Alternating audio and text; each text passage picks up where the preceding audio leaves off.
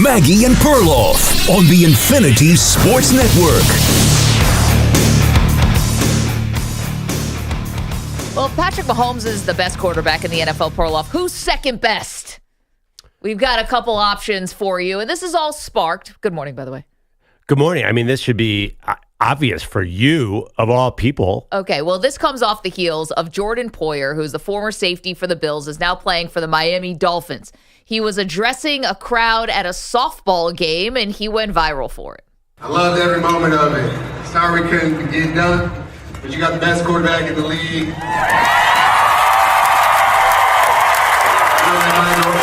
I know that might go viral, but it's okay.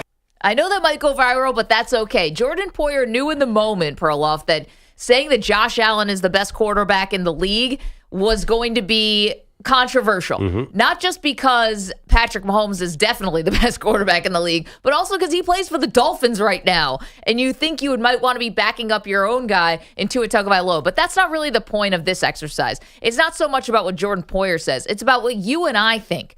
Because Patrick Mahomes maybe being number one, and we'll agree on that. But I don't think you and I agree on who is number two. Who is the second best quarterback in the league in your opinion? I'm very comfortable saying Josh Allen's the second best quarterback because I'm looking at body work, incredible. The fact that he's so durable, unlike a lot of the other choices.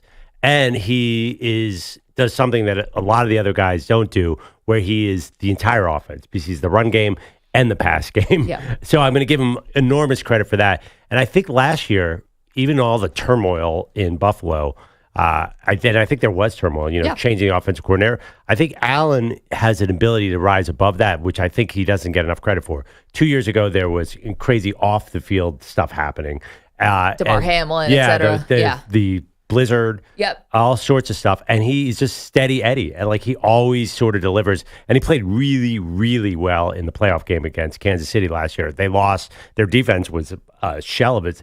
Wasn't everybody injured on defense, but you could always count on Josh Allen to at least give an A effort. And also, too, I know Pro Football Focus loves him. He was the number one quarterback last year, and it wasn't even a particularly great year for Josh Allen. Right. He had 18 picks. So I just think the steadiness of Josh Allen puts him above the guys that are in his tier. And I know who the guys in his tier are, but those guys kind of come up and down, where Josh Allen just delivers every year. Josh Allen's going to be good this year because he's Josh Allen. Okay, is Josh Allen the second best quarterback in the NFL? I've been waiting for a quarterback like Josh Allen my whole NFL-loving life.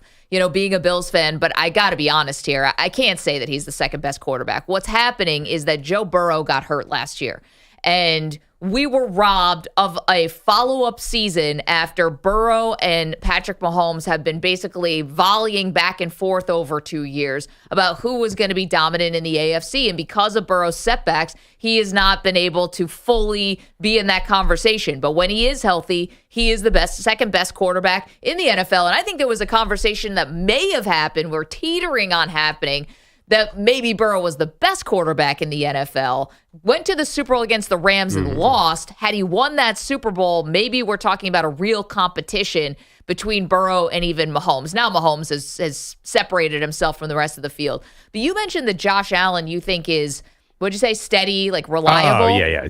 You know what Josh Allen's going to do, basically. Yeah, which is also probably throw a pick or a bad pass at the end of the game. See, that's the thing. It's the game inside the game. Yes, knock on wood, Josh Allen is available, and he is the offense, no doubt. I don't even know if that's right, if he should be the offense, but he is the entire offense. Joe Burrow, I trust more, though. Allen's turnovers and fumbles, they're a problem. And they're even in that Kansas City game last year, the divisional round, where you get Kansas City at home, you're playing an incredible game, really, considering how bad the defense was and banged up they were, rather. And then that final drive, you completely got out of what you were doing. And it's all of a sudden, your basketball equivalent of just you're launching logo threes when that's not what the game called for at that time. It just needed to sustain a drive and to score a touchdown. And I don't always trust Josh Allen in those crunch time moments. I think the coach gets a lot of criticism, but I think Allen also sometimes loses it in crunch time. But you said that the NFL has been bouncing back and forth between the Chiefs and the Bengals. I don't see the NFL as at one point it was. But the Bengals are just like the Bills. They took their shot at the king and it came up. One time they won, so they won one game. They I won understand. a game at Arrowhead. I understand they won. Only Tom Brady has done that in That's the Mahomes one era. game. I would hardly call that a bouncing back and forth. Otherwise, they're basically Joe Burrow's in the same spot as Josh Allen, except that he's not in the same spot because he's not on the field all the time. It's hard to say like Joe Burrow has made his imprint on this era like Josh Allen has. 5-2 is Burrow's postseason record, where 5-5 is Josh Allen's. Now, Allen's obviously been in the league longer, so he had a few more bites at the apple. But so there's 2 losses for Joe Burrow. One's the Super Bowl, where they got there way ahead of schedule. Right. And the second one was him losing a game in Arrowhead, where, to be honest, his defense, if the guy doesn't push Patrick Mahomes when he's already out of bounds,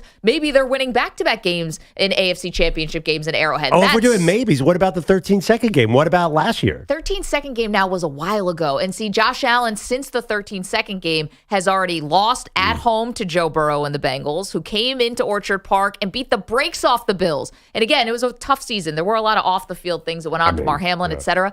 But, I mean, now I'm just excuse making. And I even think that the players would even say that. And then they lose to Mahomes again when you're at home last year. And the defense is banged up. But again, here's the excuse making. So I can, in good faith, as much as I have all my Bills corner here and my memorabilia and all my stuff and my face paint and my jerseys and my Zubaz and my, buffalo wing on my sauce on my shirt and all over my face, I can, in good faith, say that Josh Allen is actually a better quarterback than Joe Burrow. They're going to make you take that stuff down. Yeah. I hope not. I got skin in the game.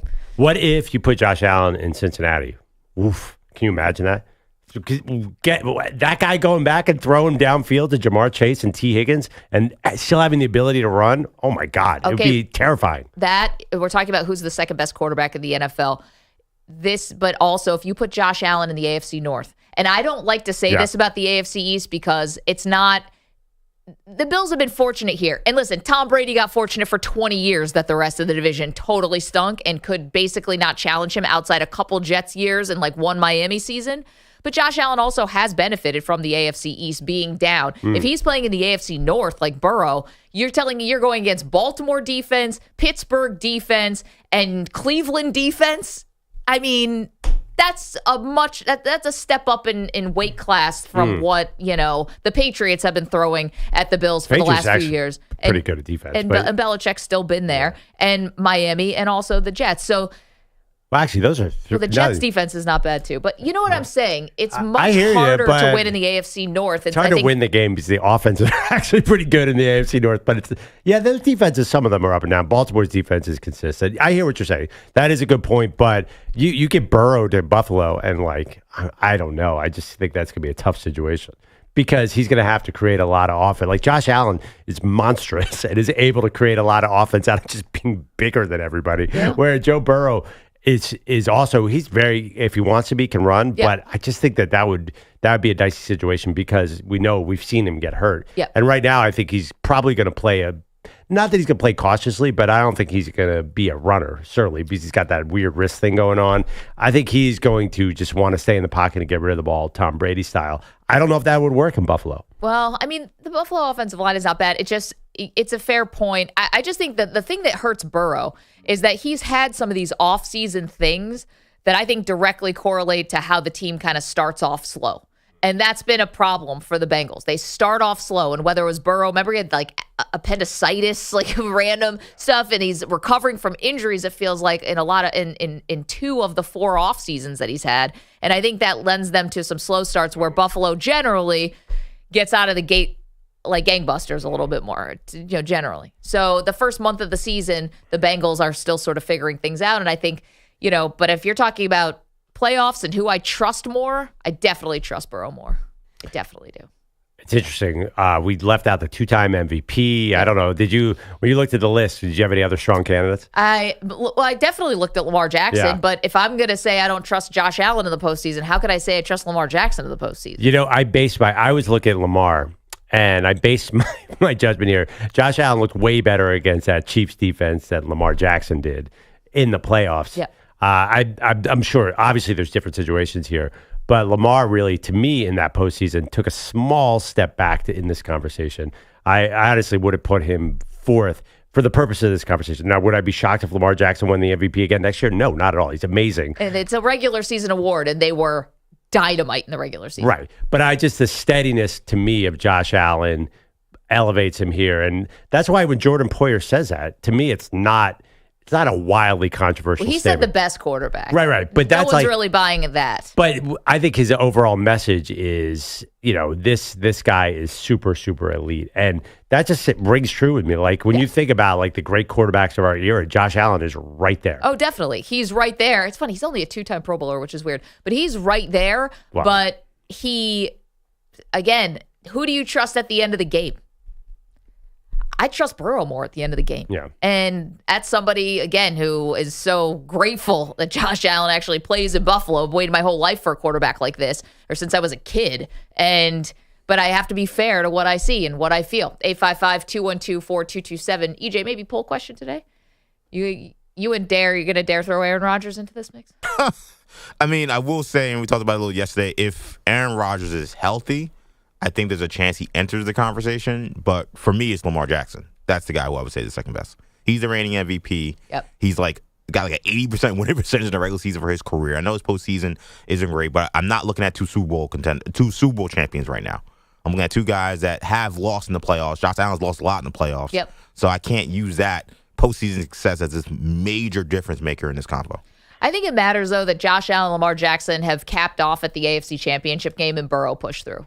And even if they, they beat Mahomes, and then I know that the number one seed that year was the Titans, and they were a little bit, maybe a little paper tiger. But at the same time, you go into Arrowhead, and the defense basically shut Mahomes down in the second half, and they go to the Super Bowl. And they were one drive away from winning it. Joe Burrow's my favorite quarterback in the league, so I don't want to diss him too much. But at what point do we start asking, though, if that was a one-game fluke, or was that a real Bengals run? Because last year you had the injuries, but they did start 0-3 last year again, which they always seem to have these bad starts. He missed so much training camp, though, because of his injuries. Which is part of the remember the calf, too, right? Yeah, calf issue, yeah. But one thing about Lamar is this going to, is his superpower, the running ability, going to slow down, too? I mean, I think you have to look at that. He lost 25 pounds this offseason because I think specifically because of one play where he broke through the line and got caught by a linebacker or something, which was crazy because you never saw anyone catch Lamar Jackson. So if you're projecting forward, who is Lamar Jackson? I think that's a valid question about him. It is, and that's why we had the conversation about whether or not him losing all this weight is a plus or a negative. I think it's a bad idea. Now the guy who was 205 pounds ran for 1,000 yards. so we know how dangerous he is to run when he's lighter. Now, last year he stayed upright with that more muscle mass. So I don't know. That's a good question. I don't know what we're going to see from Lamar moving forward, but I don't feel like he's going backwards, Pearl. I think he's actually progressing. He did win a playoff game. They absolutely throttled the Texans, a team that a lot of people keep saying now this year's a Super Bowl contender. So a lot of people lose to the Chiefs. I don't think that losing to the Chiefs should be this end-all, be-all in this combo. Yeah. Everybody loses to Mahomes. Now, but it also matters, I think, how it looks. And it looked bad. Anyway. So you will acknowledge in this Lamar Jackson argument that having a lot of weight is a big addition in this conversation. Oh, and Josh Allen has to keep that weight on. Josh Allen outweighs Joe Burrow by a sumo suit out there bowling over, dude. I'm saying Josh Allen outweighs Joe Burrow by a good 25 pounds. So therefore, if you're going to dig Lamar, Burrow, whatever is happening with his hair right now, which is an interesting conversation via the internet. Something going on the internet where somebody has photoshopped a picture of Joe Burrow where he's got like Anakin Skywalker hair, is what I'm being told. But Joe Burrow definitely is doing something with his hair this offseason. So I don't know how much is Photoshop and how much is real. We'll get a better vision of that at OTAs. But I think Joe Burrow is just not big and durable like Josh Allen. So to me, that durability is the number one reason I'm giving Josh Allen the edge here. Because we're talking about a body of work. Yep. It's not just, Joe Burrow, you can't look at you can bet on the Bengals to win it all this year. It's a good bet, but you have to have in your back of mind, is Burrow going to be there? Definitely. I just also think when you get to the elite, we're talking about who's the second best quarterback in the league. We're going to give Mahomes, we're going to give him the throne here. But who's the second best? I think when you're talking about elite, it's not really about the regular season anymore. And for Josh Allen, for Lamar Jackson, and for Joe Burrow, it's not about the regular season. So I hate to say it, it's almost just a gimme that you're going to get to 10 wins just because of how good your quarterback is, barring something really devastating happening. And it's like, wake me up when we get to December. Is kind of what I feel like for those guys. So 855-212-4227. All right, poll question. Who's the second best quarterback in the league? Let's put all three options there. Burrow, Josh Allen, and Lamar Jackson. So we're off and running on that. Are we going to get some hate mail because we didn't put Brock Purdy in this conversation? I'm wondering if we're going to hate for Dak Prescott not being in the conversation. Get out. No, I tell you right now, EJ, do not worry about that. Nobody's putting Dak Prescott number 2. Well, alternate, not poll. Alternate question, not just who's the second best quarterback in the league behind Mahomes. Who are you mad that we left out? The Purdy people, Perloff, don't mess with them. Purdyites. I think they'd be mad about it. I would love to hear someone call and say Brock Purdy real quick. Is there anything he could do this season? Let's take the playoffs aside. Going into the playoffs next year, is there anything he could do this season to be the second best quarterback? Because he has all these weapons. He's on a team that a lot of people think are a juggernaut. Let's say he's the MVP, which I don't think. I mean, they're favored in every game, and I think he'd be a great pick for someone to pick MVP. Like, can he be going into the playoffs next year? You know what? He's the second quarterback in the NFL. Is that possible? No, because wins is not a quarterback stat. Can we start acknowledging that wins feel like it? It shouldn't be because I mean, honestly, why did Josh Allen lose to Patrick Mahomes last year? Because he threw that pass into triple coverage at the end of the game? No, because his defense could not get the Chiefs off the field. The Chiefs basically had a long drive. That was Allen barely missed any passes in this game. He didn't have any turnovers. Considering how bad the defense was banged up, they did their job. No, they did not. They did not. They did. The game's on Josh Allen's arm at the end of the game. I don't think he's driving down the field. I mean, you gotta. I mean, how many times Patrick Mahomes had the cleanest game? I feel like they didn't touch him that entire game. You would think the defense did their job. Well, considering they're basically on the backups to the backups to the backups, yeah, I do. They didn't get blown out for sure. Let's answer that Purdy question, though, when we come back. 855-212-4227. So we got a lot for you here. Second best quarterback in the league behind Mahomes. You can vote, and you can call us. We also have, should Purdy be in this conversation? Let's get to that in a minute. What can Brock Purdy do to get himself in that conversation? Again, San Francisco 49ers are Vegas favorites in every single game they play this year. 855-212-4227. Don't move. You're in a 5-minute break.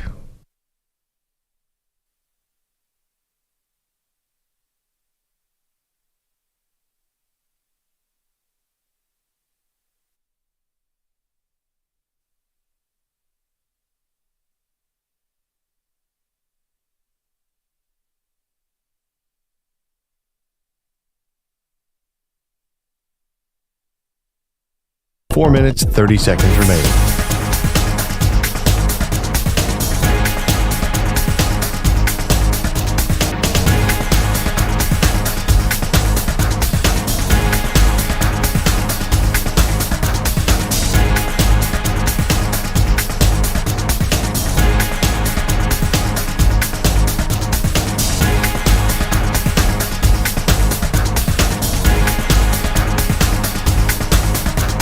Four minutes remaining.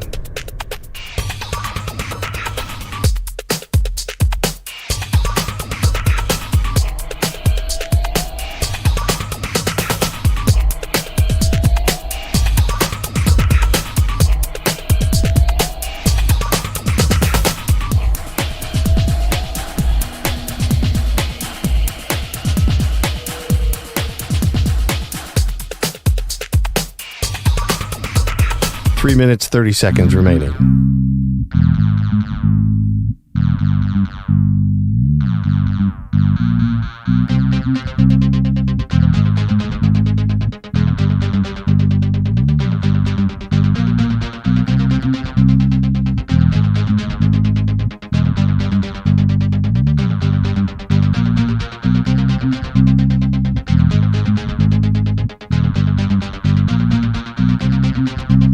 Three minutes remaining.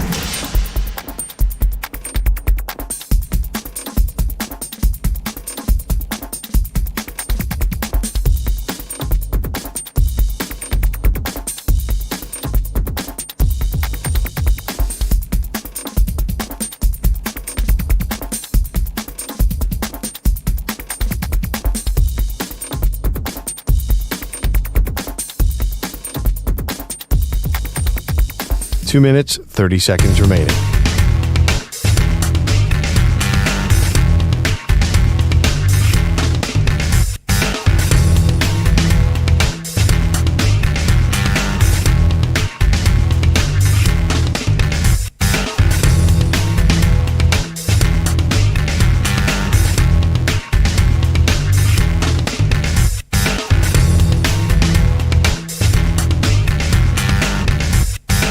Two minutes remaining.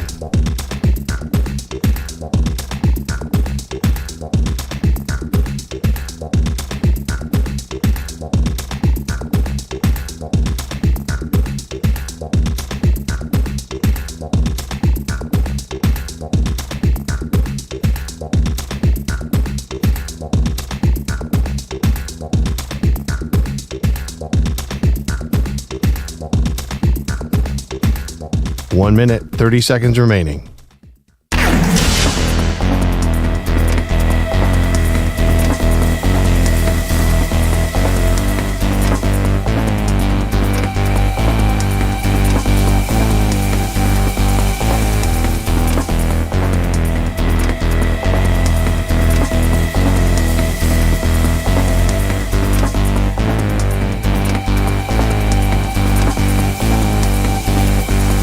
One minute remaining.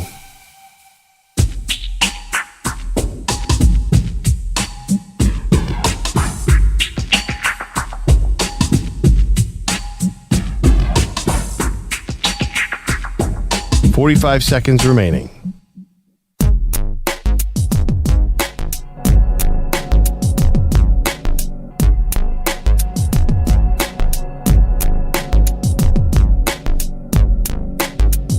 .30 seconds remaining.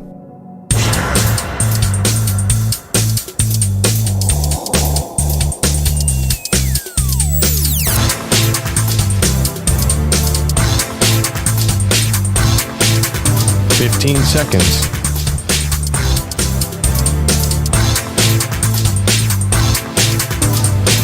Break ends in 5 seconds.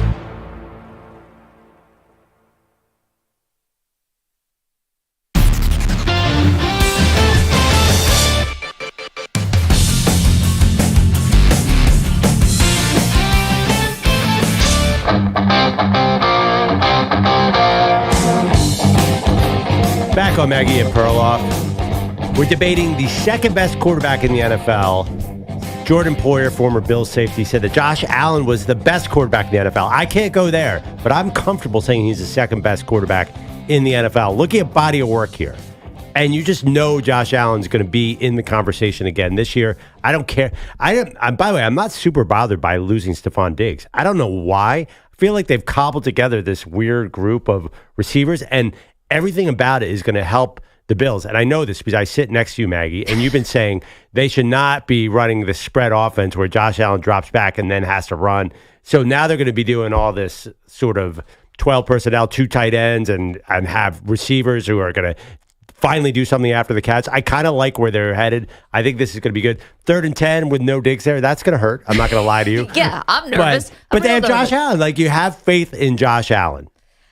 Yeah, sure. But the reason why I think actually the second best quarterback in the league is Joe Burrow is because am thankful to have a quarterback like Josh Allen for a team I root for, but I got to call it like I see it, which is I trust Burrow way more at the end of a game to not make a crucial mistake than I do Josh Allen, who at times is being either asked to do too much or takes it upon himself to do too much. You saw them sort of get away from that a little bit once they made the coordinator change, and then it reared its ugly head again in the divisional round when he played awesome for 3.5 quarters, basically down to the final drive, and then all of a sudden everything went off the rails. Now, wait. By the way, that game was 27-24. I was looking at the stats again. You have to get the team off the field at some point. Kansas City averaged 6 yards a carry, and Patrick Mahomes was perfect. He really had, the ball never touched the ground. Their defense. Who had the ball in his hands driving down at home? Like, these things matter. It didn't matter because Mahomes was going to get another shot and win the game. Probably, because they could not stop. They couldn't control the game at all. You have to be perfect. And we're talking second best quarterback in the NFL. We're not saying absolutely perfect 100% of the time. Allen had a great game against an elite Kansas City defense last year. He did, but Joe Burrow has actually beaten a good Kansas City defense, and he's done it in Arrowhead. So, and he should have won too. If not for his defense committing a silly penalty. Well, I don't know. I think the defense, Kansas City in a good spot 2 years ago. Yeah, first of all, that was hardly a fireworks game. That was a defensive-oriented game too. Lou Anarumo has a lot to do with that too. It's not just Joe Burrow. Wins is not a quarterback stat, and you're giving me these wins, and you don't even have an overwhelming case on the wins because Joe Burrow has been in and out of the lineup. I know. That's the only ding against Burrow. Well, two. One is that his availability is not even close to what Josh Allen is putting out, and Allen should be commended for that. And then two is Joe Burrow takes a ton of sacks. I mean, Josh Allen doesn't do that, but his ability to run gets him out of some trouble. Now, that's one part of the question, and you can vote at Maggie and Pro. Who is the second best quarterback in the league? Who do you think it is? Our options are Josh Allen, Joe Burrow, and Lamar Jackson. Now, EJ asked a question because we left Brock Purdy out of this little exercise, and that could get people mad. I know the Purdyites have come for me on many occasions. I see your pitchforks and I see your torches. They sent you a shirt. They did. They sent me a Brock Purdy for MVP shirt. Thank you for that. They sent one to Perloff, too. And I said that if the 49ers won the Super Bowl, I would wear that shirt for a month straight to make amends. Thankfully, that didn't happen. That was close. It was real close. It was overtime. Kyle Shanahan, know the rules. Come on, pal. What does Brock Purdy have to do to get himself in that conversation to be the second best quarterback in the league? Well, he put on a bunch of weight, isn't that? Is this coming down to a weight conversation? Tiny Brock Purdy put on a ton of muscle. How can you not be so fired up to see this year? Now he's got another year with Kyle Shanahan, and he's got all the talent basically in place, we think. I mean, who knows what's going to happen the rest of the offseason? I mean, that's going to be fire. And again, this is the team, though. It's not just Brock Purdy. You have to separate the quarterback from the team in certain cases. You can't just say Brock Purdy's the second best quarterback because he runs this system so perfectly. So if you're asking me, though, what it would actually take to get to Purdy to be in that conversation for second best quarterback, and I'm sorry to say this, it would probably take Christian McCaffrey getting hurt and him having to elevate and seeming like he's elevating the offense and overcoming some injuries to the offense. Because Christian McCaffrey also could have been the MVP last year of the league. He was so crucial what they were doing. He's probably the second most important weapon. I mean, I think Debo is just as big a deal as McCaffrey. Meanwhile, we still got an Ayuk contract situation that's very far apart. That should be okay. They definitely drafted some extra help at wide receiver. Yeah, I honestly, it's the receivers. I don't think McCaffrey necessarily, because they can run Elijah Mitchell down your throat. This is Shanahan. He will make it happen. But Brock Purdy also, too, this is how many years? This is going to be the third year. Yep. I think if you're talking about you got to look at a body of work, too. Just because somebody Dak Prescott was amazing last year during the regular season. Nobody's putting him number two. Nobody's putting Purdy number two. You got to do it for 3 or 4 years. Otherwise, next year, who knows? There could be Jalen Hurts 2 years ago. Yep. He was NFL Network's number 2 player in the entire league.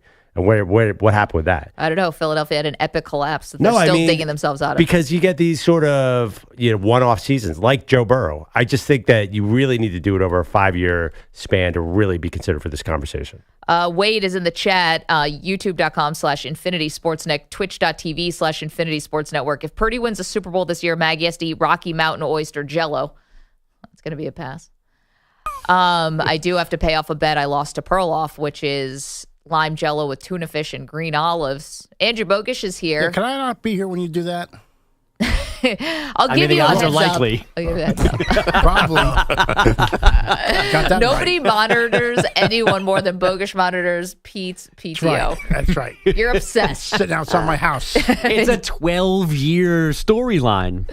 If we had one of those things that you clock in and clock out, like in a factory, you'd be sitting next to it, Bogish, just arms folded, waiting for Pete to arrive. Everybody would be fired if that was the case. Yeah, there's a lot of guys who would be asking other people to punch them out 90 minutes after they've left the building. Yeah, people disappear around here. You guys were having a very intense conversation while we were talking, which is always a delight for us. What was so important it couldn't wait? Oh, can't tell you. It was that important. But it was I'll tell you off the air. It is not for on the air.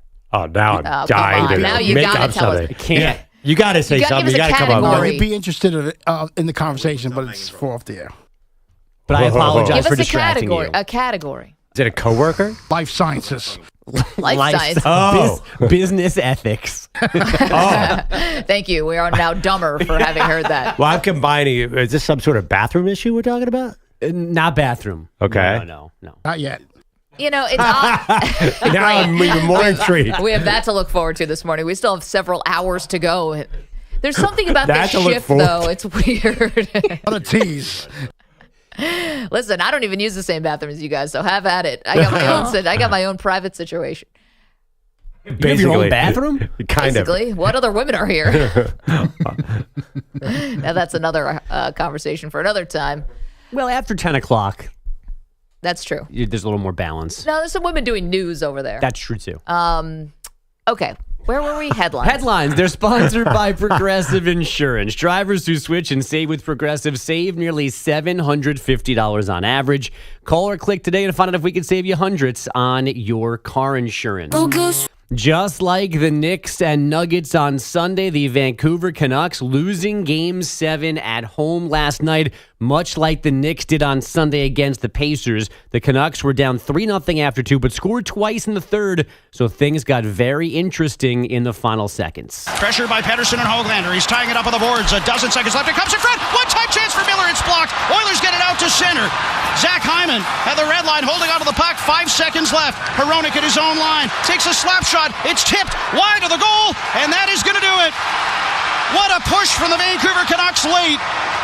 But their season comes to an end in heartbreaking fashion. That's from Canucks Radio, a 3-2 home loss to the Oilers on the heels of the Knicks losing Game 7 on Sunday, 130-109 to the Pacers. And much like those Knicks, who also lost Game 7 at home, Vancouver dealt with injuries. Leading scorer Brock Besser did not play last night because of a reported blood clot in his leg. Canucks head coach Rick Tocchet. Third period, there's parts of the second I thought there was no quit. Really proud of the guys. Unreal. Why weren't they shooting more? Shoot. Well, when they did shoot, they were very good at missing the net as well. Yeah. They tried, kinda. The Oilers get the win. They now face the Stars in the Western Conference Final, Game 1 in Dallas on Thursday night. Hope every soda you drink is always shaken up. So here's the thing about Vancouver. So I saw this is the third Game 7 that they've lost in a row. How do you... I mean... Does that include 94 to the Rangers? No. No? Okay. Caitlin Clark battled a twisted left ankle, foul trouble, and the Connecticut Sun. She finished with 17 points and 5 assists in an 88-84 home loss. Her Fever now 0-4. The New York Liberty are 4-0 after a 74-63 home win over the Seattle Storm. It's New York's best start since 2007. Let's go. You guys began the show. Get out of here. The Knicks family. You guys began the show with quarterbacks. Now I've got receiver news. Justin Jefferson is not at Viking OTAs. His extension talks continue. But again, this is not a holdout. These sessions are voluntary. Rashee Rice, meanwhile, is with the Chiefs despite his multiple legal issues. Rice also attended virtual meetings earlier this month. And Devontae Parker is retiring before ever taking a snap for the Eagles. The 31-year-old says he'd rather spend time with his family. Parker caught 369 passes over 9 seasons with the Dolphins and Patriots. Can I speak for Eagles Nation? We're going to miss Devontae Parker. I was like, Eagles wide receiver Parker. Who I'm was like, that? Sounds like somebody from the 1950s. Like, oh, Eugene Parker. I didn't even know. I had no idea. I didn't know he was on the Eagles. I don't think he really was on the. I mean, what did he do for them? It's like Marlins great Mike Piazza.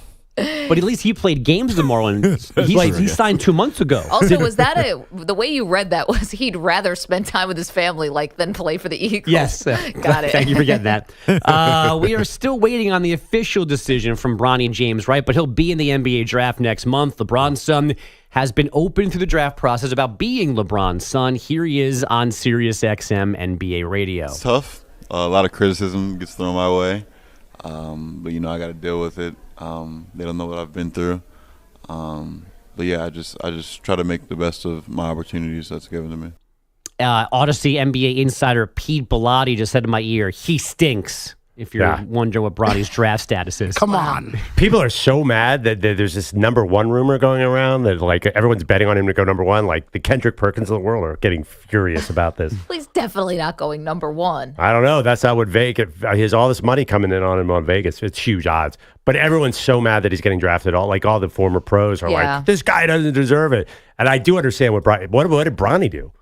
Well, also, I mean, I do get it, but Bronny has overcome quite a bit, the heart issue, all that stuff. I mean, it's some real challenges for him.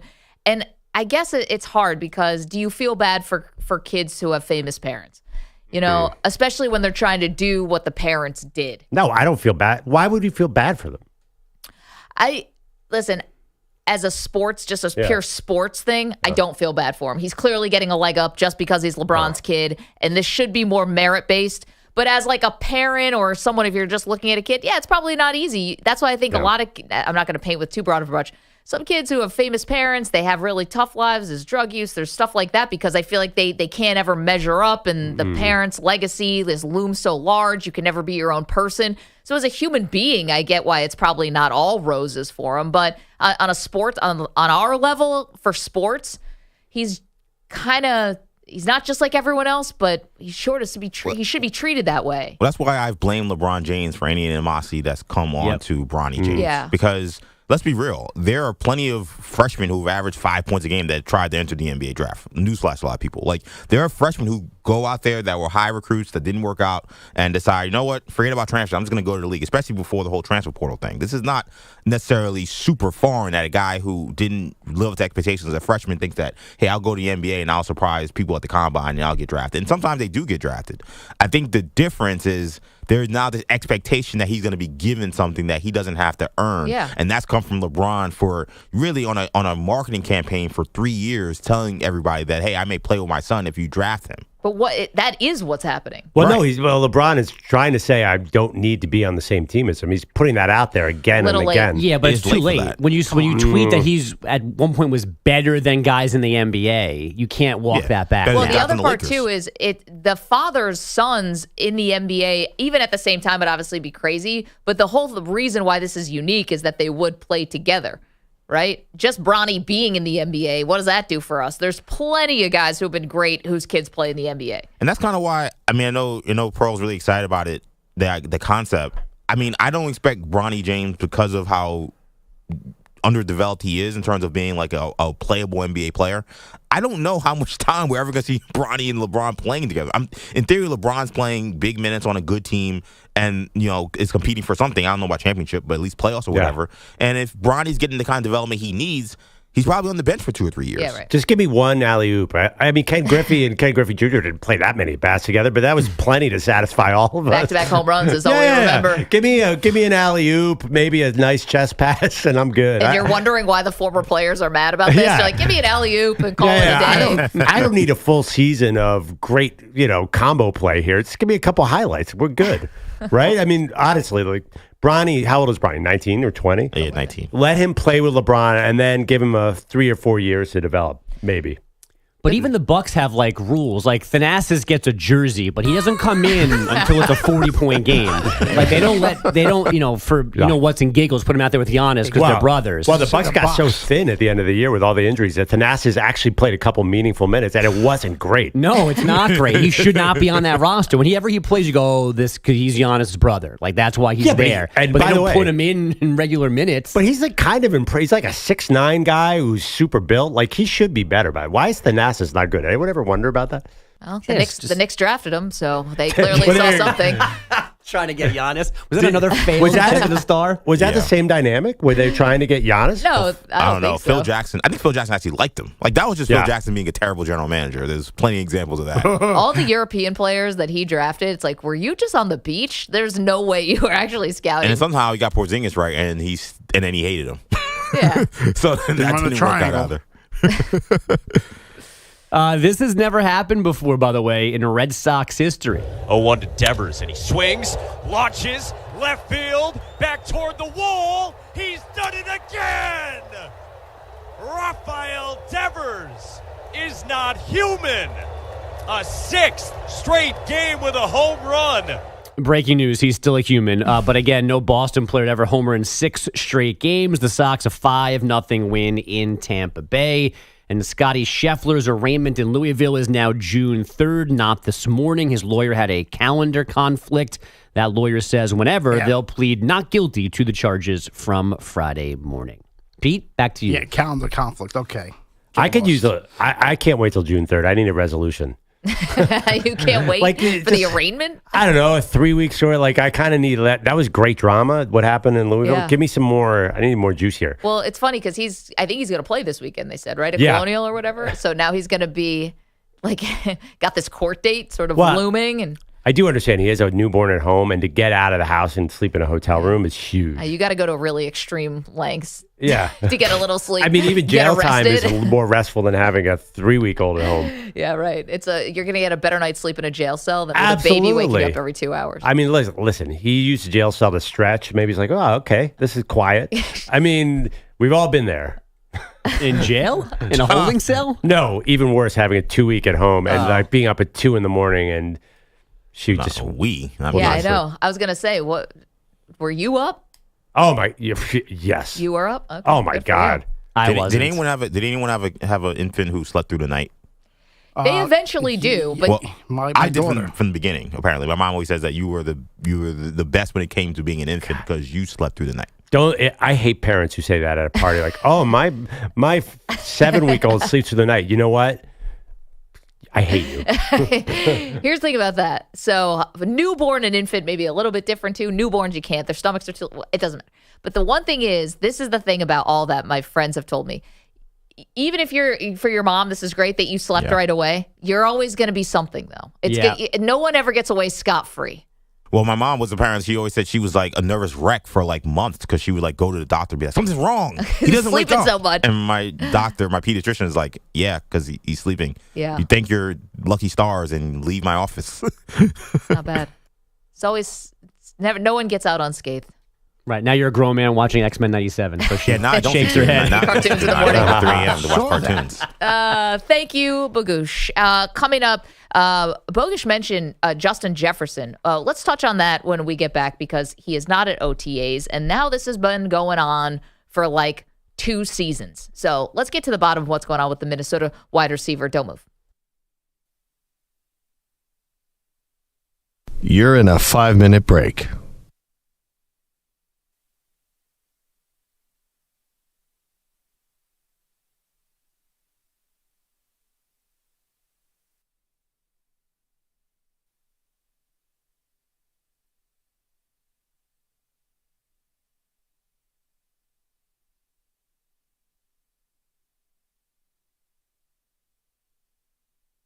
Four minutes, 30 seconds remaining.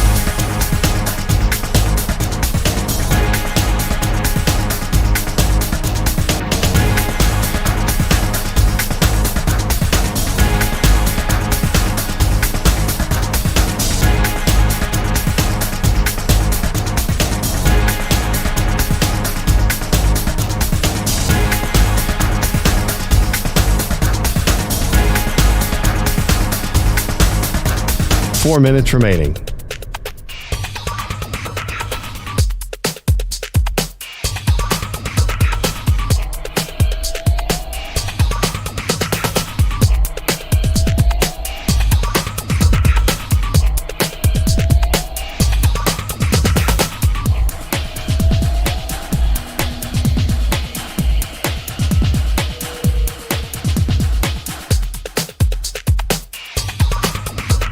Three minutes, 30 seconds remaining.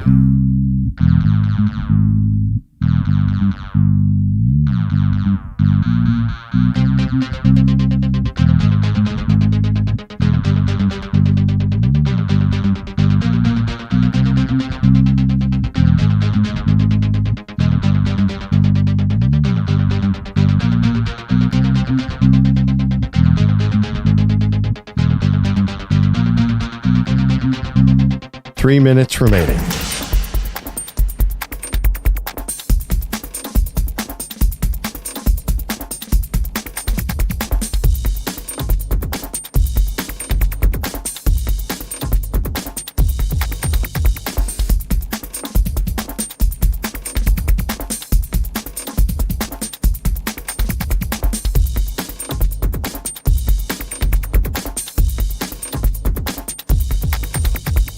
2 minutes, 30 seconds remaining.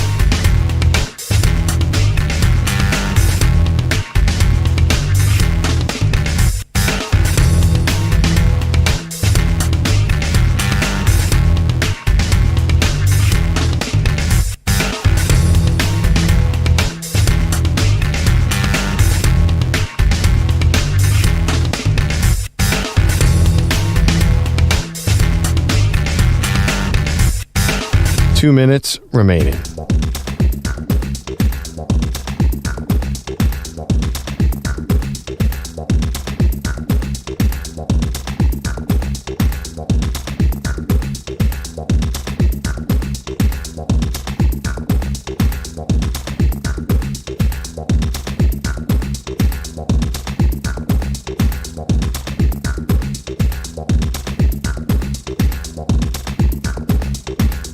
One minute, 30 seconds remaining.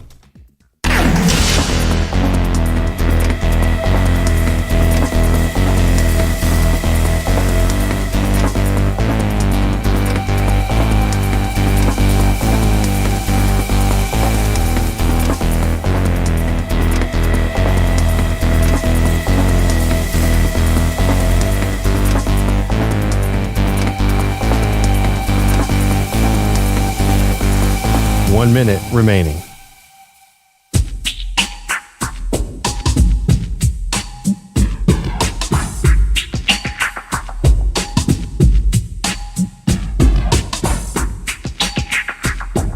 $45 seconds remaining.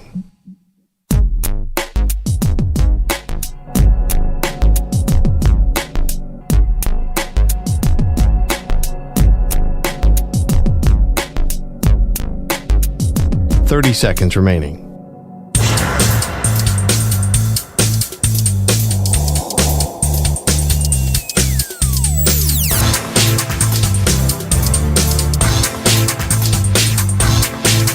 $15 seconds.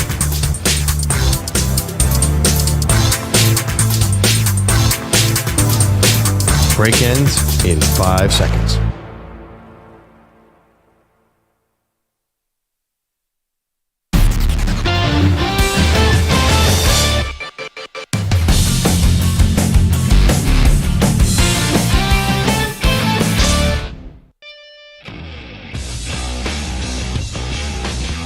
Welcome back.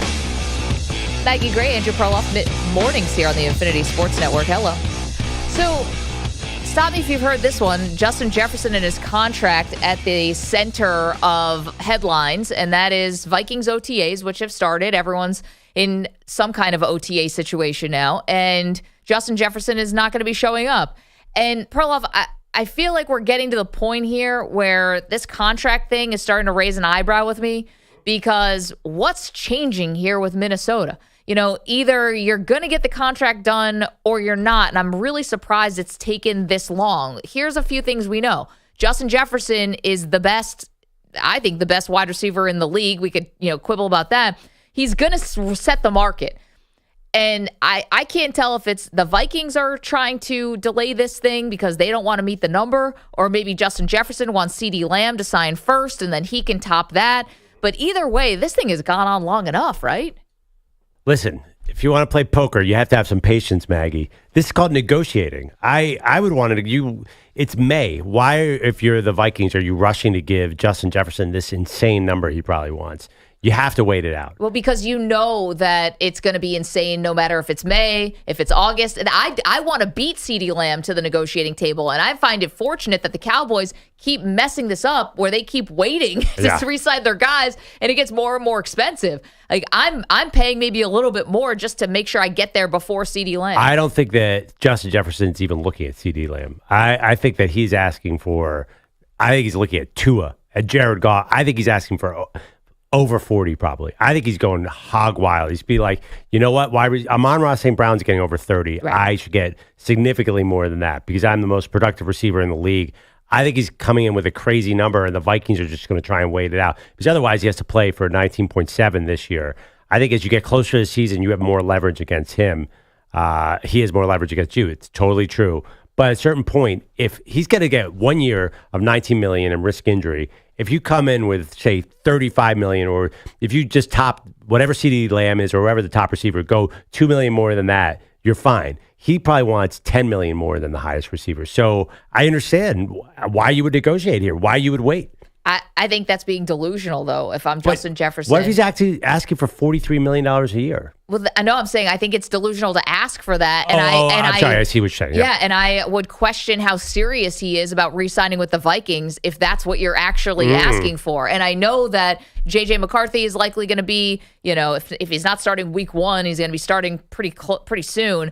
You have a cheap quarterback, so there's more money to go around. But you're going to ask to reset the market by that much? You're really going to ask for quarterback money? That means that's an invitation. That's a non-invite. That's not a negotiation in good faith. And maybe that means he's trying to get out because, listen, I get it from his point of view where Kirk Cousins is no longer there and you're wondering, who am I going to be catching passes from? Is J.J. McCarthy going to be a good enough quarterback? Is he going to be the guy I'm teaming up with now for the future? Because if I'm Justin Jefferson and I'm watching games on Saturday, I'm watching J.J. McCarthy hand the ball off 1,000 times. So I don't know if I know exactly what McCarthy is going to be. Maybe he wants to do a wait and see by asking for this exorbitant number behind the scenes. He's kind of telling them, I'm not negotiating with you. I'm checking my options. And did you also see this bizarre report? It's only one person, and it was not 100% confirmed by multiple sources, that Justin Jefferson was hanging around Florham Park, New Jersey, which is where the Jets are located. He wasn't at the facility. Obviously, that'd be a major story, but he was in the area. And as someone who lives in that area, can I tell you, there's not really anything else in the area. So you're saying... Because that's how it works in the NFL. If you want to force a trade, you go hang out in the small town where the training camp is. Go get a coffee in Florham Park. Well, I mean, listen, the Vikings keep saying we're not trading him. Yeah. And I because if they trade him, like, what's the point? Like, who are you trading him for? You're not going to, I don't see from a team building standpoint, what's the point of even talking about a trade? Because you don't have any other secret weapons here in Minnesota. You got to sign him. So regardless of that. Jordan Addison, but I mean, come on. No, I'm just saying. Yeah, no, but really, your lineup is already bereft of stars. I don't think you have much going on in Minnesota. So if you take Jefferson out of there, then it's just a total rebuild around J.J. McCarthy. You have Addison, you have Hawkinson. It's not nothing. That's nothing. Jordan Addison and T.J. Hawkinson, that's what you're selling to fans? No, well, with J.J. McCarthy, I'm probably selling... I'm selling a rebuild is what I'm selling. I'm selling this is going to be the young core, and what do you get for Justin Jefferson? I don't think this is coming from the Vikings' point of view. Yeah. I wonder if Justin Jefferson is the one who's kind of holding out. Trying to force his way to another team. Maybe. I could see that, maybe. But he'd be silly to go to the Jets. I mean, that's not smart because how many years of Rodgers, you'd have one or maybe two, and then if there's one team in the NFL that I trust the least to pick a quarterback, it's the Jets through multiple regimes. Well, I mean, he would have to go to the... I don't think the Jets can realistically trade for him. He's silly. I don't know what he was doing. I mean, you would need a haul for Justin Jefferson, unless you're talking about free agency next year. I don't even think that's on the table. But by the way, look at these numbers. A.J. Brown's got 32 this offseason. Amon-Ra St. Brown got just over $30 million. I mean, Justin Jefferson is way more productive than those two players. I would say he's 15% more productive, so easily give him 15% more money. And then you got the third highest plays. Tyreek Hill's old. Cooper Kupp is injured, and Devontae Adams is really old. So I think like he has a reason to say this market is me. I'm a market of one. There's no other. I guess Jamar Chase is also coming up at a certain point soon. And CeeDee Lamb. But those guys are not Justin Jefferson. I agree Jamar Chase might be. CeeDee Lamb is not Justin Jefferson. I agree with you. Justin Jefferson is amazing. But again, quarterback money, even for someone as outstanding as Justin Jefferson, is not happening.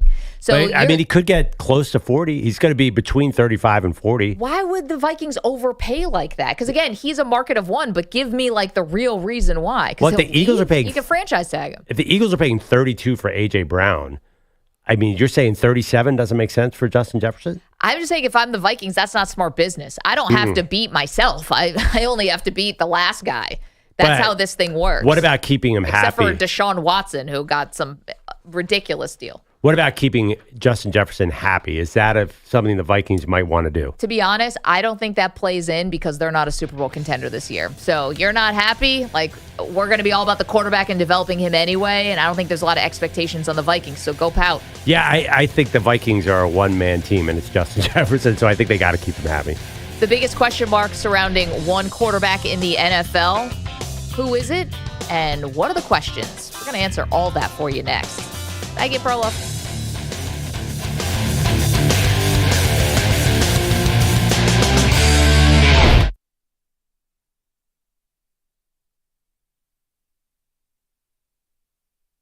You're in a 5-minute break.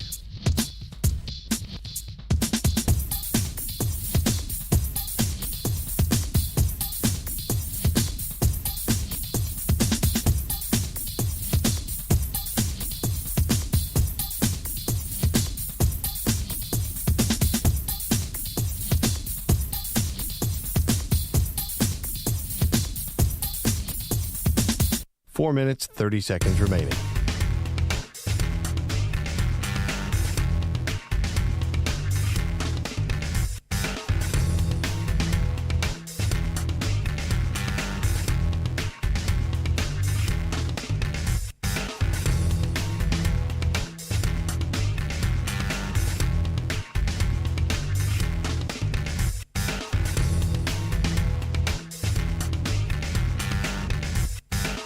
Four minutes remaining.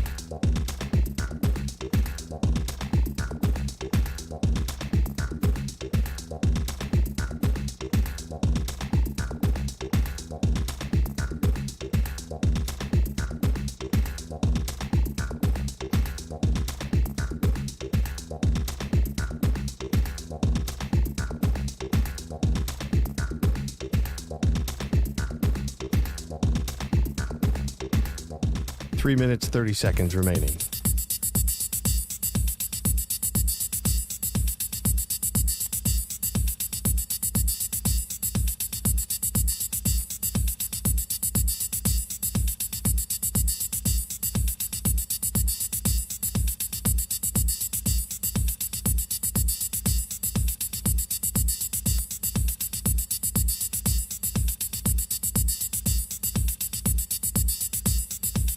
Three minutes remaining.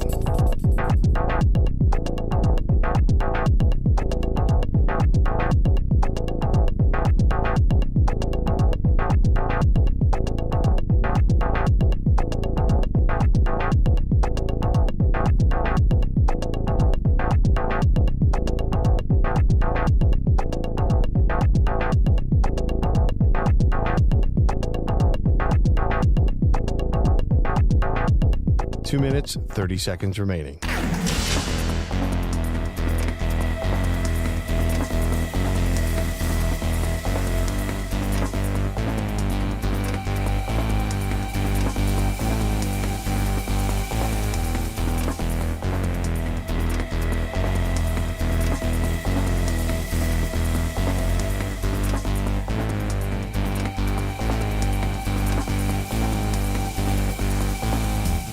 Two minutes remaining.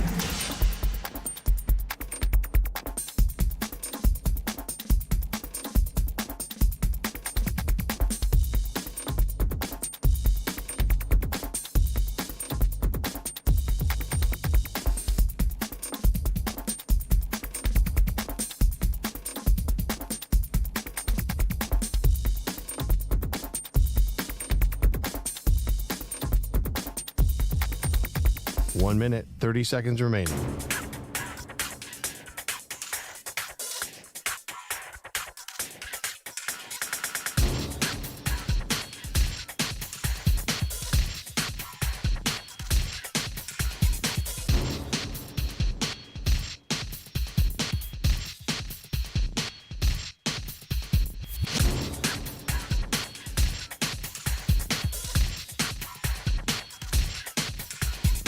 One minute remaining.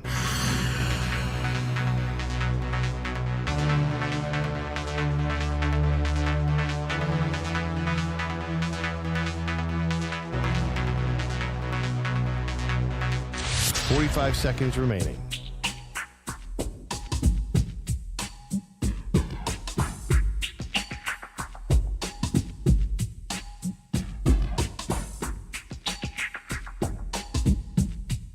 Thirty seconds remaining.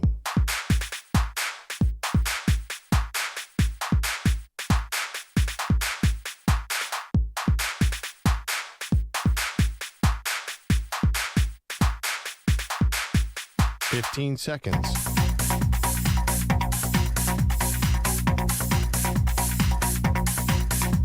Break ends in 5 seconds.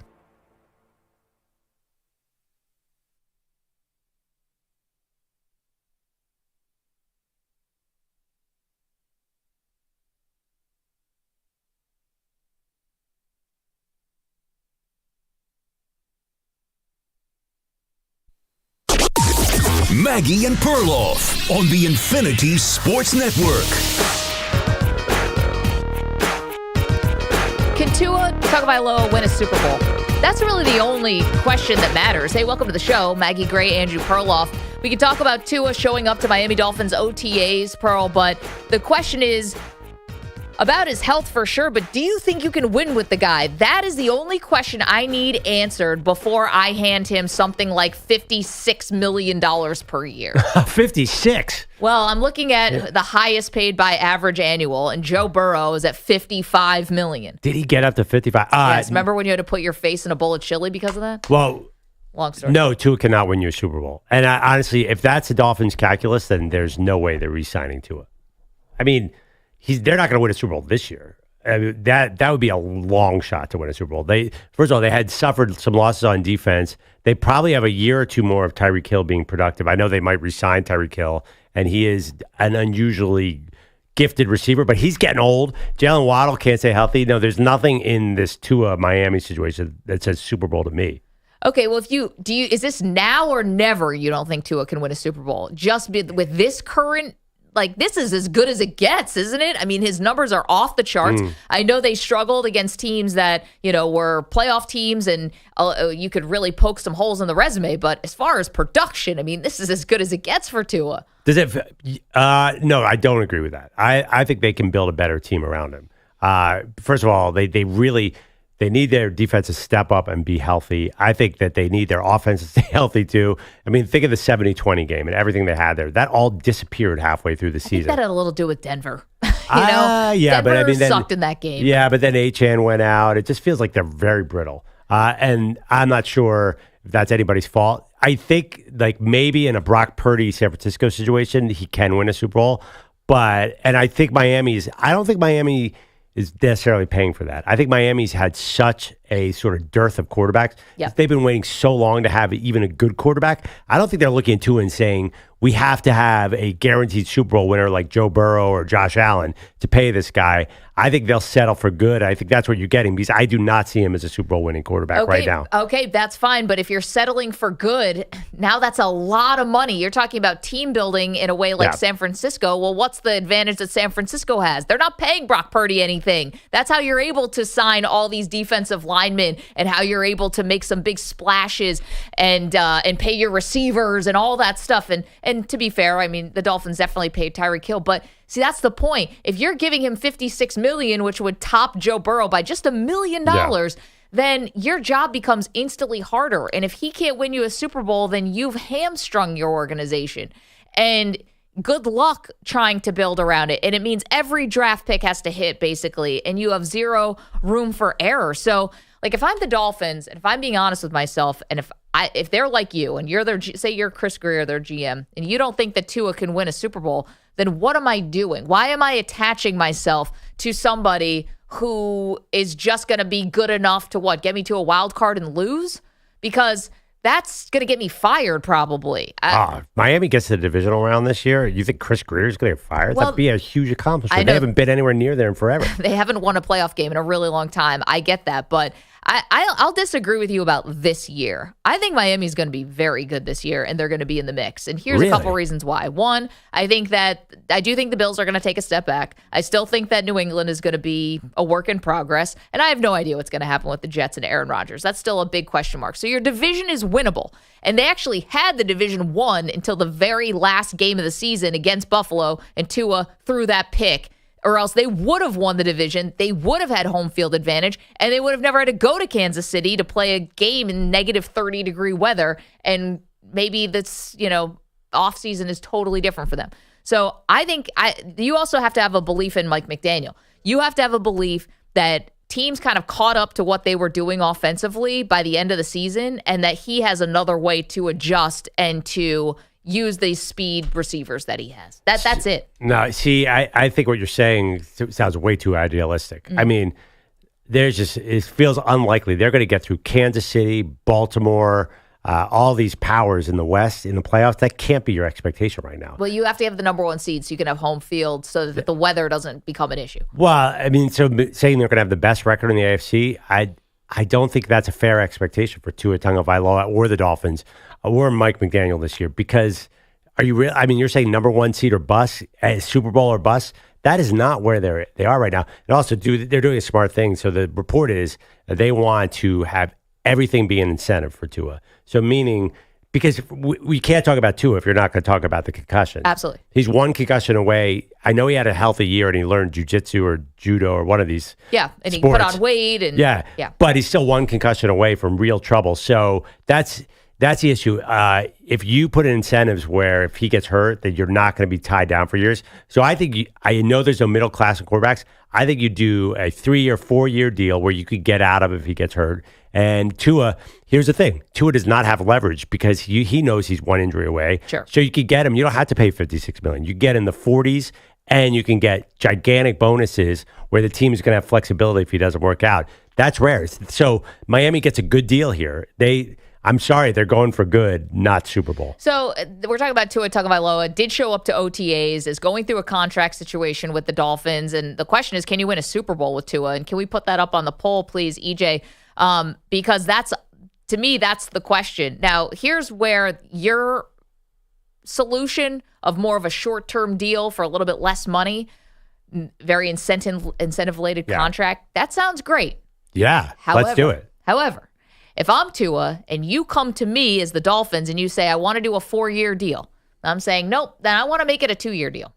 Because I want to make it a 2-year deal, and if I stay healthy for another year, and I'm another 17 games, and I'm putting up these kind of numbers, and I'm showing that I'm healthy, now you have to come back to the negotiating table with me, and I'll get another bite at the apple. And now more quarterbacks have gotten paid, and instead of Burrow being the top at 55, now Trevor Lawrence may have topped that, and someone else, and Jordan Love may have topped that, and maybe Brock Purdy tops that, or whatever. So if you want to go short, fine, let's go real short. Let's go 2 years and give me a chance to show I can be healthy, and then I'm going to get even more paid. So you could screw yourself that way if you're the Dolphins. Yeah, but I think, it's one of those great problems to have. You're telling me I'm getting 2 years of productive, healthy Tua, like a Daniel Jones contract. He got 2 years, $80 million. I mean, teams like that stuff. That's pretty good. But you're just setting up for a bigger payday down the line. So but you don't know about Tua. You just really don't. I mean, yes, you don't want to do that if you have Joe Burrow or Josh Allen or Justin Herbert. But Tua is different because of the health. Yeah. I mean, if you get 2 more healthy years out of Tua, productive, I think you're thrilled. And it's one of those great problems to have. Yeah, but again, you get 2 more years. I think we would say that's proven that he can be healthy, right? So, yeah. No, then you're psyched. So then you're psyched. But again, now that the number for quarterbacks is way higher, and we still haven't answered the key question that we started this conversation to begin with. Can you win a Super Bowl with them? So you still have if you still have that same doubt, you've just delayed the process, and it's ultimately going to cost you way more money, and you never got a Super Bowl out of it. So this is why this is not an easy thing to me for Miami, because it all comes back to that question. If you cannot win a Super Bowl with them, what are we doing this dance for? Well, I mean, you basically, you can't say, and I think this is something you can't say I'm paying $40 or $50 million for this quarterback. If he doesn't win a Super Bowl, it's not worth it.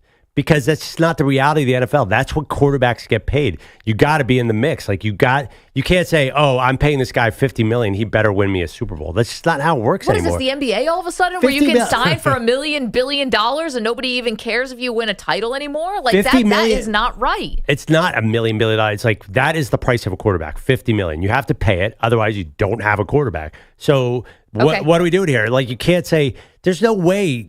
If Tua doesn't get to a Super Bowl this year, anyone is going to say, I'm disappointed. That would be crazy. Okay, but, no, if you're getting paid this much. If you're getting paid $50 million, yeah, that's the market rate for a quarterback. Jared Goff just got that. And there should be pressure on Goff. There should be pressure on him to win. So here's the other part. If you say you give Tua a short-term deal or whatever, what do you think would probably be the smartest thing that the Miami Dolphins could do if they give him that short-term deal? Drafted a quarterback. not maybe in the first round, but maybe in the second round, and try to have someone in the pipeline to give yourself some safety net, unless you want to roll with Mike White for the rest of your life.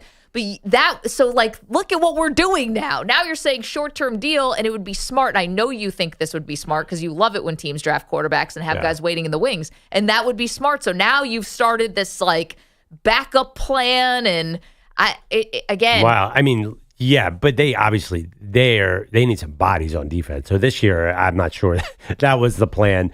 And also, second-round quarterbacks, it worked with Jalen Hurts, but it's not a guarantee that a second-round quarterback has any chance. See Kyle Trask. No, I know, but you know what I mean. That would actually be a smart move for a team because it's like you want to be half pregnant. You want to be you want one foot in the pool here, and I'm telling you that doesn't work. If I could get Tua for 2 years, $80 million, and then start over and then draft, I'd rather actually get. They were number 20 this year, I believe, in the draft. There were no quarterbacks left. They were all gone at that point. So there wasn't even an option in the first round. There was another quarterback who went to the 5th round. So forget quarterback this year. It wasn't even on the table. But if you get 2 years, $80 million, then quarterback's big time in play, and they get probably a better bite at the apple. Say Tua gets hurt, and they have the 10 pick next year. Then you have Tua. I think they want flexibility. I think they want. I think they're fine with short term. They want bonuses. They do not want to be long term tied to Tua. And I get it because I think with that injury situation, I would happily do 2 years, $85 million. I would say yes in a second. Okay, and you can say yes, and that's fine. But I pointed out how that comes back to bite you in the rear end. Because if he plays really well, and if he does stay healthy, and if you are a playoff team, well, the price for quarterback has gone up since your indecision, and since you offered him that small contract, and you're going to end up paying more. You're going to play right into his hands. That's if he stays healthy, but that's all of this is if he stays healthy. I think Tua also, they have Tua where they want him because Tua, listen, thank God I'm not Tua's agent because I would have signed the first deal in front of me. I would have already signed, you want to pay me $37,000 a year? We'll pay you in cleats. Yeah, I just think Tua won't be calling Perloff anytime soon. No, Perloff's taking it all in free Dunkin' Donuts coffee. Let's face it, Tua is not a normal quarterback. Tua has to sign a deal here. He has to cash in because you never know with him if it's going to be available down the road. So they know that he does not have as much leverage as other quarterbacks. Because, it was not that long ago where we weren't sure if he had an NFL future. Oh, I know. So Tua, any kind of big bonus, it does not have to look pretty. It certainly doesn't have to be $56 million a year. It could be Kyler Murray's deal. I think this is a great option for the Dolphins to get somewhere below the top of the market. Okay, but how the turntables have turned, as EJ likes to quote The Office. Jordan Love is kind of that situation, right? Where the Packers were not fully sold, clearly, on Jordan Love. The dude hadn't done anything. Right, barely had played. And so they offered him basically like a 1-year extension.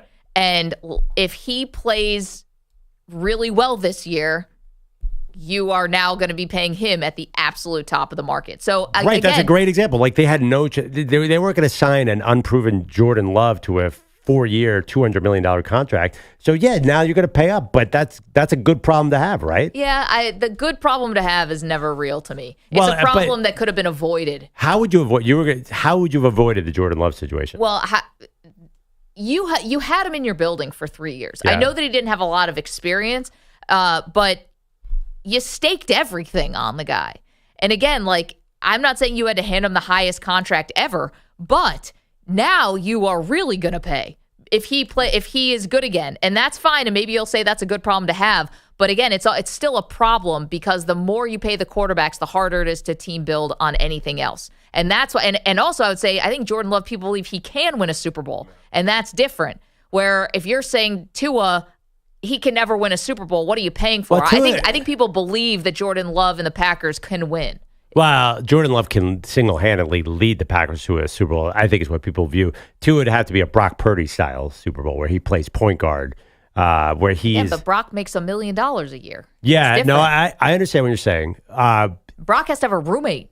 That's why he's making. That's why I think the two roommates. That Bay Area oh my gosh, it's real. Prices. I think the Dolphins want him at a more reasonable deal, and I think they're going to get it. I do not think he comes in. I would want to read the fine print of that contract. I bet they have 1,000 outs. I bet you there's all kinds of bonuses. Because Tua is so different than every other guy he's so different than Jordan Love. Nobody thinks Jordan Love is one hit away from ending his NFL career. It's just beginning for him. Tua is so different. 855-212-4227. You're welcome to weigh in on this. And the question, can you win a Super Bowl with Tua?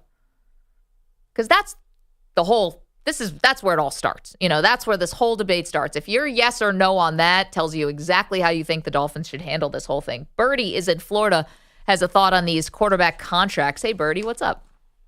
Hey, good morning. I'd love for you to have maybe a sports business expert or just financial expert for these billionaires. When you talk about the contract being delayed or put off and they have to pay more and more if they wait. But these billionaires, with the money that they're holding on to, tens or hundreds of millions of dollars in investing and doing other things with, they may have to pay the quarterback more, but they may have made 3 or 4 times more by holding it in other investments. So that'd be interesting to know. But what do you mean by that? Like personally, they've gotten more wealthy? In other words, they're not paying that money out. What are they doing with the money they're not paying the quarterback? They're investing it. They're putting it into other businesses. They're making interest off it. They're making money from it. So that's the money that they're not spending earlier on. That's not sitting around. It's earning money, and it could be earning 2-3 times what they end up paying the quarterback later on anyway. So, but what you're hoping is that because it's a salary cap sport that also has a salary floor, that you have to be spending that money and allocating it to other players. That might be interesting to know, from a sports business expert, whether that money that they're using elsewhere in other businesses or other places is money that they then put into the team. But anyway, Birdie, thank you. I would riot if the owner was not signing like a linebacker because they were worried about their other businesses. But there is a salary cap, obviously, and there is a floor in the NFL. There's a certain amount you must spend. It's more of a baseball issue. That's a real thing in baseball, I think, what he just said. Football, NBA. No, it actually is. There's something called cash spending that Andrew Brandt always talks about. He said that certain franchises don't like to spend a lot of cash in a given year. I never understand what the heck he's talking about. Is that on players or is it on facilities and upgrades No, and stuff no, like it's that? on players. On players? Yeah. But you have to hit a number. Yeah, no, you have to, but there's ways that certain teams, I'm looking at the list on overthecap.com of cash spending, and the top team was $340 million. Can you guess who that is? It's what's the biggest contract in the NFL? Oh, Deshaun. Yeah. Yeah, the Browns. So the Browns are number one, and the Packers spent $212 million. So Brandt always says that teams are very, very cognizant of how much cash they're putting out per given year. Well, that was always the thing about the Chargers and whether Herbert was going to get this big deal because the cash and all that. Did they have the money? He did. Yeah. Did they actually have the money? But I do think, to Birdie's point, it's a salary. I agree. It's a salary cap driven. The conversation that we have to have is about the salary cap because the players which keeps going up and up, by the way. Well, the players get 48% of the income, no matter how you slice it, and there's a floor and a ceiling on how much the players can make. So it's not a wide variance of the money. But to EJ's point, the baseball, it's a real topic because there's the just like in football, there is they split the money. Yeah, revenue sharing. Revenue sharing. Thank you. And the richer teams help out the poorer teams in baseball. And so what are the Pirates using this on is always the question. Yeah, welcome to the last 3 decades of baseball. Exactly. I mean, everybody knows that. But I'm just saying, in the NFL, it's a way different conversation. But Andrew Brandt could explain cash spending. It is an actual factor. There are teams that think about that. But I don't think it's what are my investment options? I could go into that company that powers AI instead of paying Dak Prescott. Crypto or Dak. Yeah, Bitcoin's up to some enormous number right now. It's like Dak or Bitcoin. I don't think that's how it works. I would hope not. Did you see, by the way, they're having an owners meeting right now? You know what the number one topic is when you are investing? Oh, Brady's ownership of the Raiders? Well, that's a big deal too. Will they let investment firms own teams? Oh, the NBA is doing that. Yes, the NFL apparently is voting on that, according to Albert Breer this week. So, boom, they're going to make a lot of money. Saudi money, maybe? I told you the Saudi money was coming to football. You didn't I tried to believe me. argue with you. I don't know. It hasn't happened yet until the NFL, America's League, takes Saudi money. I don't know. They would in a heartbeat, guys. They would. We'll get to that. 855-212-4227. See you guys on the phones. Want to talk about Tua. Want to talk about these contracts. Want to talk about where the billionaires' money is coming from. I can't believe you don't trust NFL owners to do the right thing, Maggie. How dare I? Don't move. Lots more in just a moment. You're in a 5-minute break.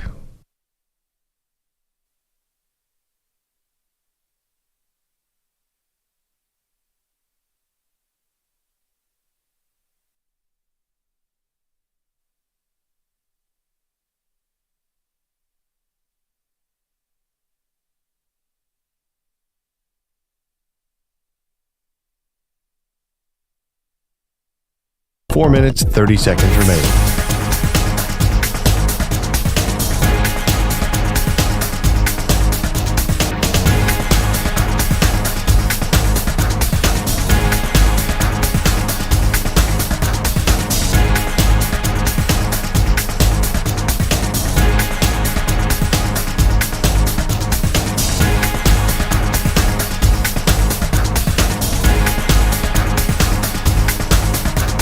Four minutes remaining.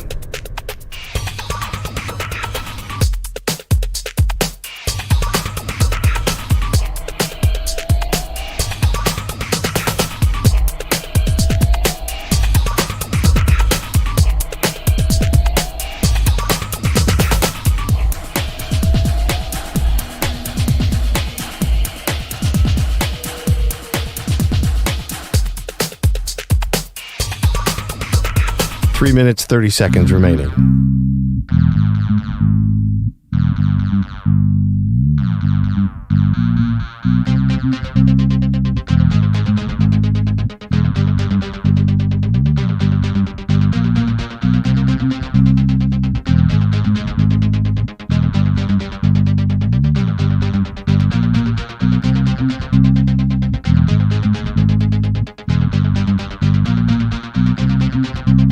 Three minutes remaining.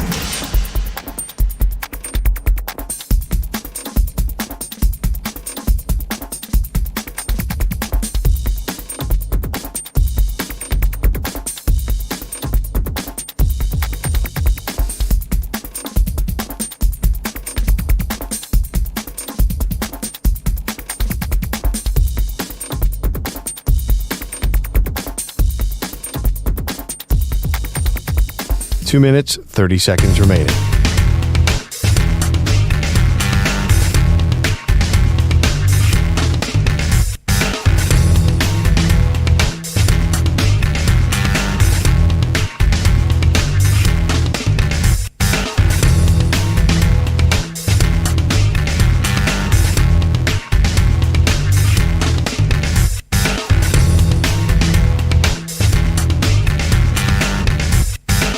Two minutes remaining.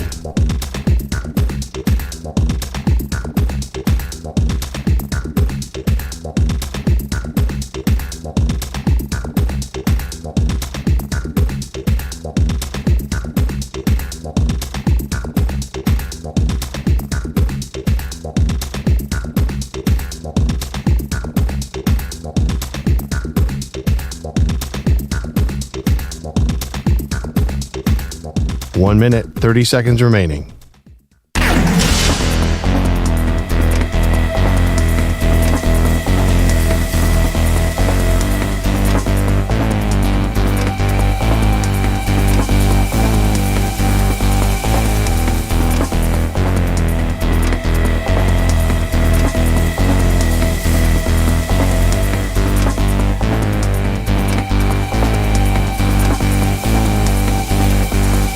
One minute remaining.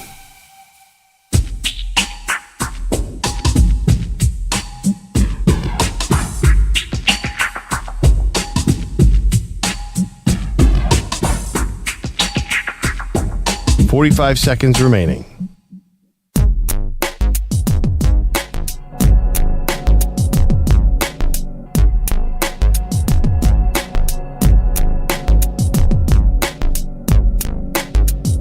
.30 seconds remaining.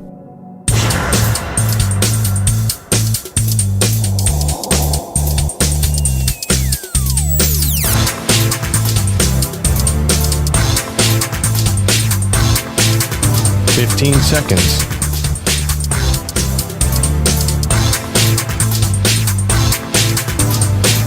Break ends in 5 seconds.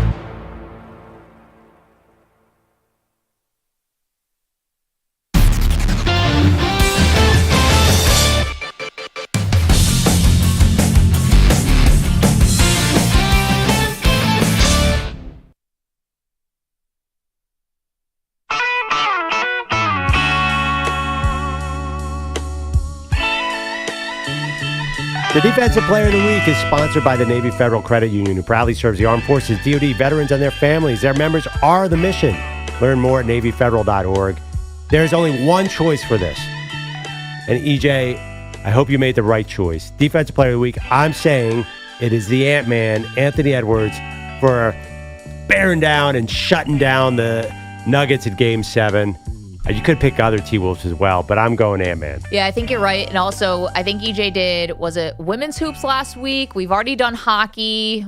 We have done... Hockey last week. Hockey was Swayman last week, right? Hockey last week. I think it was WNBA the week before.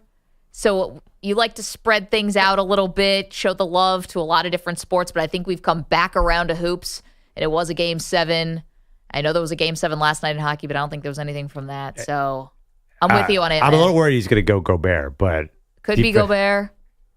So defensive play this week is, I'm giving the whole Minnesota Timberwolves defensive player of the week because I think it's unfair to give it to just Edwards. He was fantastic defensively, obviously, but that was a team lockdown. That wasn't just all Edwards. Gobert was fantastic in the second half. Naz Reid, there's not going to be any stats. I don't know if he has a block or... He had 2 blocks. He had no steals. That guy was flying around the court. Like, that fourth quarter, it looked like he was on turbo and everyone else was in slow motion. Yeah. On Jokic. And it wasn't just offensive. It was defensively, too. I'm like, this guy's not even a defender, and look how he's working. I thought that whole team just really locked down in a way that I didn't expect, considering it's the champs they're going up against in the road in a Game 7. So I really didn't think it was fair to just give it to one person. They all were fantastic. So I'm giving the entire Minnesota Timberwolves Defensive Player of the Week. We had an interesting pre-show conversation. So say you had done the right thing and made it Anthony Edwards, just because stars sell.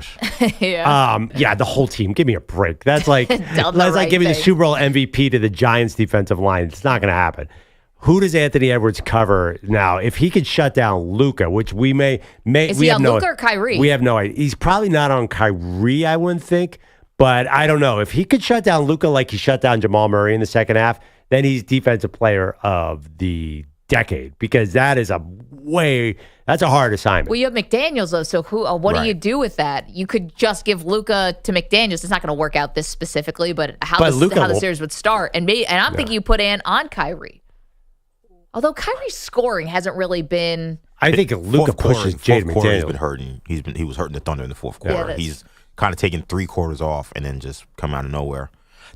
I'm so fascinated how the T-Wolves are going to cover them, because you're right. I feel like where Ant-Man plays, if I was them, I actually would just put him on Josh Green and Jones and let him rest for 3 quarters. And basically, whoever gets going, if I have to turn the water off on somebody, that's where Ant-Man goes. I think that McDaniels is good enough defensively to give Luka everything he's got. Ooh. I think Conley, you can probably live with him on Kyrie for a half, maybe 2.5 quarters. Luka will feast on Jaden McDaniels. He will, depending on how they call it, he will push that guy around like there's... Jaden McDaniels is way tougher than he's whatever long, his but frame he's is. small. I mean, Luka against a guy who doesn't have a lot of weight, that seems... Luka's Luka. I would be surprised if that worked. I think at some point you're going to have to see Anthony Edwards on Luka in a key situation, because we talk about Anthony Edwards and the comparisons to Michael Jordan and how premature they are. Right. However, taking the assignment at the end of a game in a crucial game is a very Jordan quality that Anthony Edwards has. And Kobe Bryant and LeBron James. And he's sort of, when LeBron, I feel bad. When LeBron would clamp down on a guy in the fourth quarter, that was brutal. I always felt bad for that person. Kyrie's a different thing, though, because Anthony Edwards is way taller than Kyrie. I think he'd have problems. Well, that's the thing. That's the thing about the Luka assignment is people, because Anthony Edwards is so built, he's not that tall. He's about 6'5", 6'4.5". Luka is a full 6'7", so he's going to be able to shoot over him anytime he wants. Now, he might not be able to bully him, but now the problem with Jaden McDaniels is 6'9", but he's 185. Rail thin. Yeah, so how they... He can move, though. Yeah. He's got the long arms. And he's tougher than the 185. It's almost like Chet, where he looks skinny, but guys just don't push him around. He's wiry strong. So I really can't wait for this matchup, because I want to see how Minnesota guards this team. Well, so we also have, does Conley just go on Kyrie? The 2 short guys just put them off to the side on each other? Yeah, and he's got to stay healthy, because that series, I don't know if that series is where it's at if Conley has to miss more games than just, what did he miss? Game 3, I believe? It was Game 4, I think. Was it Game 4? Yeah. Whatever. A huge deal not having him out there because you could see the T-Wolves couldn't get into their sets. Yeah, no, that's huge. Man, this series is going to be great. But Defensive Player of the Week, you can't go team again, EJ. You pull that card. That is so weak. I don't think I've done it yet. So that was the first time. I don't do it very often. But when I feel like there's a special team performance, I think that it's fair. Well, now that's a whole other set of variables that we now have to factor in when we guess. I'm looking at the read. It doesn't say the Defensive Team of the Week. It says Defensive Player of the Week. Now, I don't want to hear from all Sales. of a sudden, Perloff is very about the details. I wanted to get one right. Now he's a rules guy. I wanted to get one right. You nailed one with the goalie on some team last week. That's because I can read EJ's mind. Andrew Bogusch You've had is one here. in 2 years, by the way, but okay. Bogusch is here. And what a glorious one it was. NFL rookies were in L.A. last weekend for some orientation. The schedule included brunch and a panel discussion at the home of Fanatics CEO Michael Rubin. He, Jay-Z, and Tom Brady gave the new players some advice, and Brady sounded as old as possible. When you have 53 guys on the team and you think it's about you, it ain't about you, it's about us. And the biggest problem I see with a lot of the young players today, you guys are making it too much about I and me. Because of social media, because of branding and all that. It's fine. You're not going to win. There was a difference between being a star and being a champion. Yeah, coming from the guy that had the roast about it. Well, he also played Rob Gronkowski. Yeah, that was 7 Super Bowls in, to be fair to Brady. I mean, he does sound a little old here, but he's absolutely the guy who can deliver that message. And I he agree took with less you. money. Yeah. He won a ton. He did the Patriot Way thing forever. At the very end, however, at the end, he started to become a little more about TB12. He loved his guy Guerrero, really wanted him around. It caused a rift between him and Belichick. But, I mean, Brady can deliver this straight-faced. I mean, it's any sport. The team that plays as a team is more effective than the team that is full of individuals. I sound old too now, but just watch basketball, for example. Any ISO play will immediately kill you.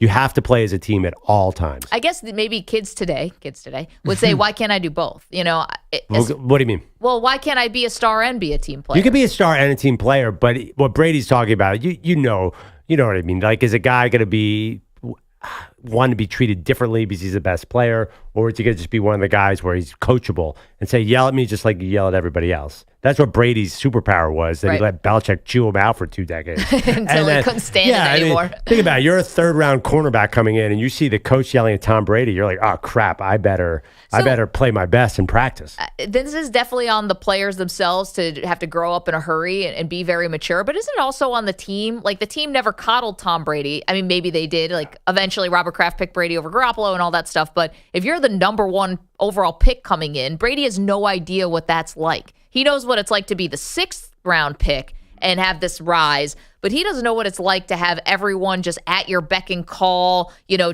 every whim is catered to.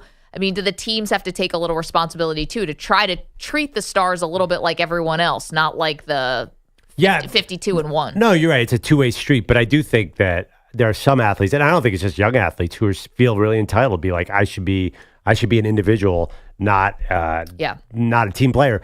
Again, every sport. I think you could go football, like the Chiefs, by the way, they have a superstar in Patrick Mahomes. Does he ever come off like I'm different than anybody else? That guy is as into the team as anyone out there. That is a common denominator of all the football greats, at least, is that they seem to buy into the team concept. But he's also a brand, to your point. Right. Like, he's got a whole business thing on this, like he's doing both. And he's on social media. Right. I know, but to be fair, that's 7 Super Bowls in, and he was 3 Mahomes. Super Bowls. Mahomes. I mean, Sorry, I thought you were talking about Brady. I'm like, Brady had 3 Super Bowls before we could even blink. I know Mahomes came out with some energy drink. It feels like he's mailing in all that stuff. I don't think like he's so focused on his brand. I mean, I watched a documentary on Netflix. That dude feels like a dad, just like me and Pete Pilati. Like he's not distracted by social media. I mean, I think that's why for me, maybe I would have liked Brady be a little more specific. I did like that you could be a star or a champion. I think there is something to that. Mm-hmm. I think Tony Romo sometimes wanted to be a star and maybe didn't promote being a champion. Right. And I think that's what that Bill Parcells was saying even in the beginning of his career. But again, if you're on social media, you don't really care about being a team player. Every starting NFL quarterback, the best ones, are all doing social media stuff. This idea that, if you're on social media, you're not committed to your team seemed a little ridiculous.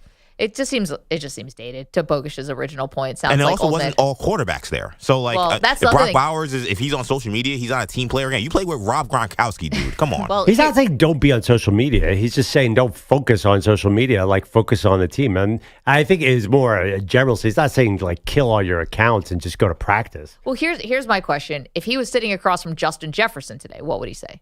So Justin Jefferson is not at OTAs, which is not a crime to not be at OTAs, but there's definitely contract stuff going on. It could be perceived as being selfish. We don't know because we don't know what the Vikings have offered and we don't know what the negotiations are like. But would he say it to guys holding out? Would he have said it to Nick Bosa last year? Like, I don't think he's doing that. That's a different contract stuff's different. And his exact words were, it's because of social media and because of branding. That's extremely broad stroke. Every one of these guys, every NFL star on their social media does plenty of branding on their social media. This guy has a brand. Right, he has wears a brand. TB12 hats and post-game press conferences. You guys are Jets fans. Anything Tom Brady says, you should eat it up and just worship. Like, what are you talking about? How can anybody question Tom Brady saying, hey, maybe put your individual needs to the side and focus on the team? That is the most obvious home run statement in the history of sports. There's nothing you can say against that. Because Tom Brady won a Super Bowl, he can't be contradictory? Of course he can. I'm going to repeat for the 5th time. He played with Rob freaking Gronkowski, okay?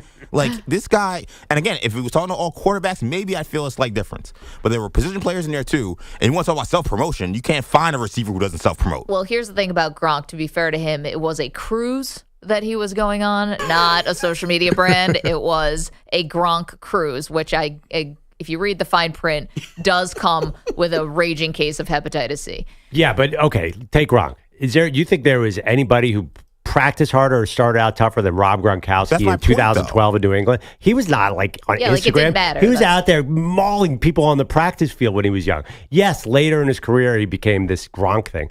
This is ridiculous. I mean, you young people just don't get it. It's we, not I. No, but I mean, I guess that's my point, though, is that, like, I agree with everything you just said. Yeah, Gronk was a hard worker. He practiced hard. He did everything. That's my point. There's no reason why you can't be the guy that Gronk is off the field and then also have a photo of yourself with a porn star wearing your jersey with no pants on. But you can't start that way. You can't. You got to earn that after a long time. Yeah, I mean, honestly, whatever the Patriots were doing, there's a teamwork thing there that a lot of teams do not have.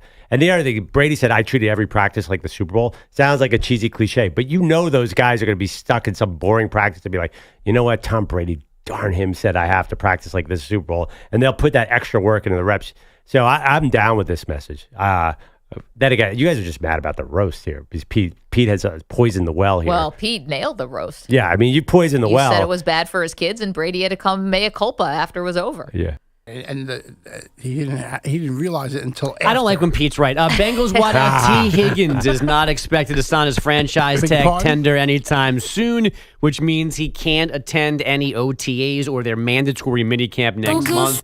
The Bengals begin the on-field portion of those OTAs next week. Chet Holmgren finally honored just like Wemby. The two of them unanimous picks for first team all-rookie. Hornet Brandon Miller, Miami's Jaime Jaquez, and Warriors guard Brandon Podjemski round out the fivesome. Now, much to Pete's chagrin, Scotty Scheffler not being arraigned today for Friday's charges. Apparently, Scheffler's attorney was not free this morning, so June 3rd is their new date. If those charges remain, Scheffler's camp says he will plead not guilty. Why did they call a couple of the people from the country club that they went and got him? Maybe they could sit in jail, sit in the courthouse while they go over these charges. Haven't been dropped, by the way. We also have Rory McIlroy's pending divorce, which he revealed before the PGA Championship last week. Us Weekly says Jessica Stoll felt lonely in their marriage, especially after their daughter was born, with Rory always away from home playing golf, but not in jail. The Edmonton Oilers are in the Western Conference Final for the second time in 3 seasons after surviving Game 7 in Vancouver 3-2. Connor McDavid's team had a 3-0 lead into the third period. I thought we played 52 great minutes, really, really good. And then, you know what, little mistake, that's going to happen. And you know, obviously it gets a little chaotic from there. You know, you can expect that. I knew it was going to be a tight game. I don't think anyone came in here thinking it was going to be some type of cakewalk. Edmonton won last night without a point from McDavid. Up next is Dallas, game 1 at their rink on Thursday night. The LA Dodgers are 33-17 after last night's 6-4 home win over the Diamondbacks. It's the 9th time in their history they've won 33 times or more in their first 50 games of a season. The Royal win streak is 4 after an 8-3 decision over the Tigers. The Twin losing streak is 7 after a 12-3 beating in Washington.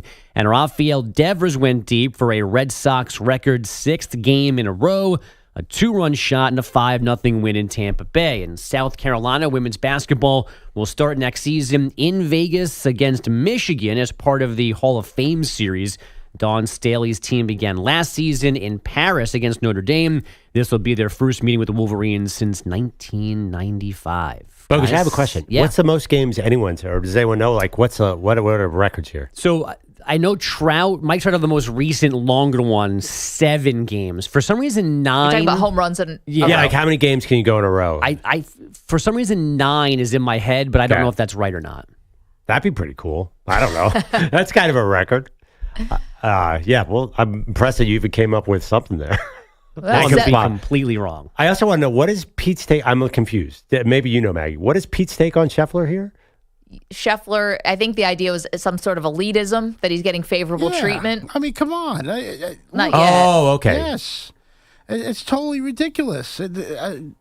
How the whole day was basically based around him. The guys from the country club are taking him back from jail. I mean, and the charges haven't been dropped, by the way. You know, the charges have not been dropped, and he's on the golf course. He's laughing it up, laughing at all, at everything that's going on. No acknowledgement whatsoever of what's been happening. Gets on that. It's all about him, and it just was off-putting to me. That was one of my favorite books of yours. It's Totally Ridiculous by Pete Pilati. That was a good one. A couple volumes on that one. Yeah. They're actually good. That's going to be translated into 80 different languages. It's a worldwide bestseller. It's Totally like Ridiculous in Mandarin. Pete can't walk down the street. You say he Dubai. didn't say anything. The guy could not have said more things about it. He spoke for 45 minutes about being in jail and how nice the police were. After he played golf. What was he supposed to do before? Was he on the 6th hole lining up a putt and be like, yeah, did you guys see what happened to me this morning? That was wild. What are you talking about? If he did nothing wrong, the charges would not be there.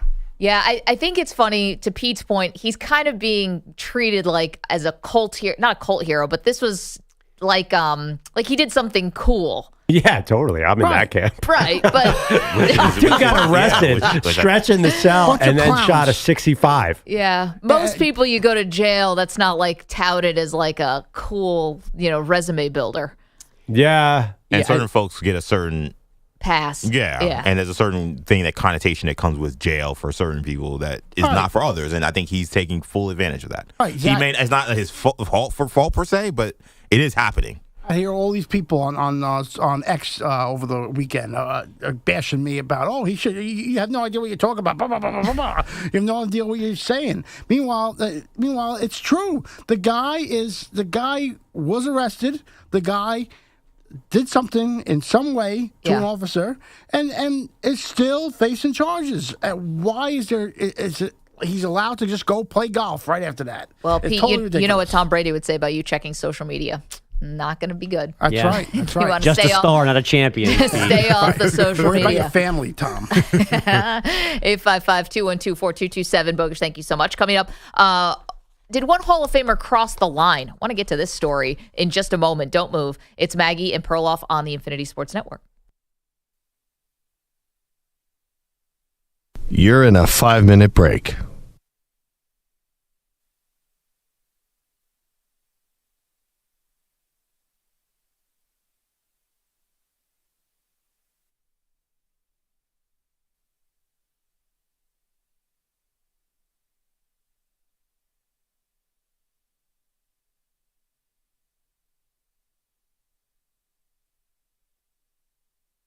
Four minutes, 30 seconds remaining.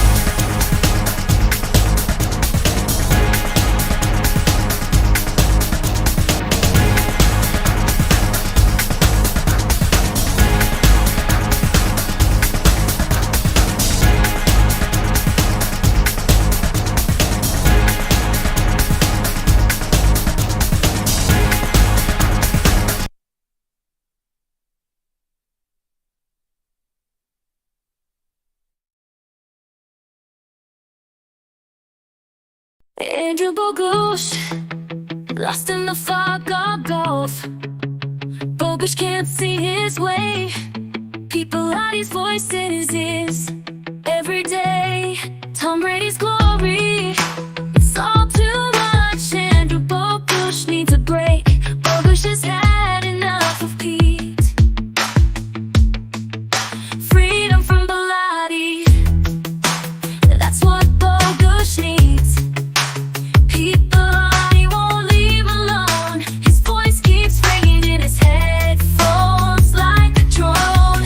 Oh, get out of Bogusch's head. Pete Bilotti, can't you see? Bogusch trying to be free in the sea of noise. Let Bogusch find his peace. Oh, get out of Bogusch's head. Pete Bilotti.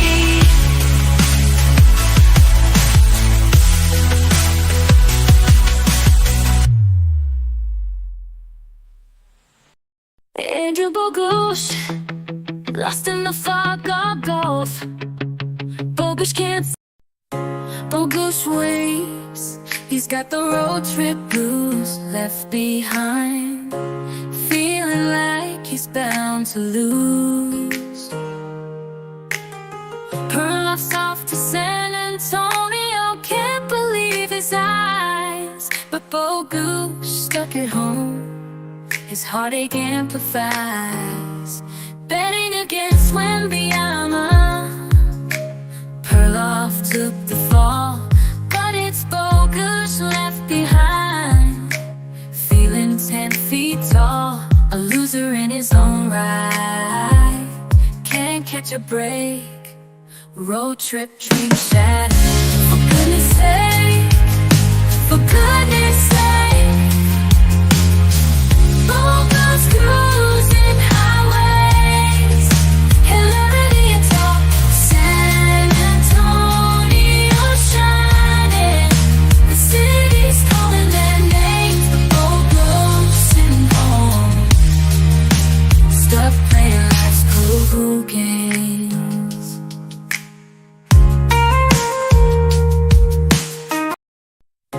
Bogusch waits. Bogusch weeps. Believe Bilotti's got something to say. Infinity's mice, he's feeling the dismay. No NBA on NBC, what a shame. Just JJ Redick's wine ain't the same. Peter Bilotti is getting upset. Maggie Perloff, can you hear his plea? Bring back the NBA on NBC. Set his spirit free, he misses Costas and the crew, those were the days. Pete cries out boo, boo. Bring it back, oh can't you see? Bring back the NBA on NBC. Let it be. Pete's mad, he's feeling sad. Bring it back, oh make it right.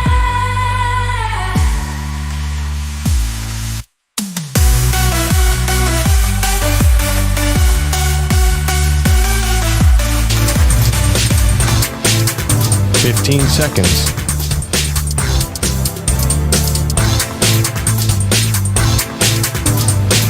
Break ends in 5 seconds.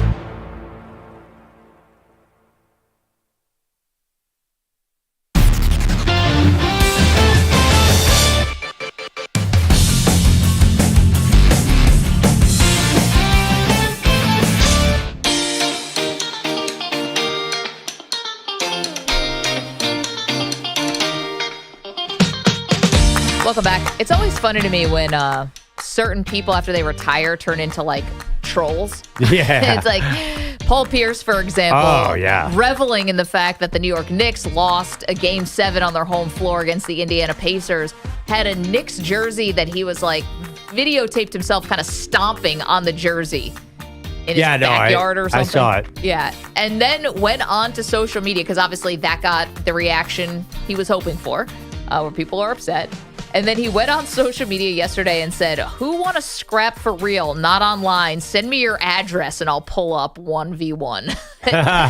What are these guys doing? And obviously that got people even more mad. A lot of people did write down certain addresses. So congrats for putting that out on the internet, but. You know how last segment we did Tom Brady giving lectures to young players on how to use social media? Paul Pierce could be the exact opposite. It's a PowerPoint presentation, what not to do. Yeah, do not do this if you want to keep your job. Yeah, the live, IG Live? That was a interesting one. Okay, so I had a question when I saw this. Yeah. Yesterday, E.J. Stewart, lifelong Knicks fan, said that they don't care about the Celtics, and now Paul Pierce is getting a little New York-Boston thing going.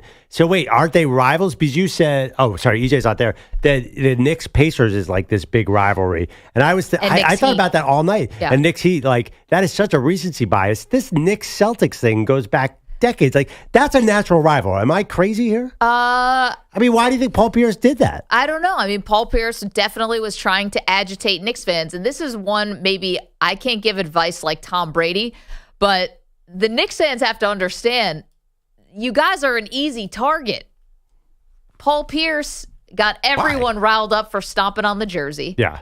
And I think there's the Knicks for clicks, and Draymond Green saying whatever he said. I don't even remember. What was it, last week? Said something, and that got a huge response. And I think people go after the Knicks knowing that the Knicks fan base is triggered and that they're going to respond. Now, a lot of fan bases are triggered, so you could say, well, we're just like everybody else. But I think there's a little something more where Knicks fans feel like it's personal. Like it's a personal affront if Paul Pierce is stomping on the jersey.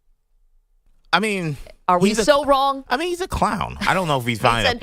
I don't know if he's found it as a personal affront. I think it's desperation. It shows just how little he can do to actually move any needles at this point. So what's the only way I can rile up any attention that's not, using slurs on my TV show? Let me stomp on a Knicks jersey. That will get some attention. It looks desperate. Looks thirsty. Yeah, and he's only wearing that jersey because he kept being wrong about the Knicks. I think that's why a lot of Knicks fans take joy in some of these people who, up to this point, have been wrong pretty much every step of the way since Leon Rose took over about the Knicks. And then they do victory laps when they lose in the playoffs. Like, okay, they're a good team. Something nobody thought would happen, but I digress. I like this. It reminded me a lot of Skip Bayless throwing his Cowboys jersey in the trash. I think jersey social media posts are fun. I'm totally down with this. I think we should try one. I think we should see if this just all, I don't want to burn one. I always think that's so loser. Burning is just very stupid. That's so over the top and idiotic. I think that we should do, but who's the most random jersey that we could stomp on? Carson Wentz. No, well, that. Paul Pierce net jersey. Yeah. Can we get someone from like the hockey playoffs or something? Well, no, just pick a random person. I think we need to do one of these NBA. Who do we not like out of these Final Four teams? I don't want to. Not likable. These guys are winners. Well, Kyrie. I don't like Tyrese Halliburton, but that's because he beat my team. I don't. Oh, Tyrese Halliburton. These guys are all he's winners. Lovable. Now get out of here. Tyrese I don't think people like Kyrie. Lovable? Are you like serious? first of all, EJ, you jump on every bandwagon of everywhere. You're like, I'm all about the Thunder. Now you're all about the Mavs. Coming from You're talking to anyone about bandwagons? Are you actually? Yeah, y'all saw this, right? No. And you heard this, right? Were you here when he was saying the Thunder are the team of the West, and then he jumped on the Mavs? He didn't say that he was a fan of them. I said the Nuggets were the favorites of the West, by the way. I kept saying that we get to the conference finals. But I do think like the Mavs are way less likable than the Pacers. Or nobody dislikes the Pacers. This is a young, sparky team. The amount of people that dislike Tyrese Halliburton right now. A lot of people think he's a front runner who talks trash when people backs are turned after he wins games, and then when he loses, he doesn't say anything, and he's very quiet. Oh wait, but shouldn't that kind of be how it is? Like if you lose, shouldn't you stay low? I mean, it's different with him. I think he's I'm up the 20 most points. loved player. Remember the All-Star break? It was a celebration of what a great personality he was. I watched it. It was people did 4 days of Tyrese Halliburton. And there's a lot of people who think that was corny. And I think that his whole playoff run has been corny. He's been dancing on the grave of teams that have injured players. Like okay, you beat the Bucks without their best player. You beat the Knicks without 3 of their 4 or 5 best players. Again, and I'm not making up something. A lot of people look at how Tyrese Halliburton's like, this guy just showboats and dances around when things are going good, and he's a front runner. This is not some crazy hot EJ take off the top rope. How can you be a front runner when you're a 6 seed that made it Eastern Conference Finals? You're a front runner because you only stunt and you only talk trash when things are going well, when you know the circumstances of the other team.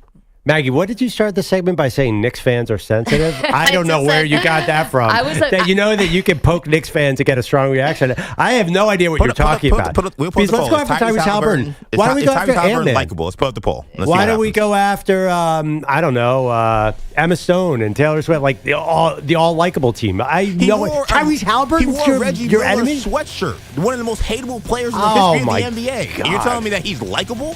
Well, yes. To Pacers fans, that's right. America. Yeah, the 5 of them that live in the Midwest. Yes, good for them. Hey, just because they're a small market doesn't mean they don't deserve to get the same calls. Coming up, we check in on LeBron James.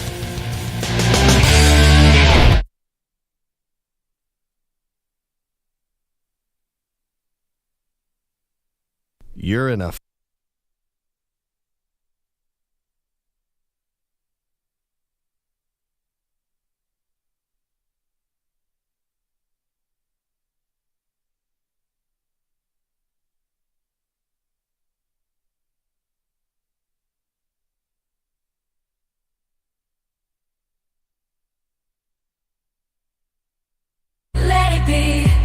Pete's mad, he's feeling sad. Bring it back, oh, make it right.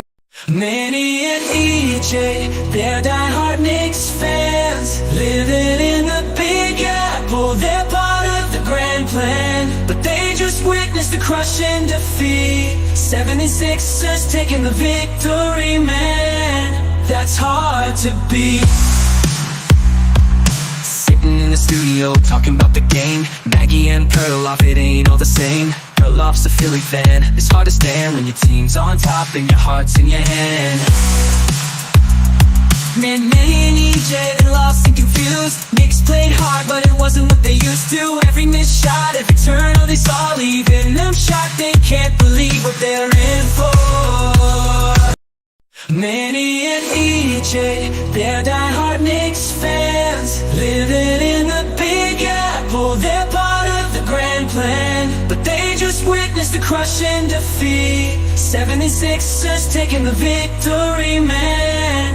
That's hard to beat. Sitting in the studio, talking about the game. Maggie and Perloff, it ain't all the same. Perloff's a Philly fan. It's hard to stand when your team's on top and your heart's in your hand. Man, Manny and EJ, they lost and confused. Knicks played hard, but it wasn't what they used to. Every missed shot, every turn, oh, they saw leaving them shot. They can't believe what they're in for. Manny. Roasting Tom Brady, we took it too far. But Maggie don't care, she's a superstar. Said the kids need to learn to laugh at the pain, so we'll keep on joking. No need to explain. We may have crossed the line, but who's to say? Maggie's teaching her children to handle it her way. Making light of the struggles, finding joy through the tears. With a sense of humor, they'll conquer their fears. Ha ha ha, let's laugh it off. Put a smile on your face. Ha ha ha, bring on the jokes. No need to keep the pace. We'll turn the pain into laughter. Let it all go. Peter Blatty's got something to say about Tom Brady and a roast on that day. He's angry and he's speaking his mind, saying Brady was out of line. Should've known better, should've thought twice before agreeing to that roast. It ain't right, talking about his ex-wife crossing the line. Peter Blatty says someone needs to find that children shouldn't have to hear all of that. It's not fair to them, it's a matter of fact. Brady, you messed up, it's time to face the truth. Peter Blatty won't forgive you, that's the truth.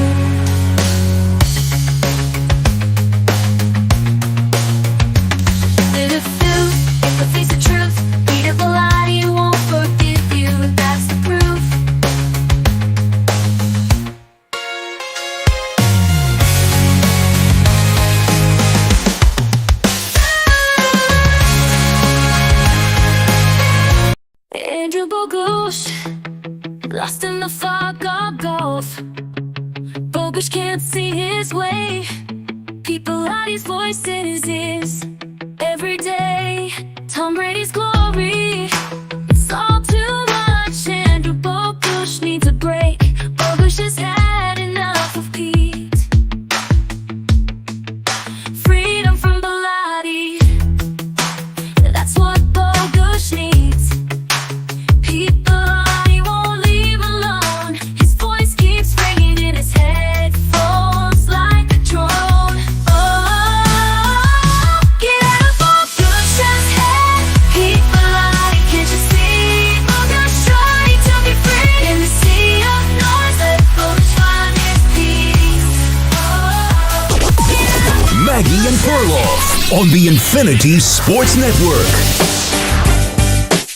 Lakers are no closer to hiring a new head coach. Hey, welcome to the show, Maggie Gray, Andrew Perloff, who is going to be guiding perhaps the end of LeBron's career. Although knowing LeBron, he could go through like 6 coaches between that and that. So maybe this next hire will not be the last hire.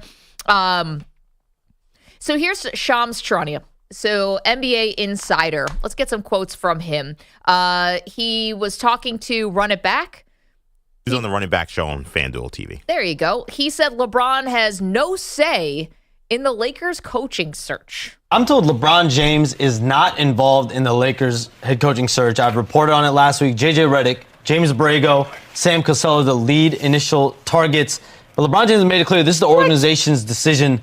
He's had no conversations with the Lakers about JJ Redick, his podcast partner. He's had no conversation with JJ about that position as well.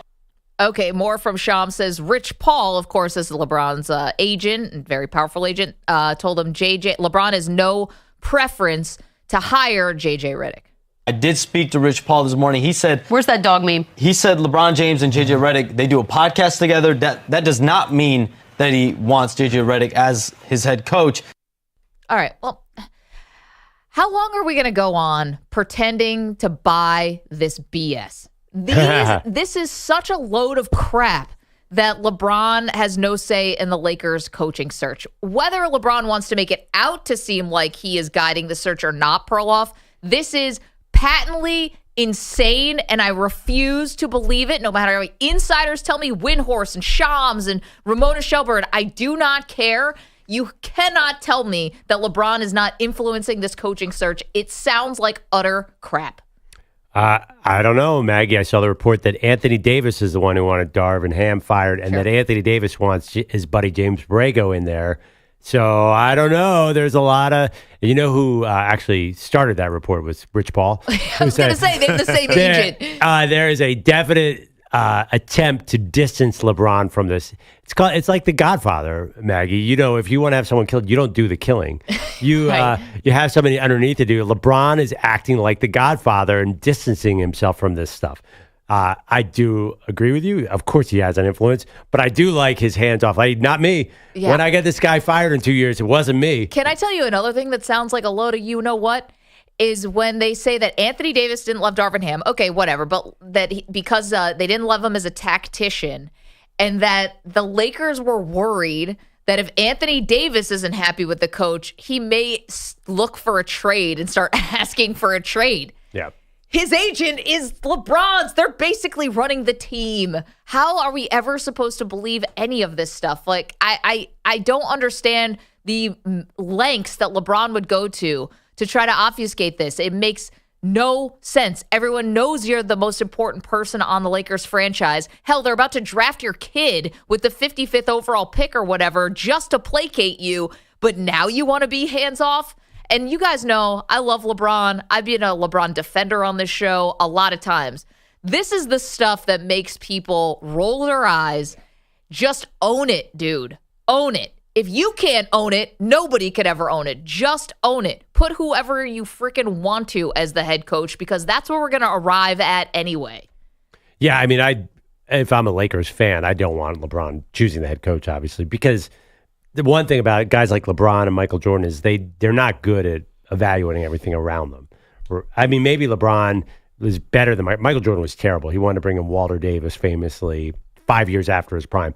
So I don't really want LeBron choosing the coach. I ideally, don't you think it'd be a better situation if they pick somebody who LeBron didn't know? They bring in an actual coach instead of a guy who'll just placate LeBron, because that's not what you want, because you want to at least take a shot at the title. See, I want LeBron feeling invested in the coach because I want them to feel like there's an accountability or responsibility. Like, I can't just throw this guy under the bus. I can't just scapegoat the coach, because if LeBron doesn't like him anyway, he's getting fired. So why not go with someone LeBron likes? Well, LeBron is going to give 100% effort anyway, even at 40. I know, but he can be so passive aggressive at times about who the coach is. It's like you're like undercutting and undermining the authority of the coach, showing that the coach has no authority, showing you should just come right out and say who you want to be the head coach. Honestly, I would go outside of LeBron. Honestly, I think you need to take a swing. Now, I don't know. Tell me, is Sam Cassell connected to LeBron in any real way? Was he his coach somewhere? Probably, because Sam Cassell has either played with or coached every team in the league. Yes. I want a guy like that, a guy who I know is hardcore.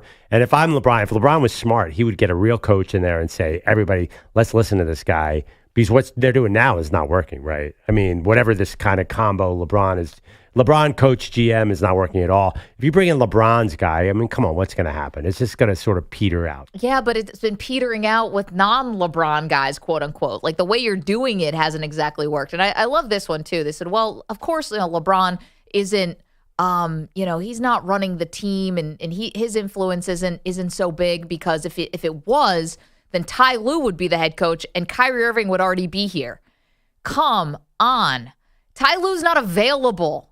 That's the thing. Unless the Lakers want to trade for him, Ty Lue wasn't available, and Kyrie Irving was basically radioactive at the time. And I don't know if the Lakers felt like they could bring him in at the time.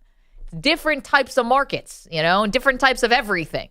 So I don't, that's the Monday morning quarterback on this. Like, oh yeah, it would have been Kyrie. It's like, let's remember what was going on with Kyrie at the time. That was a little tough sell. And by the way, we cannot say anything negative about the J.J. Redick possibility. Because if we get J.J. Redick as a coach, just see Bellotti be upset for the next 2 years. And you bring in Bronny and J.J. Redick and just sort of make this an entertainment product, it'd be interesting. I got to be honest, like if they bring in James Borrego, okay, you're right. It's like more of the same. Like it's just another version of Darvin Ham.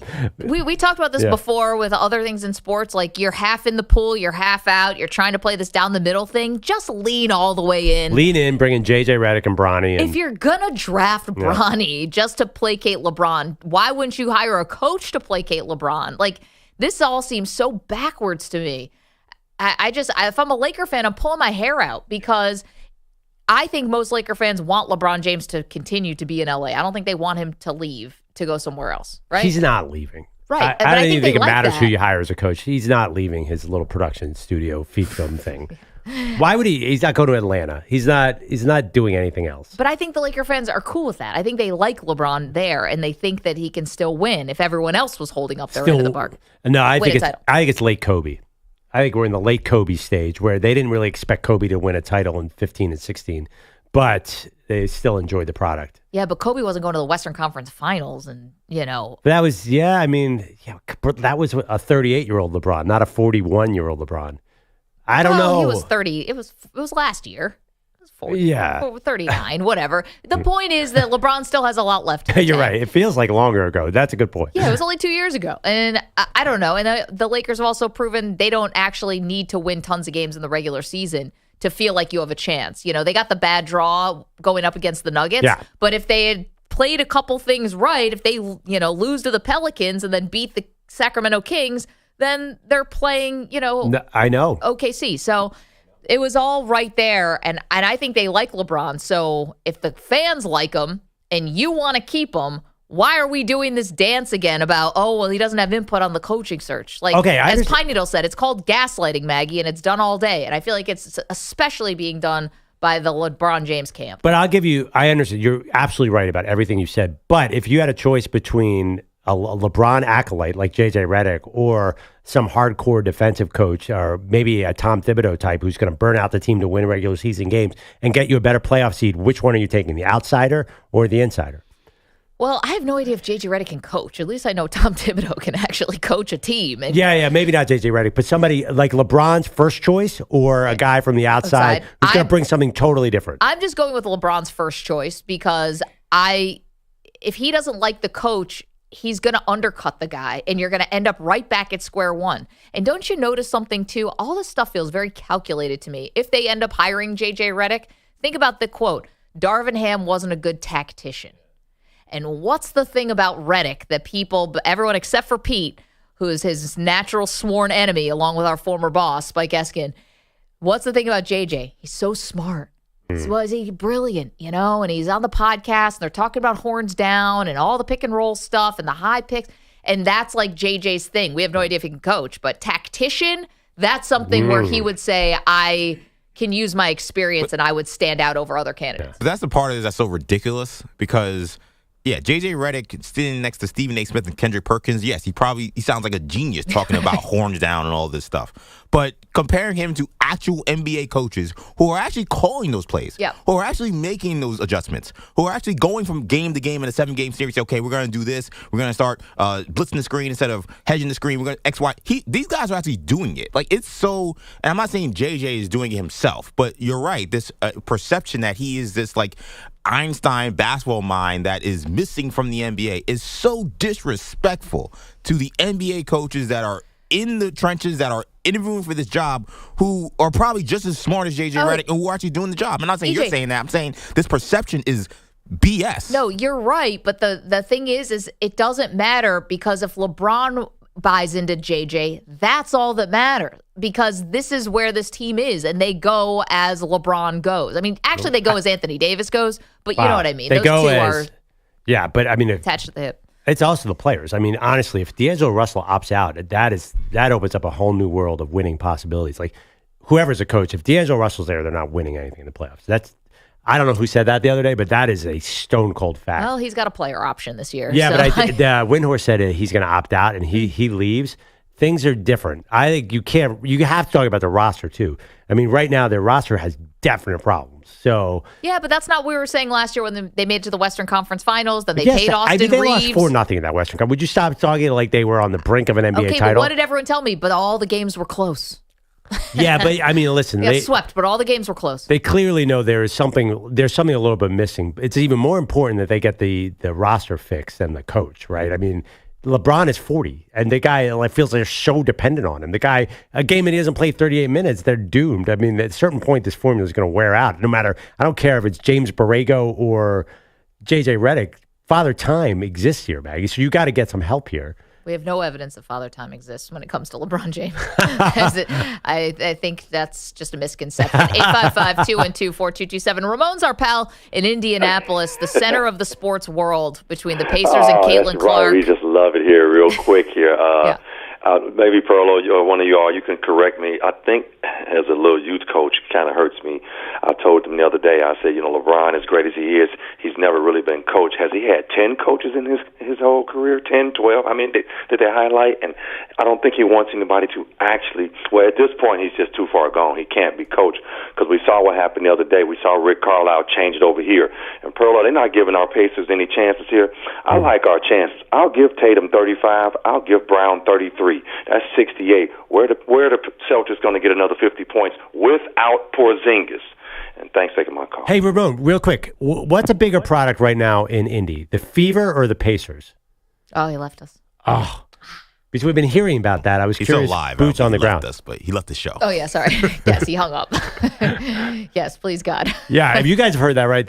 I don't. Maybe it was when we were passing over from Amy Lawrence, the show before, that the Fever are a huge the deal. hotter ticket in town? That can't be right? I mean, the Eastern Conference Finals. I'll send a mini apology to Indianapolis. I will say those crowds in that Pacer game, those Knicks games, they were filled and they were active. Yep. Like they're engaged. I can't tell which is more. I mean, I watched the Fever game last night. They also were engaged. Oh, by the way, that court. Oh, that hurts my eyes, that court. What's the deal? Don't do that to us. The Fever, their court is multiple different shades and it's like gray and red and it's all blocked. Like I dislike it. What the courts are out of control. They did this for the in-season tournament for the NBA, and I guess they want to make it look different and special and unique.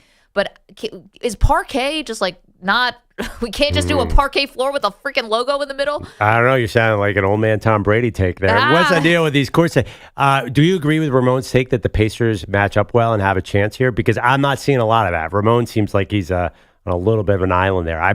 I want this to be a series, but I'm not seeing any expert come out and say this is going to be a real challenge for Boston. Maybe who are this is what the Pacers do. I mean, it's like the whole defense wins championships, not for Indiana, even though they were actually good defensively at the end of this series, but after the Knicks had tons of injuries. Well, I mean, that's two series in a row with an incredible rash of injuries to the opponent. It's hard to believe in this team yet. Okay, but what if the Pacers are really, I know that Boston's a good defensive team, but what if they're getting out and scoring, 120 points a game if that's possible? Could Boston be able to keep up with that? I mean, Ramon's got a point. Between Tatum and Brown, no Porzingis. Who's your other scorer? Derek White. Well, Derek White, I guess. Drew Holiday's not. Drew Holiday's awesome. No, they're awesome, but if they're not consistent scorers. And Drew Holiday's offense in these playoffs have not been good. And he's sneakily been a very poor playoff shooter his entire career. I know he won a championship, but go look at his game logs. Every playoff series he's been, he hasn't shot great. But in theory, he is a scorer too. Right. Every time you see Drew Holiday, it's like, oh, that guy just wins. He's great at defense. But I'm not. Who would be worried about Boston's offensive firepower? To me, that's not a concern. My question is, will Boston shut down these guys? I mean, listen, Nembhard and Nesmith and those guys, are they going to consistently shoot from the outside if Boston packs it in? I think it's going to be really tough. By the way, update from Ramon, who called back. Didn't go on air, but you asked the question, Perloff, who has more input. He says the Pacers. Okay. Yeah, so who's the bigger story, the bigger ticket in town right now? Is it the Pacers or Caitlin Clark? And he said the Pacers. He said the Pacers. All right.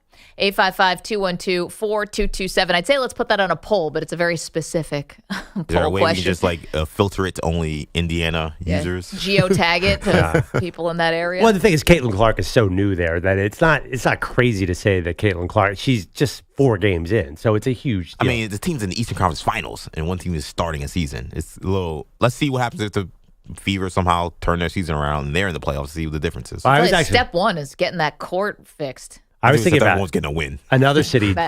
Dallas has a chicken and the egg. Dallas has a team in the NBA semifinals, the NHL semifinals, and the defending champion of Rangers. I'll bet you if you go into Dallas radio right now, what are they talking about? Dak Prescott. Yeah. So with a dash of CeeDee Lamb. Yes, being deep in the playoffs, not necessarily capturing the public imagination in every city. Philly's like that. Philly's game 6. Angelo, I want to talk about the linebacker position. It's different in every city. 855-212-4227. Okay, you are welcome to weigh in on this LeBron James thing. I mean, everyone's going out of their way to say he has nothing to do with the coaching search. It is patently ridiculous. And if it is even true, it's so stupid. Of course he should be part of the coaching search because he's definitely going to decide who gets fired and whether the coach gets fired. Okay, so much more to do. You're welcome to weigh in on LeBron James and JJ Redick, just to make Pete mad, though. No other reason. We also have a burning NFL question for you. What will be the big storyline from the offseason? We've got it for you, and to me, there's one and not even a close second. All that comes your way in just moments. You're in a 5-minute break.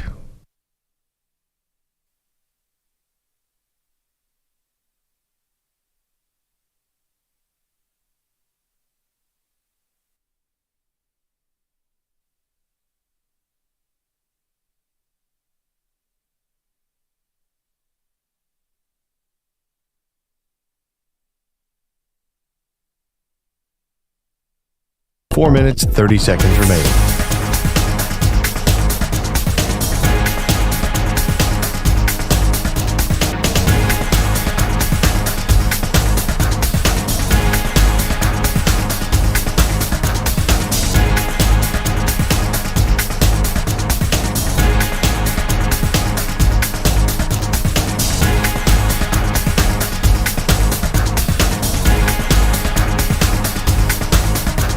Four minutes remaining.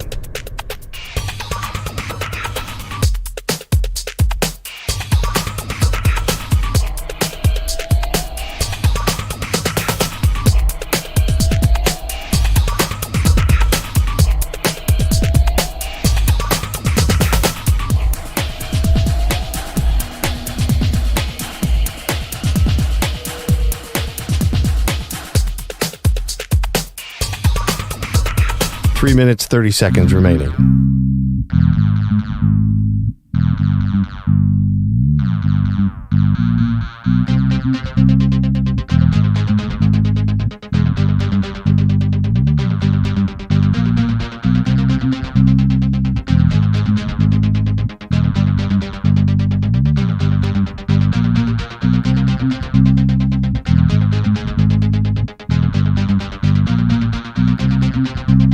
Three minutes remaining.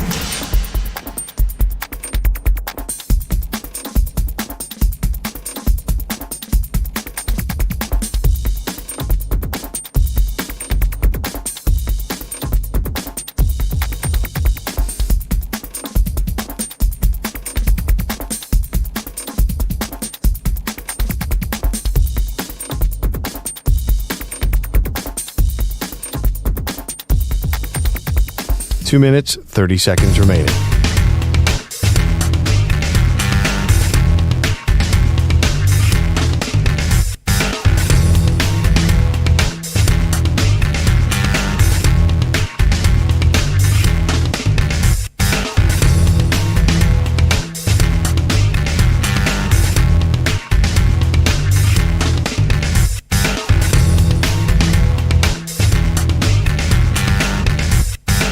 Two minutes remaining.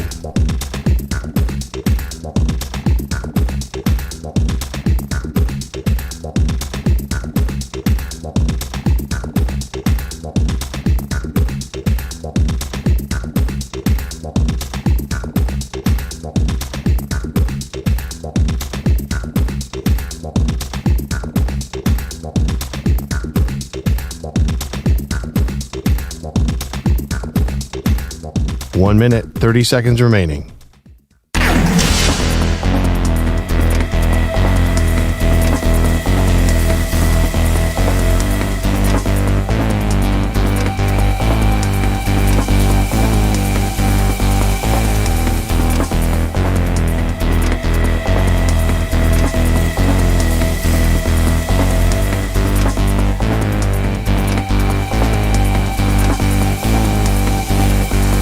One minute remaining.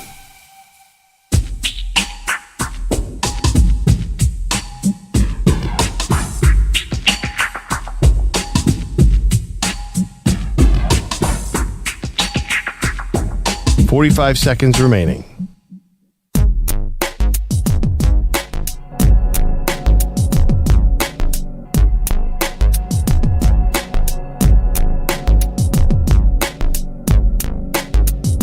.30 seconds remaining.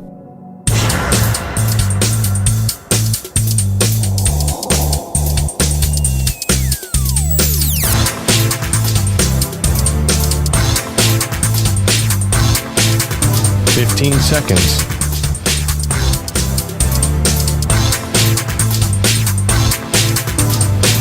Break ends in 5 seconds.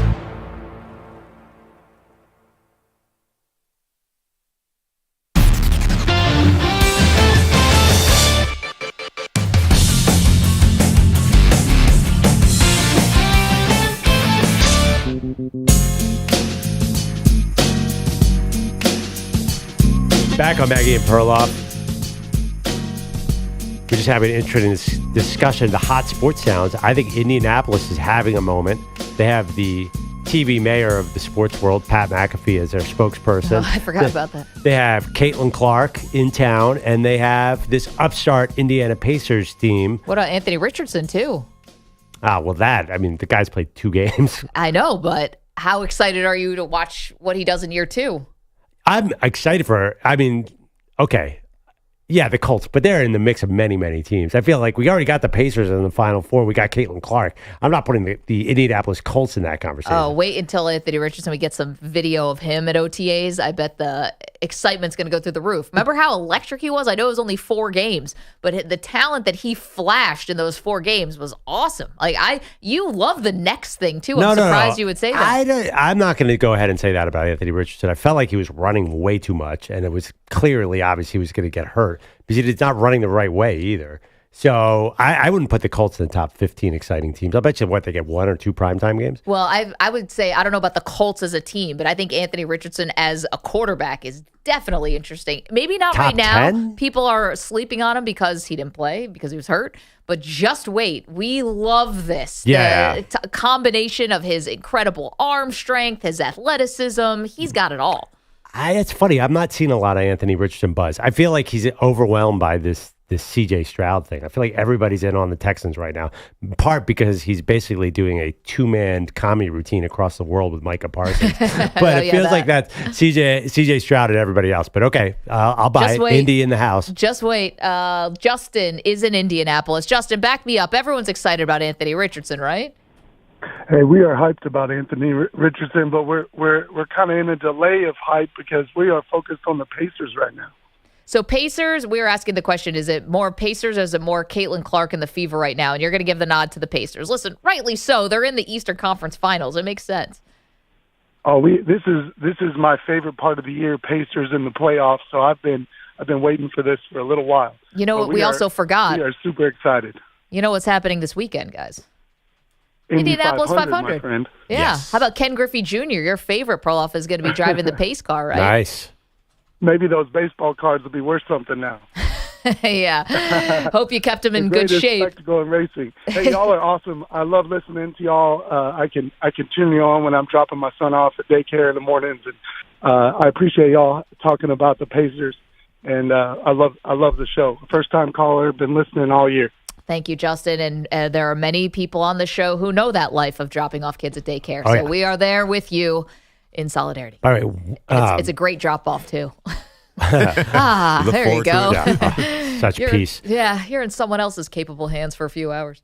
One Colts primetime game, and it's in the flex window, week 11 for Sunday Night Football. So I don't think just sleeping on it. That's all. They just I don't think that exactly is a burning fire of interest out there right now. Because I'm willing to wait on this opinion, and you can apologize to me around week 4. I'm a huge Anthony Richardson fan, but I think that falls into the unknown. And No, you don't get to say you're a huge Anthony Richardson fan. You don't get to claim him. They're definitely bottom 10 buzzworthy team in the NFL right now. I'm willing to wait on that. And let's just one primetime game in week 11, meaning that they're ready to flex out that one prime. They're right in they're like the Panthers. Okay, they start the season off against the Texans, week 1. Now, it's a 1 o'clock game. I'll grant you that. It might get lost a little bit. But if the Colts somehow beat the Houston Texans, everyone's darling, and a little bit of the shine comes off week 1, it's going to be more Anthony Richardson. Then they go to Lambeau. Win a game at Lambeau. Say you're off to a 2-0 start. You just gave Indy a win at Lambeau? That's generous. I did.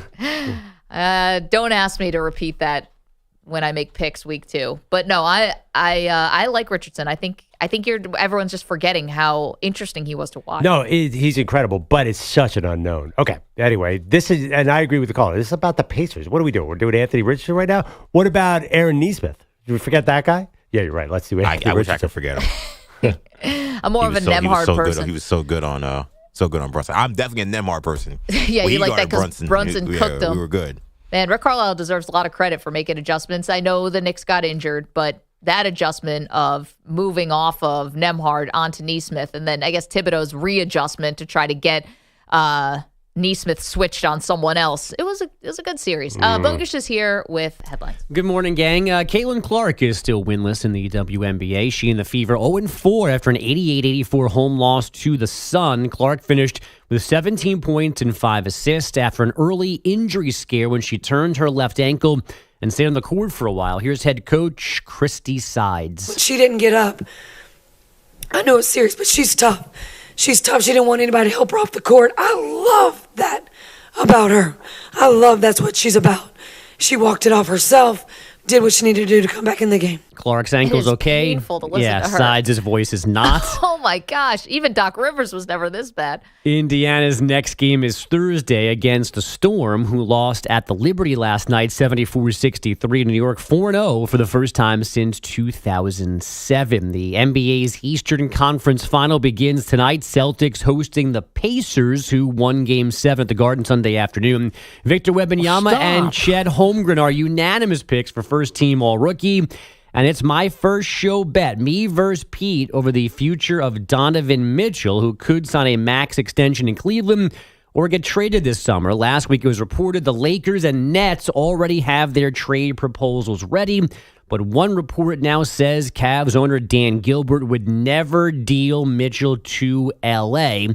That might be a moot point because current sentiment has Mitchell more likely to stick with the Cavaliers long term. I win then. We need this to be an actual show bet now that you've brought it to the show. Wait, the LA thing. I've been watching these two go back and forth on this. Yeah. On Donovan Mitchell? This is what gets you guys riled up? Yeah, All this is a thing that's been happening. Wait. It's been very fascinating. Is the LA thing because of the Dan Gilbert LeBron stuff? Is that what he's saying? Well, LeBron went. Is he holding a grudge for that? Is that why? What is it? What the heck does Dan Gilbert care if he goes to LA? I don't know. I don't have your answers. I'm just reading words. It was a really I'm odd glad they're story. doing this, though. Why? I'm tired of people bailing out the Lakers. I'm tired of that. It's called the history of the NBA, my friend. History of the NBA. Thank you, sir. He Shaq, knows it. Kareem, Kobe for Vlade. This guy gets it. Well, they didn't allow Chris Paul to go there, so. I know. Thank God David Stern did that. Well, I don't think that's what people were saying at the time. I know, but and that was a little different because they were a really good team, and it's unfortunate. But I just don't like it when a team that keeps getting bailed out when they're in a position of weakness. They got Anthony Davis when they were in a position of weakness. They got LeBron when they were in a position of weakness. If you go and give them Donovan Mitchell, you're once again bailing out a team that has no avenue to competing for a championship. Right. You don't have to be smart team builder because you're LA and you'll just get the biggest star to come. That's what has always happened. He's right. I don't mind as much. Okay, but that means specific to the Lakers, that part, okay. But if the Lakers somehow had the best offer and you were dealing Donovan Mitchell, you should take the Lakers' best offer. I'll bet you Dan Gilbert still doesn't like LeBron. It has to be. But do you think the Nets offer would definitely be the better offer? No chance. Because the draft picks will likely be higher. Yes, the Nets seem to have more ammunition to get Donovan Mitchell than the Lakers would. But can Donovan Mitchell say, I don't want to go there because they're a rebuilding team? He does not have a no-trade clause. Right, but NBA players, Maggie, you always say NBA players can complain enough to affect things. Yes. I've just watched it so much. I mean, Dame didn't get to go to Miami, though, and they were staunch about that. The difference in this Donovan Mitchell thing is he has 1 year left on his deal. So if you trade him someplace where he doesn't want to go, he becomes a flight risk. Yeah. So he can, in some ways, kind of change. That's a good one. Yeah, he can basically kind of say, okay, you can send me to Brooklyn. There's no guarantee at all I'm going to sign an extension there. And maybe he can say, I don't even want to go there. A flight risk, you make it sound like he's going to Argentina to hide out. And that's what he is. He's a flight risk. As soon as he gets in the building, he's all right. We got till July 1st? I'm headed out back to LA anyway. Yeah. That'd be a cool nickname for a high jumping player. Like Anthony Edwards is a flight risk. Like he's going to jump over your head. That could be cool to be a flight risk. I can hear Iron Eagle saying that. Yeah. He's a flight risk. Wait, but by the way, who's going to text Ian? I actually can't exactly follow, but was there some way that EJ was trying to get Donovan Mitchell to New York there, and that's some convoluted way? No, because I don't know if the Knicks want him anymore. I don't know if it's the perfect. What do you mean? Well, now with Brunson handling the ball so much, but Brunson, the Knicks wouldn't want Donovan Mitchell, really? I think the circumstances are a little different. They had a chance to get him, and they basically passed last time, right? When they could have got him out of Salt Lake City. I didn't realize that Bogusch and Pete have a big Donovan Mitchell. This is the important thing I want to get to. I mean, we did this on we did this on the air. Did this on the air, okay. And the bet was reconfirmed last week. If Donovan Mitchell leaves the Cavaliers, he's got to leave the Cavs. If he re-signs in Cleveland, it's a push, nothing happens. Okay. But if he leaves Cleveland and goes to the Nets, I win. And Bilotti has to wear Nets shirts for a week or a 30 month? days. 30 days. Oh, yes. Not 30 shirts, but a Nets shirt for 30 days. I think we came up with 5 shirts rotated over the course of 30 days. And then if he leaves the Cavs and goes anywhere other than the Nets, I have to wear Knicks crap for a month. Oh, wow. Okay. I like where this is going. I love this. I just want people out of here. If I could just amend this a little bit, 5 shirts seems like a lot. You could just wear one. You know, you can rotate that too much. I think we have to cut it down to like 2 shirts. But it has to be a Ben Simmons shirt. Your Did they favorite sell net. those? Your favorite net. No. I'm not wearing a Ben Simmons shirt. I'm going to go find the retro shirts and wear those. What if I make a Scheffler Nets jersey for you? Yeah. crossover. An orange Scheffler shirt. Yeah. Maybe What's wear a retro Nets? You mean like Albert King? Those tie-dye, Drazen Petrovic, Yeah. Kenny Anderson back in the day. That's what. You could have a Jason Kidd. You could have a Kenyon Martin. Bogus. You got to make it Ben Simmons. It'd be so funny. That's good content. Ben Simmons as a net is one of the funniest things Do you think ever. they even sell his stuff in the team store? Can you check on your way home? Yeah, probably. You really don't think that they sell Ben Simmons? He's still on the roster, isn't he? He is, yeah. Yes, technically he's still on the roster. The only place he's been lately is the Met Gala. I was What the else only do we reason have? he's alive. How about Bilotti dresses like Ben Simmons at the Met Gala? Oh, that'd be great. Sort of like, and I had to dress like Bilotti. right, like Complete with the purse and everything. time traveling Sherlock Holmes look. Yeah, the purse that had the clock on it. At a skirt, right? A kilt. Was he wearing a skirt? I think it was a kilt. I think that was you.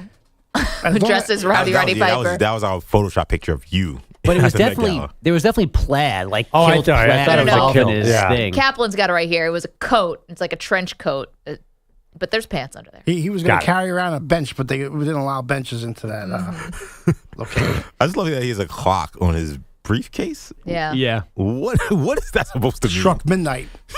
Actually, it's at 5:30, which is weird too. It was a working clock, maybe. Oh, maybe it was just a working clock. Yeah. Oh, yeah. I'm an idiot. It's like 5:30. What could that mean? Symbolic. Declared out. Symbolic, yeah. That's what he's declared out every game. Yeah, right. That is when the release goes out. He is unavailable. What else do we have? Home court, home ice hasn't mattered in Game 7 the last 2 days. Bouchard, one-timer, ripped wide. Rebound, Nugent Hopkins scores! Nugent Hopkins! Power play goal! 3-0! Edmonton in Game 7! Jack Michaels, Sam Rosen, Dave Maloney, Oilers Radio. Edmonton took a 3-0 lead into the third period of Game 7 in Vancouver, held on for a 3-2 win, reaching the Western Conference Final for the second time in 3 years and keeping alive Canada's chance at the Stanley Cup. The country's last champ was Montreal in 1993. Scotty Scheffler scheduled to be in a Louisville courtroom in a half hour, but his arraignment delayed to June 3rd because Scheffler's attorney could not be present. Scotty does not need to attend at all whenever the arraignment happens, and when it does, he'll plead not guilty to the charges from Friday Here's another morning. question. Who is the lawyer's other high-profile client that he can't be there for the world's #1 golfer? Must be the guys from that drove him home from the country club. I was going to say, is it like Ipe Mizuhara? Like, who else could this guy be representing? Where he's like, I'm sorry, Scotty. Stay in Louisville for a little bit longer. I also love this is the third time I've done the story, and Pete continues to react like he's hearing it for the first time. I love that. I can't stand this story. I cannot stand this story whatsoever. Enough with the story. And he can't. He's now. He can do this from home. Apparently, he sit on the couch and plead not guilty.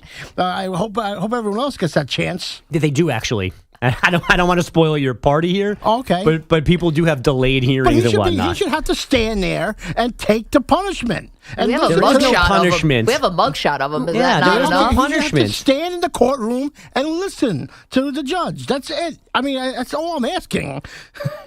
Not like I'm asking for anything impossible. Well, he would probably be advised by his lawyer not to say anything. Maybe his lawyer can show up. I mean, there's And an then it should be arraignment. done. There's an arraignment. He should have to be there.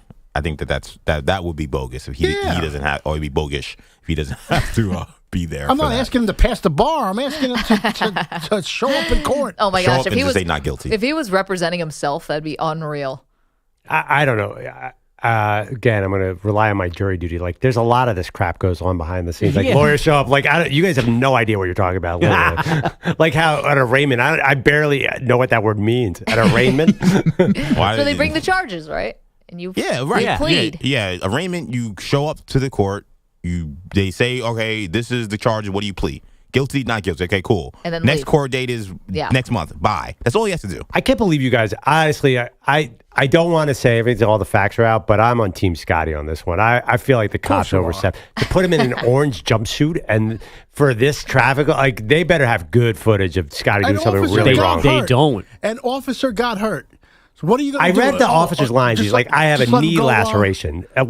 Dude, he's setting up a civil lawsuit here. Well, you're always like team cops here? I mean, they're trying to figure out an accident that just happened that killed somebody. What does that have to do with Scotty Scheffler? That has 0.0 to do with this situation. I disagree with that. He didn't drive through the crime scene. Yeah. Oh, no, I disagree with that. It has everything to do with it.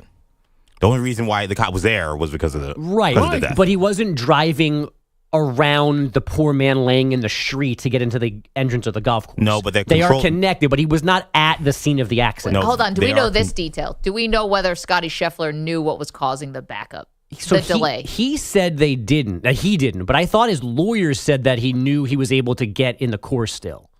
But he didn't know what caused the traffic accident. He That's didn't what realize he there was said a on fatality. Friday. And that's Yes. fine, but I don't think bogus you can play the result. Okay, like they're stopping traffic because of a serious thing.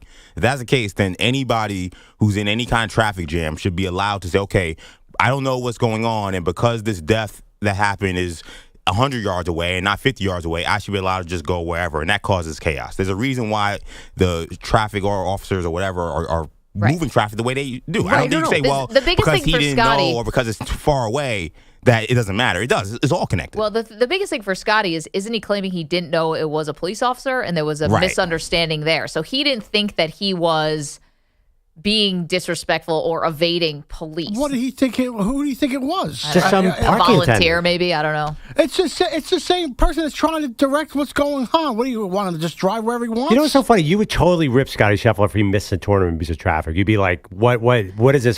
Yes, you would. I wouldn't care because you know what? I don't give a damn about golf. What if what if a player on your team? does. What if your player on a team was late to a game because of traffic? You would kill them.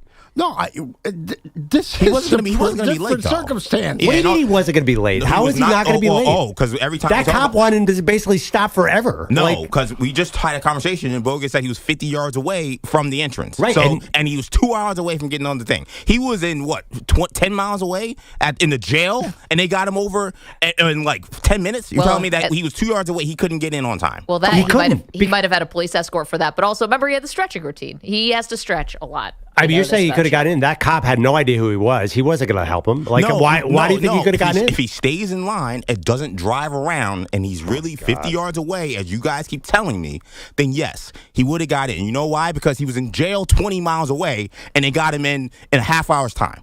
So I don't want to hear about he wouldn't have got there on time. He would have got there on time. But that was maybe after they cleared up the accident. Right. And my point about the accident was just that his decision to drive whatever he did outside of the lane was not showing direct disrespect to somebody losing their life. That would make a difference in like what his motivation was and his demeanor, for lack of a better term, that morning. He thought he was just driving around traffic. So that's what I meant by the accident was disconnected. He was not driving around flares and there's a reason crime tape and guys marking distances and He did not go through the investigation. I'm bogus. I actually don't drive, ironically, but we've all been in cars. We've all been on highways. We've all been on roads. When there's long traffic that's unfamiliar or uncertain, or we don't usually see this, there is an expectation that there could be something really bad. That's why we have rubbernecking. We drive up and say, oh, what's going on? Oh, my God, there's a crazy 8-car wreck. The idea that he just like, oh, I don't know what the traffic is, and like it doesn't matter. I can just go through. There is a reasonable suspicion that perhaps there's something serious that happened, which is why there is traffic. To say, that's disconnected completely is not fair. Is there any, and we've now beat this thing to death, but is there any, what if he says, I panicked? I thought I was going to miss my tee time. I wasn't sure. I had no idea what this is from. It's raining like crazy. I thought maybe someone just got into a fender bender. The guy didn't have any idea who I was. The world's #1 golfer, and I panicked. And that's fine. Would that be more human? But he Would doesn't that be say more that because everybody else got in okay because they were told that they were allowed to go around the traffic to get into the golf course. No, did a bunch of dudes have to walk? Yeah, what? Guys got out and walked who were behind him, but people in front of him they got didn't in. get around the traffic. Right, but because they got out of a car that they were not driving in. Other people, guys, the guy that was right behind him, Jeff Darlington, was told us on TV that they were told they were allowed to go around traffic. They were already waved past one checkpoint by police before they got to this one. They were told that they were allowed to do what they were doing. Why? He doesn't need to say that he panicked. He thought he was doing what he was allowed to do. That's fine, but at the end of the day, as you said, He was close to the entrance. He would have got in on time anyway. He did not have to do what he had to do. That's why I think maybe he panicked. Maybe he thought, I'm stuck and I need to do something. Well, this topic isn't going away anytime soon. Bogush, thank you so much. Coming up, a reclamation project in the works. Maybe someone we wrote off a little bit too soon. We'll get to them in a minute. Don't move. You're in a 5-minute break.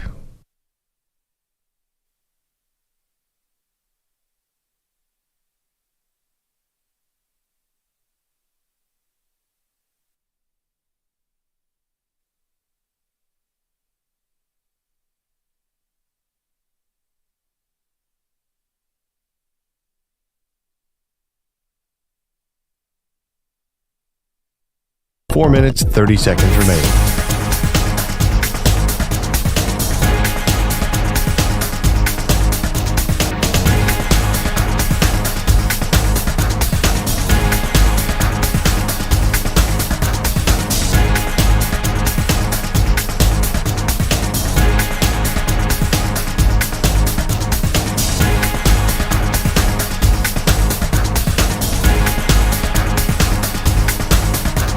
Four minutes remaining.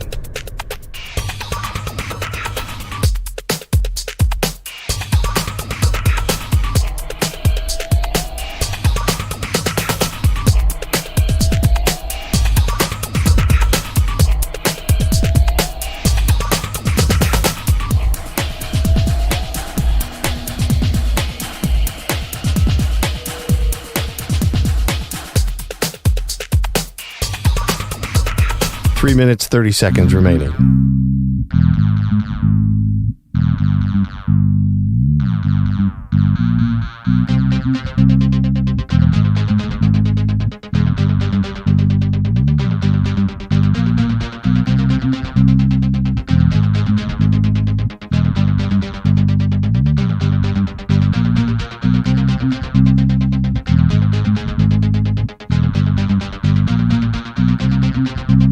Three minutes remaining.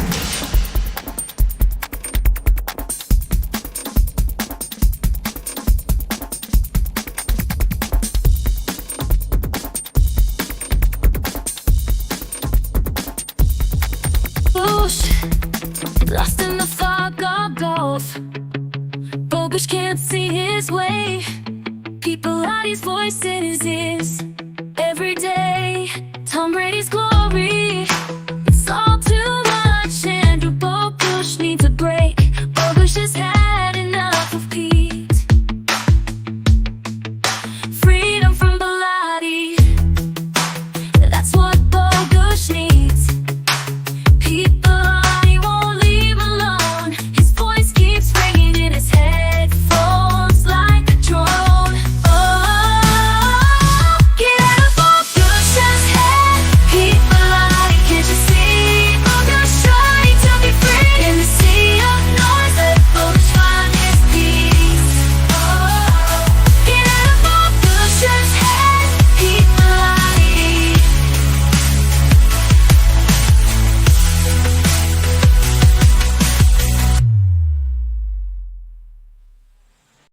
Andrew Bogush, lost in the fog of golf.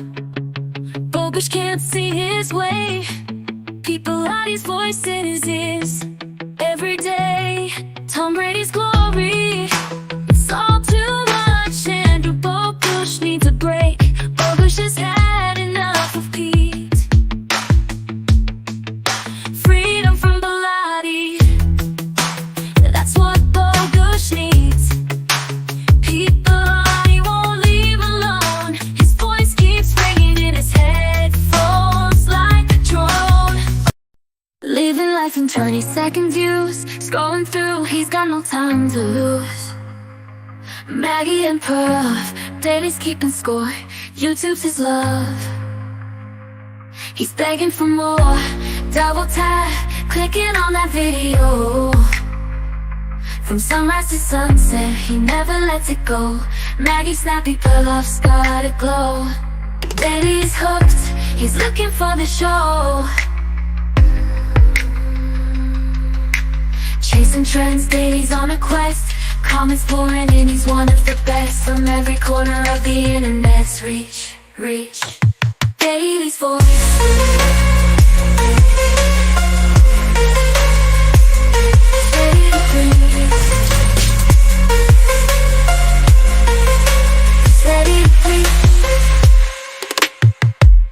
Reach it to preach.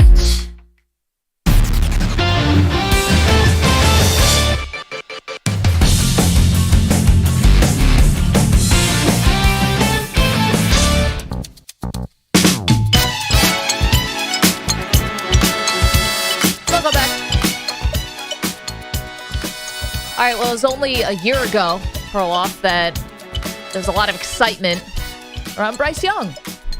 Number 1 overall pick from last year. Just a disaster of a rookie season, but now things are different according to his head coach. So can we hear a little from Dave Canales, please, on Bryce Young and what stands out about the young quarterback? I will take cut 5, please. Really, I think it's just the consistency he has. He has a very calming presence. He's someone that that has a conversation with you and talks with you. Good, bad, or indifferent. You can tell there's an emphasis on teaching. Okay, this is more Bryce Young on Dave Canales. His communication style, very beneficial. At times, of course, we're passionate and, coach, a lot of time there's a lot of yelling and a lot of emotion, and there's nothing wrong with that, of course, but just his style is very, he wants to teach. He wants to make sure that he communicate. It's not just that's a bad throw or you missed. It's constructive. It's something where you can go back, and if you miss something, you do something wrong, gives you something tangible. Okay, so wow, catch the fever. Vibes are positive in with the Carolina Panthers, which is more than you can say at the end of last year. Are you buying any of this is going to help Bryce Young? That is the softest endorsement I've ever seen for if he makes a mistake, he's humble about. What was that? Well, I Bryce expected some hype talk. It's May. Let's throw some bombs around the field. Let's not be good communicators. Well, I mean, do you expect Bryce Young to be out there doing anything where he'd be stepping out of line to have this bravado? I don't think that's really his game. Well, the thing that worries me about Bryce Young is he came into this draft process as like the CEO. He's so good in front of a camera. Everybody seemed to love him. And then it got to Carolina. It just didn't work at all. So I don't care about any of that personality stuff. I want to see production on the field. And I have a little faith that it can happen here. Because Dave Canales they have a new coaching staff. He's supposed to be this quarterback turnaround guru. He did it with Geno Smith. He did it with Baker Mayfield. And they added a fair amount of talent. They got a Deontay Johnson wide receiver. They drafted a receiver, Xavier Legette. They signed 2 expensive offensive linemen. Like, they're doing everything right. So if Bryce Young can't make it in this situation, at least improve, then he's not going to improve at all. And I think he is going to take a step forward. I'll tell you this. If he doesn't take a step forward this year and you don't see, it'd be hard to turn in the season he had last year, but you're going to have to see a pretty big leap here, I think, in year 2 to prevent the Panthers from starting to look elsewhere. Because if you're going to be losing games multiple years in a row, and listen, Trevor Lawrence lost games and everyone understood that early and nobody's moving off of him. But I think this all comes back to what you and I talked about, argued about, went back and forth on for Bryce Young's entire draft season, which was, is he too small? And I said yes, and I got totally lambasted for it, and I got it because he was the Heisman Trophy winner in Alabama and all that. But I just think if you don't see something really big and a really big jump this year, because he's playing in an easy division, quote unquote, air quotes, easy, I think that Carolina is starting to think, oh man, maybe we can look somewhere else for a quarterback, and maybe this is just not going to work. There's a lot riding on the season for Bryce Young. I'm not sure they're starting to think anything yet because they haven't seen anything real. Look at last year. You're right about the height, and you were right, lambasted. I'll give you that. But they had Adam Thielen was their number 1 receiver. He didn't have a chance. There's nobody who was going to do it. So if he had Zach Wilson-like numbers last year, 11 touchdowns, 10 picks. If he goes to 20 touchdowns, 12 picks, and they win 4 games, they're not giving up on him. Right. So I just think that you need some statistical improvement here. And this is it's set up to do that. Canales got a lot out of Baker Mayfield last year, play calling. So you're right. If it's Zach Wilson numbers again, he's dead. But I think he has a great chance to improve at least 40%, which will be fine. Our pal Big Dave is in Kentucky, wants to weigh in on the Scotty Scheffler situation from last weekend. Hey, Big Dave. Hey, guys. How y'all doing? Good, man. I only left you about a minute. What do you have for us? It's okay. So what if another cop, another police officer, had told Scotty Scheffler to do exactly what he did? How does that change things for you guys? I think it would change well for Pete and EJ, who are upset about Scotty Scheffler. It does not change anything. Really? Because Bogus just told me the same thing. The reason why it doesn't change things is because we and Pearl were just at a Knick game, and there's like a zillion security guards, right? Right. One security guard could say, hey, go through, you guys are good. Yeah. Once a second security guard, when we get to a certain checkpoint, says, hey, you have to stop for whatever reason, am I going to say, oh, screw you, I'm just going to keep going because the guy 50 yards from me told me I can keep going, or do I stop? Yeah, but EJ, you weren't wearing shorts. You weren't about to go on the court. Yeah, I'm not sure it's that clear cut. I mean, you have to understand the circumstances as they were. It's pouring the rain. There's traffic backed up. There's probably 100 cops there. I'm just not sure it's that clear cut. I really don't. But anyway, supposedly, allegedly, of course, this is from his attorney that said this happened, but they had actually redirected traffic. In other words, there's like 3 lanes of westbound traffic on that side, right? They had turned one westbound lane into an eastbound lane. Oh, it was just chaos. To facilitate egress into the course. Dave, it was chaos, definitely. And thank you for the phone call, as always. Listen, we're going to find out. If they drop the charges, then we'll certainly know. And if not, this thing's going to drag out probably for a couple months.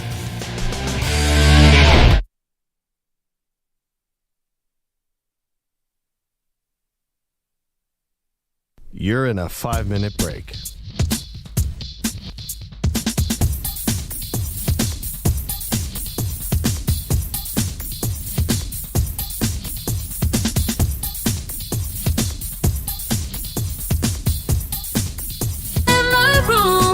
Scrolling through the tube, watching Maggie Perloff, getting in the groove.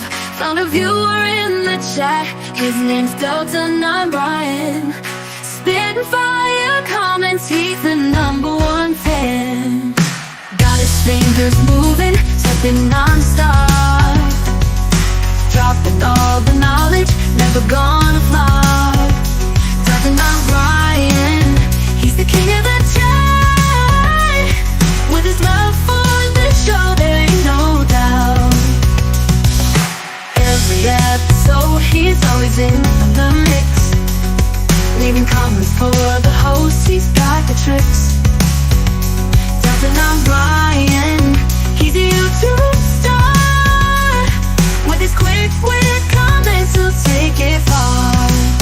I've been sitting in my room, scrolling through the tube, watching Maggie and Perloff, getting in the groove. Found a viewer in the chat, his name's Dalton, I'm Brian. Spitting fire comments, he's the #1 fan. Every episode, he's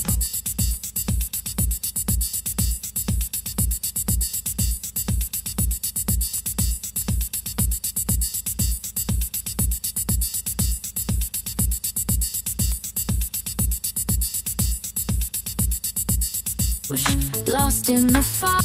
Andrew Bogush, 3 minutes remaining. lost in the fog. Goff, Bogush can't see his way. People out his voice in his ears every day. Tom Brady's glory, it's all too much. Andrew Bogush needs a break. Bogush has had enough. Simple melodies, that's what Bogush needs. People out, he won't leave him alone. His voice keeps ringing in my headphones like a drone. Oh, get out of Bogush head. People out, can't you see Bogush trying to be free? In this sea of noise, let Bogush find his peace. Oh, get out of Bogush head.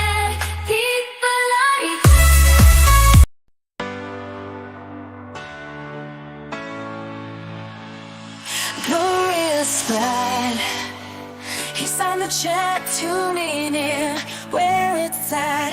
Infinity Sports Radio, playing all morning. Dancing to the beat, feeling so right. The takes are loud, his speakers blast. He's a Twitch viewer, having a blast. The ball of his spin and the crowd's going wild.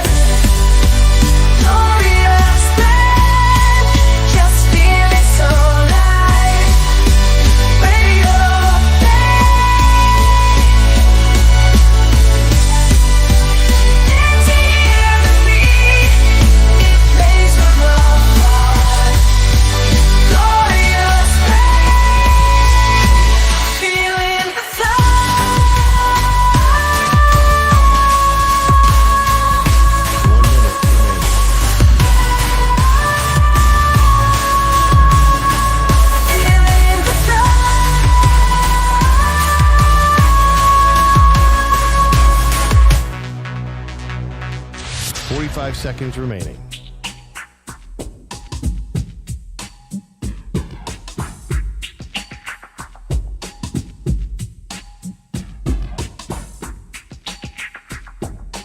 Miller, 30 seconds remaining.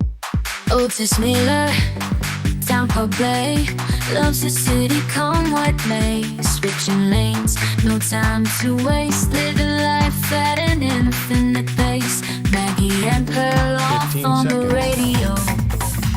Infinity Sports, they steal the show. Otis Miller, Break ends in 5 Tampa seconds. Bay.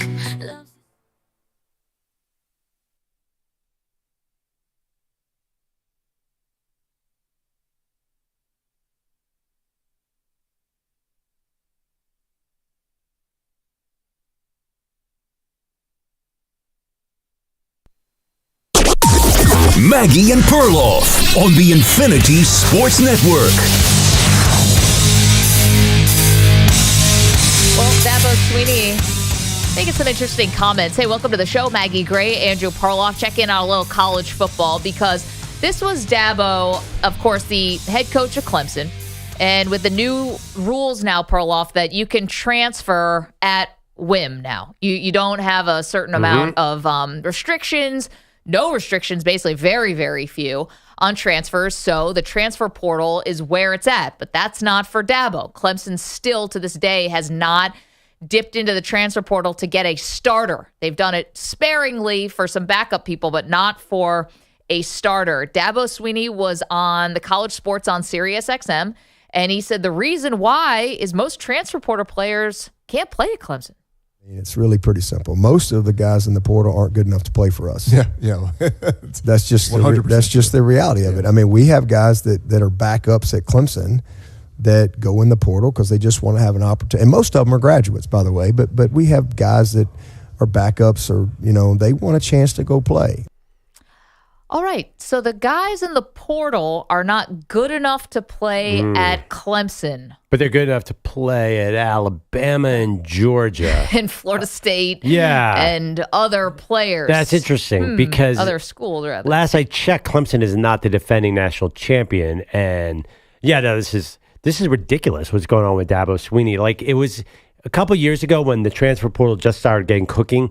Maybe there was some validity. They're like, okay, well, Dabo's got a different strategy. While everyone is zigging, he's zagging. Maybe this will work out. But now he's just being stubborn, and it's insane. And the fact that Clemson was the program, and now it is just not. And I don't think they're coming back under Dabo. Well, it's one thing if this is going to be your strategy, right? If you're going to zig where you zag, and if you're going to say, hey, and this would be the one thought process behind not going into the transfer portal, is if you want to make it clear to high school recruits, blue chip high school recruits, come to Clemson and you will not have to look over your shoulder, right? You are not going to replace you. You can come to Clemson and we're going to invest in you and we are going to make sure you reach your full potential here. We're not just going to be in the portal any chance we get to try to come over your shoulder and try to find your replacement. That makes no sense. That would be the theory behind this, right? Maybe, I guess so, but you have to understand, like, there's a financial incentive for people to transfer to redo their NIL deals. So if you get a 4 or 5 star recruit and you're in that living room, they know the deal. They know after a year or two, hey, maybe I should redo my NIL deal and put myself back on the market. So why would they might hear that as window dressing, but that's not a reality. Well, but I'm just saying, I think that's what this is based off of, because I can't think of any other reason. I don't think it's just stubbornness. I do think that there is maybe a strategy to it, How can there be a strategy? They keep falling in the rankings every year. Well, but I think this is the zag. The zag isn't just don't go into the transfer portal because you're lazy or because for the hell of it. And it's certainly not because the players aren't good enough to play at Clemson. That's a lie. We know that's a lie. So the only thing that I could think of for Dabo, the strategy, is that you have to try to sell to blue chip high school players.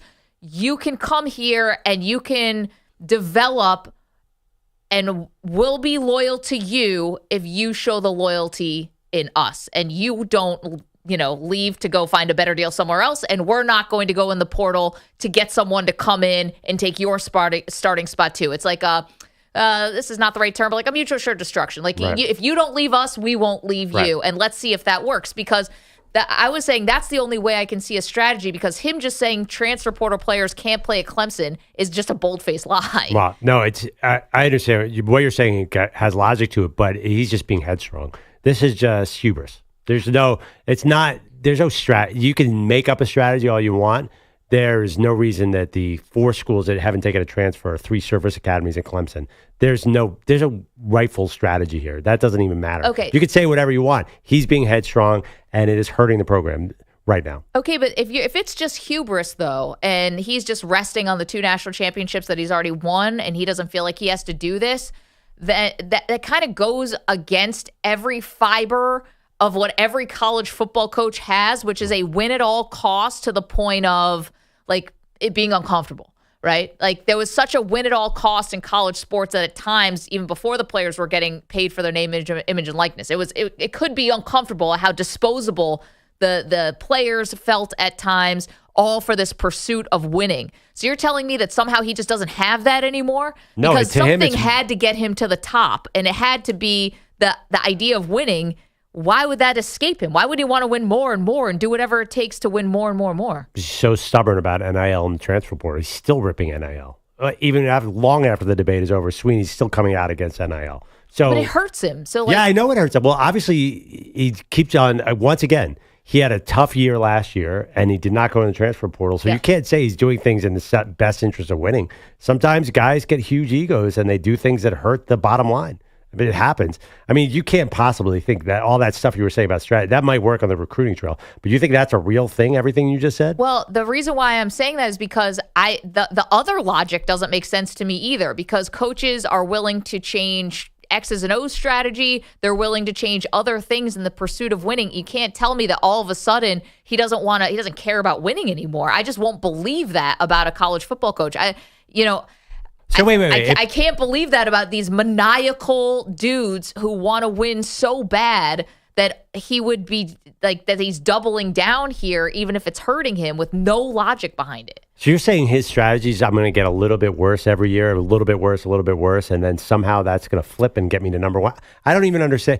I mean, whatever that line you said about we're going to invest in you, I mean, that all sounds like a sale job. It obviously isn't working. Like, at what point does he turn around in 2032 when they're 3-11 and kicked out of the ACC? Like, Then why isn't he on the hot seat?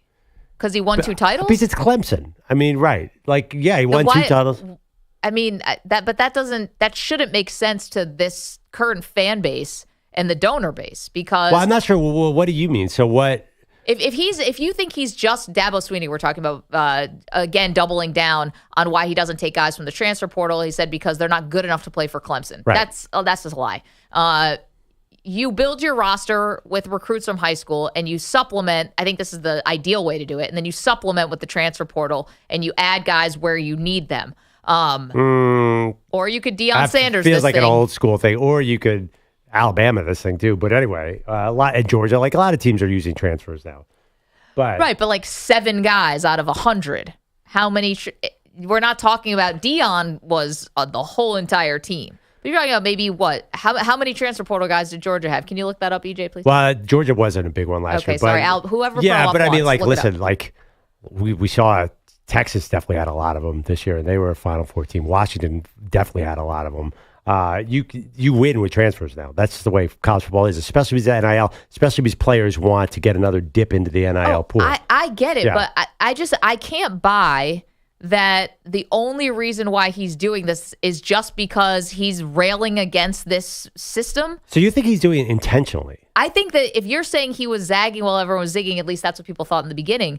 I think there has to be some kind of logic to this, not just shaking your fist at the system, because that'd be so silly, because you know that that's not going to lead to winning. Yes, that's what we're all saying about Dabo Swinney. He's being ridiculous. I know, but I can't. Like, so that means you just turned off this part of your brain. Yes, that's the crazy part about this. That's why Clemson keeps falling and falling and falling, because Dabo won't go into the transfer portal. It's that simple. There's no second layer to this. See, I think there has to be, because again, you don't just stop trying to win. Like that doesn't make any sense for what we know about college football coaches. Our entire natural lives is how insanely competitive they are. We know why Clemson ain't winning. It has nothing to do with the portal or the recruiting. It's they don't got Trevor Lawrence walking through that door. Well, I disagree with that. But they were with other quarterbacks. They could have had Cam Ward just like Miami did. Kate Klubnik was one, wasn't he? One, he was 1 or 2. Right, but he's a young player who's not. He's definitely not Trevor Lawrence. I'm saying, but he's caliber. That's not the problem. He's a 5-star recruit. He was one of the top 3 recruits of his class. No, but that's my point. Is that Trevor Lawrence was a special college football player, and I don't think Dabo Swinney was ever that great a coach. So to your point, actually, I'm saying the reason why he ain't winning, we can talk about transport or whatever, is this is a guy who got elevated by Deshaun Watson and Trevor Lawrence. Okay, but EJ, this is what I'm saying about Dabo. How did he get Deshaun Watson and Trevor Lawrence? He recruited him out of high school. Right. Right. So if he's still trying to recruit guys out of high school, this obviously has to be a bit of it's not working out, obviously, because they started 4-4 and they lost a ton of games last year. But there has to be some kind of method to the madness, which is I'm going to recruit you out of high school and I'm going to show you some kind of loyalty if you show it back to me. I think he believes in building programs a traditional way and building a system and building a foundation. And I think he's wrong about how he wants to go about it, but I don't necessarily think it's a terrible thing. I don't even think he's necessarily wrong with the actual statement that most transfer can't play at Clemson, because I think he's right about that. Now, could the top end guys play at Clemson? Of course. Okay, but they should be able to afford those guys too. They've got for sure. all types of money there. He should probably get those guys. But I'm just saying, in terms of his statement, when he's asked blankly, why do you get transfer? Most guys can't play at Clemson. I think he's right. Yeah, I think Clemson is an elite program. Okay, but we know what this is. We know thousands of people go into the transfer portal every year. We're not asking them to take the 2 stars and the 1 stars, where it's still Clemson. You would think it's like the Keon Colemans and the Jordan Addisons and the guys like that who are in the transfer portal, just to name 2 wide receivers. Right. I think he's defending his way of coaching. So, yes, should he be going after a Keon Coleman who's at Michigan State? Yeah. Was a good player there, then obviously was a superstar at Florida State.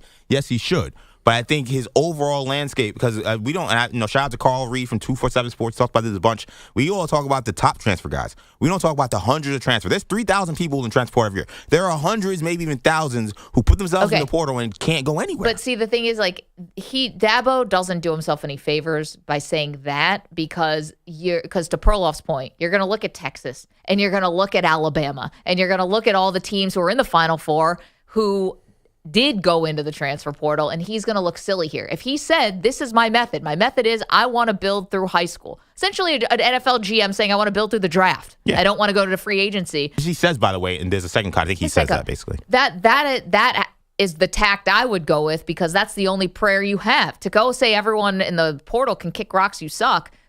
That just doesn't come across as being genuine. Well, I mean, listen, you can't ignore everything you guys are saying. I understand a lot, but you can't ignore that Clemson keeps falling. Their record keeps getting worse pretty much every year. Right, and if there's no method to Dabo's madness, there's no method. Why isn't he on the hot seat then? If you're just doing it to do it, then you should be fired. So, okay, 2018, 15-0, then 14-1, 10-2, 10-3, 11-3, 9-4.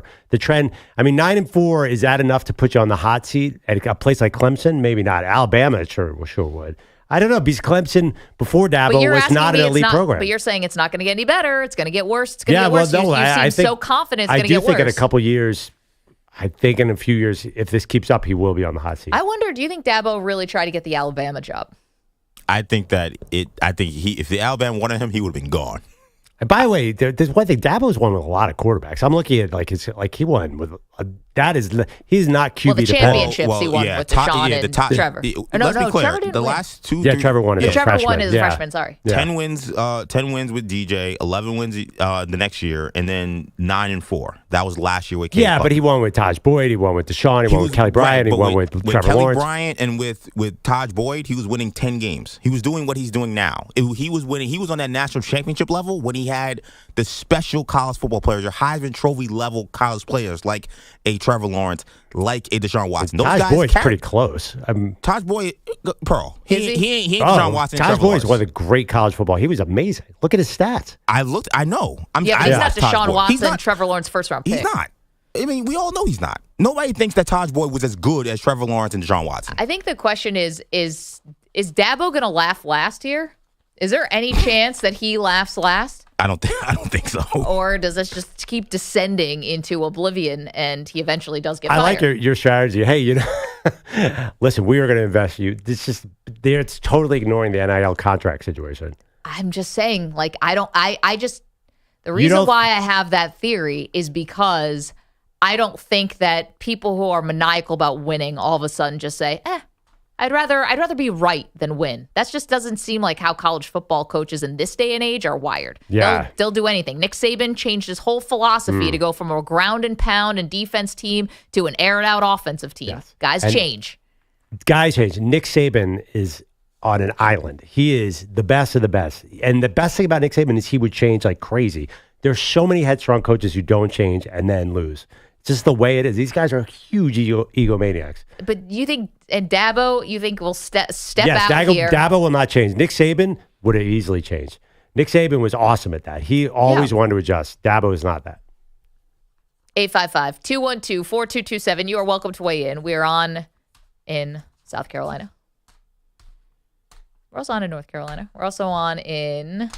We learned Indy. Georgia, Florida. Indy's been involved in the show quite a bit. We're everywhere. Are they okay with those papers there? Wherever Clemson fans are, we're there. If you want to weigh in, 855-212-4227, or just ACC fans in general. Coming up, we've got advice. We're doling it out. And a fun story that just came across the wire. We'll get to that too. It's Maggie Perloff. You're in a 5-minute break.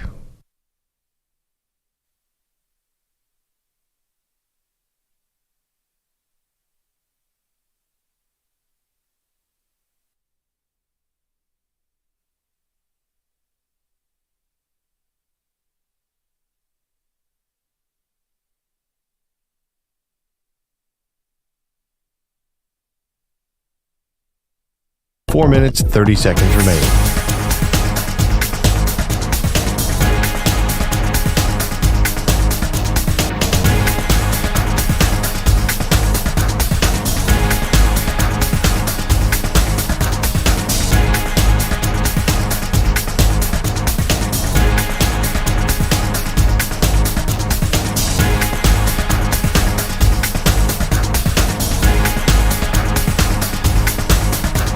Four minutes remaining.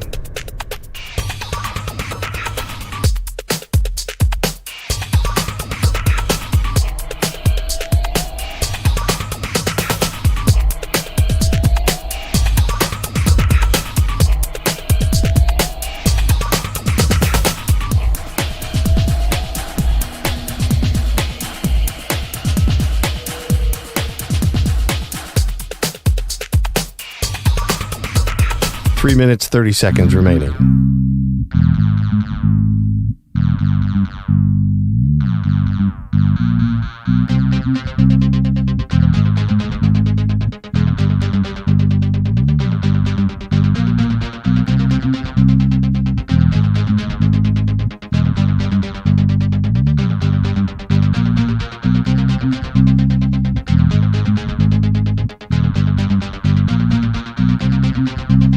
Three minutes remaining.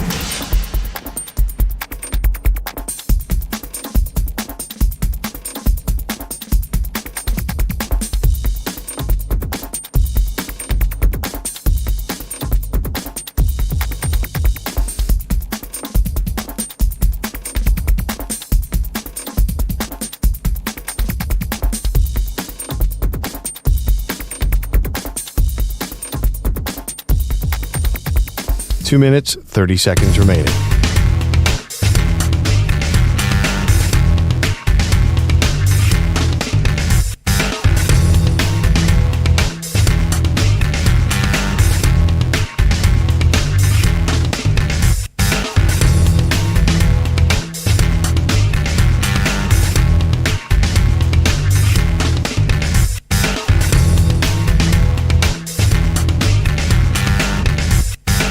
Two minutes remaining.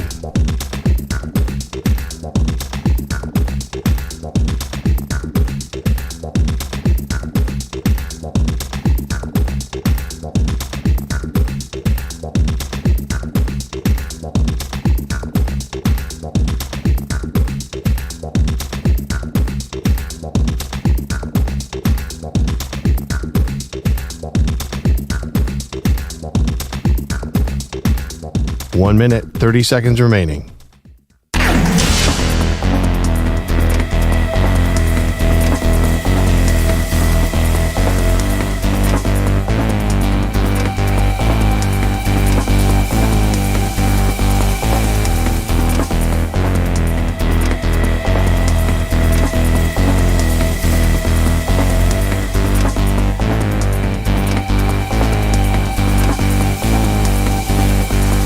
One minute remaining.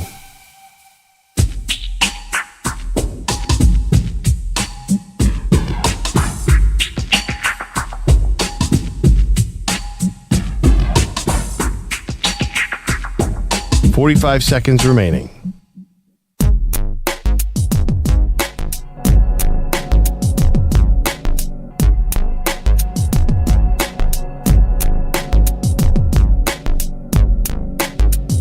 $30 seconds remaining.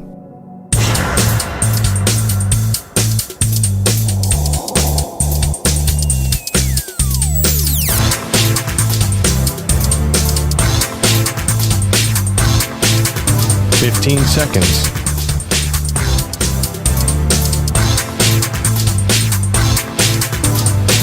Break ends in 5 seconds. We come from the shit show. Poyer, turn up the volume. Let the speakers blow.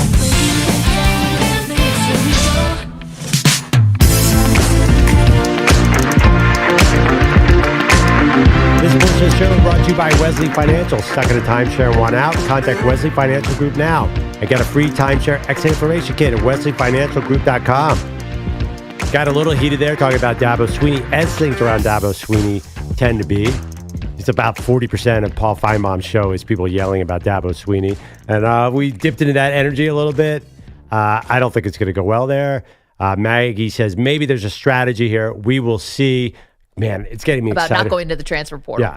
Yeah. I'm getting excited now for college football. I read, by the way, sorry, just a little note. Yeah. That apparently there's a story in The Athletic that people are killing Quinn Ewers in Texas, saying he's the total hack who's playing on Sark's system. An anonymous coach came out and said Ewers has no talent, which means maybe it'll be Arch time coming in the fall. There's a lot of quarterback drama out there. It's exciting. I did not see that story. So there was an anonymous coach who said that Quinn Ewers has no talent? Yeah, an anonymous SEC coach is saying Sark made Ewers because guys are wide open and Ewers is not good. That was getting a lot of play, meaning that the window might be open for Arch. Yeah, but that's like kind of a silly thing to say, isn't it? You love Quinn Ewers. I do not love Quinn Ewers anymore. Because this coach said this thing? No, I said it last week. Like his arm strength was not there last year. Like he was supposed to be this cannon guy, and he throws lollipops. Didn't he get hurt? Was that part of it? He He has not been the picture of health. Maybe that has something to do with it. Whether it's a lower body not being able to step into the throws. Last year? He had an injury to his throwing shoulder last season. Yeah, the shoulder. That. I don't know. No, I'm not. I'm down on Ewers. I was thinking about looking at next year's draft class. It's not going to be Ewers. I mean, are you seeing a lot of buzz like tank for Ewers?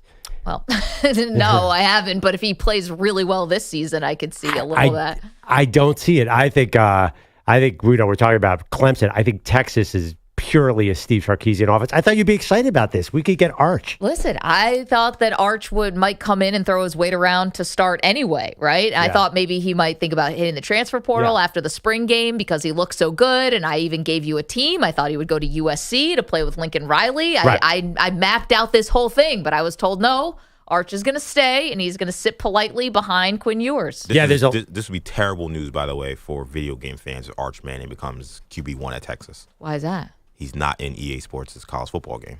Well, he didn't need the money. He's listening to his dopey uncles, his dad, who's like, "Hey, don't take that money." And but you get $600 and you get a game for free. I know. He should have just took it. Wow. Guys, what a deal. He's already a millionaire. Like, come on, man. Quinn Ewers is a cover athlete of that game. I need Quinn Ewers to be QB1. Please, Texas, Sark. I know I've said bad things about you on your show. Whatever you do, please start Quinn Ewers so I'm not playing some robot at quarterback for Texas this season. Yeah, you think Sark's the hack. Yes. Yeah, I think he's overrated. Let me read the quote real quick from The Athletic. I'm not that high on him, said a DB coach who played Texas last year. Overhyped has a good arm and did have a lot of talent around him, but you see a bunch of stuff where you wonder what he's doing out there. I think he's still trying to figure things out. Sark does such a good job of setting things up for him, and you'll see times where he'll rip it, but then there are other times he'll be timid. They made it to the Final Four. I don't know. I don't see that as like that. That is a criticism for sure, but isn't he supposed to be figuring things out? He's in college. I don't know. I saw that and it kind of rang true. Like, because this is Sark. Like, he is a master game planner. He should have a great offense. I feel like Ewers has some pressure on him. The other thing, he gets hurt all the time. We're going to see Arch. Get ready for it. This should be a wild college football year. You can see Arch because when you're driving to San Antonio to apologize to Wemby, you could stop off right at the Red River. The also think in football, like, we're going to see all these guys. Like, everybody gets out there. It's surprising Arch didn't get in last year. Because it's a sport with a lot of injuries. So the NFL's like that too. Yeah, the NFL too. We were debating Josh Allen versus Joe Burrow to start the show. I was actually thinking, I'm like, wow, which of those two guys stays healthy through 18 weeks? Man, let's go to the phones. 855-212-4227, where we find John. He's in Boise. Good morning, John. Hey, good morning, guys. So I just wanted to touch on Dabo, saying transfer portal guys, this and that. I'm from Boise, big-time Boise State fan.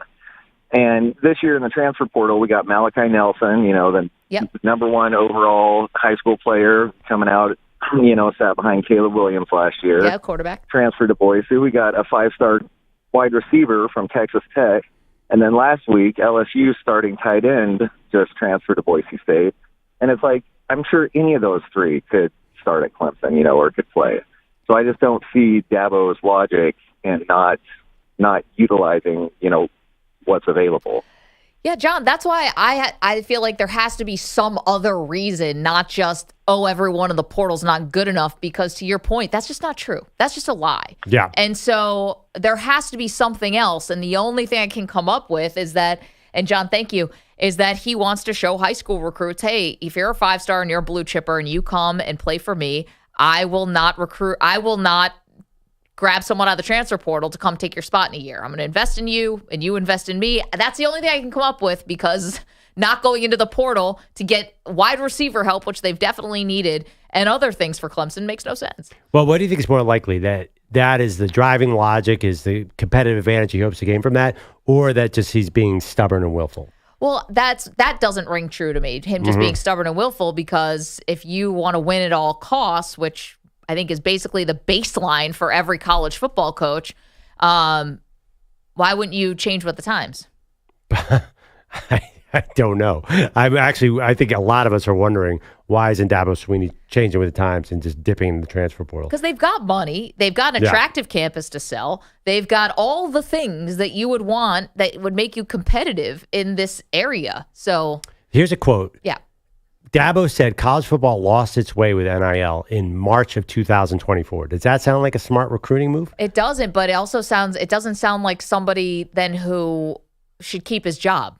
Because whether he thinks it should or not, if he's going to continue coaching, this is the way it's going until we get some massive reform. So you could go like Nick Saban, you could retire, or you can adapt or die. Well, I think that's why Dabo's getting a lot of criticism, because the program is losing a lot more games than they used to, and they should be. There's no excuse for Clemson not to win the ACC every year, and it doesn't seem like that's where I lean more towards he's being headstrong. Dan, I understand what you're saying about that is maybe a small recruiting advantage, but look at the teams that didn't take transfers. It's them, Army, and Navy. I mean, it doesn't make different sense. Different admissions process with some of those places. It doesn't matter how much you try and make this a logical strategy. It's just not working. So we'll see. Maybe they turn it around this year, but I'll bet you it's another disappointing year, because they got the bar so high that anything short of the Final Four is disappointing. And I don't think they're making it. You mentioned before about our question that we started the show off with, which is, who is the second best quarterback in the NFL? We're handing it to Mahomes here. But who is the second best quarterback in the NFL? We gave you 3 options: Josh Allen, Joe Burrow, and Lamar Jackson. And right now, Joe Burrow is leading the way, 49%.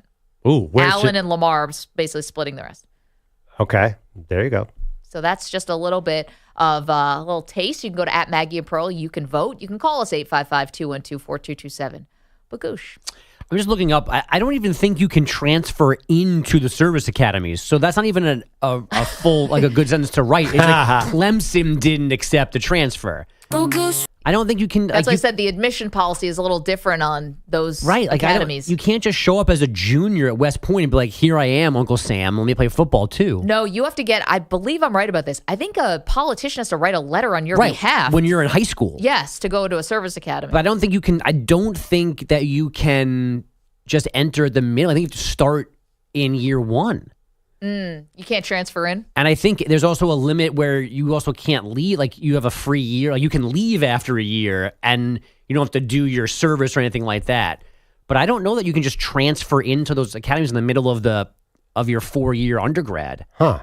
So like it's really significant that Clemson has 0 transfers. Well, and it's a different kind of training that you're getting at those academies, right? It's Clemson, Army, Navy, and Air Force. 4 FBS Which teams that do not land a transfer. Is not like the other. I mean, to be real, there's probably a practicality to not accepting a transfer if you're at an Army or a Navy or an Air Force, You right? start as a plebe, and then you have to work your way up. You have like all this training. I don't think you can just be like, well, I want to be liberal arts. So, no, it's like you're getting different types of majors. Yeah, and in fact, you could be just a senior. I'm just going to start right at where the seniors are when you know there has to be some, again, practical training for what they're going to be doing beyond football. What, do they start from square one as a senior? That would be very confusing. I'll tell you, I got to call one Army-Navy game. It was a women's college basketball game, and it was awesome. I got to go to West Point and do this for, it was like ESPNU at the time. Very, very cool experience. And one of the women on the team, I don't remember exactly what her major was, but it was something to the effect of taking apart bombs. Like deconstructing bombs. I'm like, that's your major? Mine was Locker? Journalism. That was her major? My friend did minor religions of India.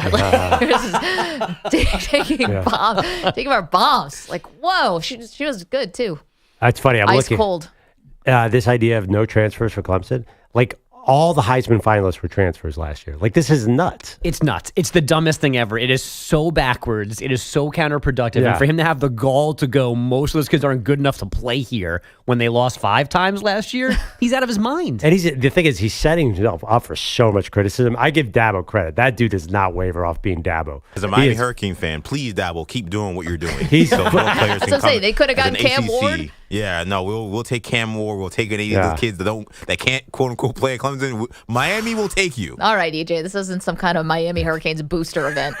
What else? What do you got By the for way, us, you Bogus? can give Miami all those transfers. They still ain't winning. But go ahead. Yeah, Mario Cristobal's still going to run the ball.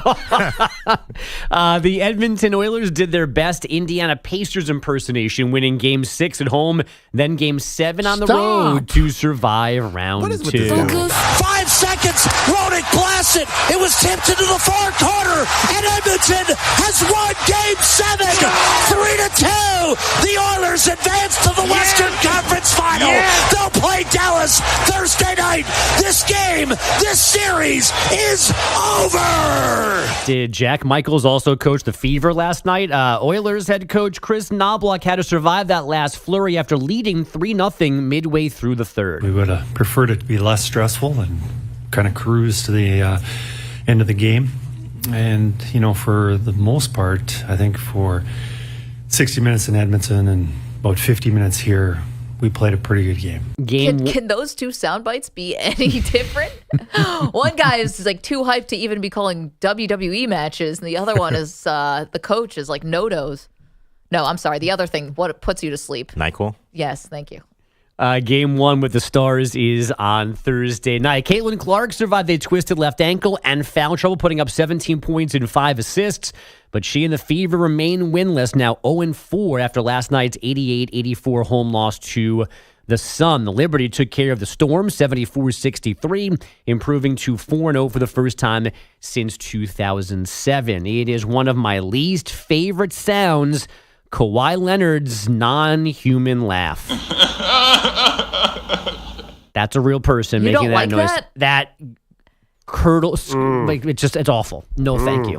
That's like Curdles you your blood. eating flan. I got it. You got to put it in terms I could understand. We know nothing about Kawhi the person because that's what he wants, which is fine. But apparently he likes to laugh and is funny. The latest evidence comes from LA Sparks rookie Cameron Brink, who was on Paul George's podcast. He is funny as That's what people don't know. No, he's funny. And like all the New Balance guys, like our head marketing guy was like, we haven't seen anybody make him laugh more than you. So I was like, give me my flowers, Kawhi, if you're watching this. I don't even remember what I was saying, but he was doing like the See, she knows that noise sucks. That laugh sucks. But wait, is he funny? Apparently. Is it like Bill Belichick being funny? Wait. Kawhi can't be funny. Hold on. This clip doesn't make sense. She said he's funny. Yeah. But then they said, we haven't seen someone make him laugh, saying I'm sorry. she's funny. So this is connected to them all being New Balance athletes Right. at a commercial. And the New Balance people told her that no one's made him laugh more than her. But they also said he's funny. The Yes. two things are both Two true. things are true. Yeah, Okay, two so things she's are funny and he's funny. Yes. She's claiming, she made Kawhi laugh. Because it's hard, apparently, to make him laugh. Well- She achieved that and also laughed because of him. Can I also just maybe point out something? Do men You can point. Thank you. Men- You pointed out. She I want to might point be it out. funny. Of course, she could definitely be funny. Just like I've always heard for years that Kate Upton is hilarious. Yeah. I'm sure she is. I'm also sure that maybe men tend to laugh at her jokes a lot. There's also the opposite of like you know. All of a sudden, Kawhi's a comedian when Cameron Brink's around. I'm sure Kawhi's wife's going to be like, so, you're a comedian now, Oh, huh? yeah, we got jokes now. I know. Make me laugh. Yeah. You haven't said anything in a month. But now all of a sudden when she comes around, he's like... His knee feels great, too. He's Chris Rock. He's hopping around. Yep. Maggie, I hate to break it to you. If you brought Cameron Brink in studio, you would see 4 guys laughing at every You joke. would laugh your ass off. She's too tall. Especially if she was wearing that dress to the Really? draft, you guys would be dying laughing. Great joke. Too tall, Bogus? Too tall, yeah. I've always been curious what it'd be like to date a 6'5" woman. No, it's too. You can't. It's just too tall.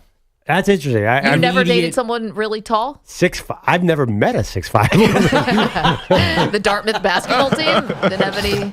Maybe no. The I'm not volleyball sure. squad? 6'5". Well, how tall is Cameron Brink? She's 6'7", isn't she? Or how? Is she? She's not that tall. Not that. Well, she's anyway. No, I've never dated a woman taller than me. I'd be dying to know what it was like back in the day. Now. Easy, Kawhi. Yeah, Cam Brink is 6'4".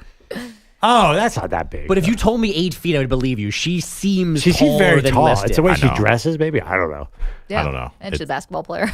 Yeah. All that stuff. That's true. Man, well, let me ask you- would discriminate on height, got the second- but do you feel like if women do that, I feel like they get really roasted by men? Yeah, but but for we short all know guys? women don't want to date men that are shorter than them. That's a known. I think that women want to date guys who are into them. Yeah, tell that to my short buddies. They will not tell you that is the way it's played out. All right. I might not be with my girlfriend if I wasn't actually 5'11", and she just told me that. And also- she was convinced Okay. I lied on my dating profile. So here's the thing about that. This is I don't understand about women. Some women will be like, "Oh, I won't date anyone unless he's under 6 foot." It's like, all right, so the man of your dreams walks in, Prince freaking Charming walks in, and he's 5'11", and you're saying no thanks because you're waiting around for Chet Holmgren. Give me a break. Well, by the way, I don't think women make sense when they say stuff like that. I agree.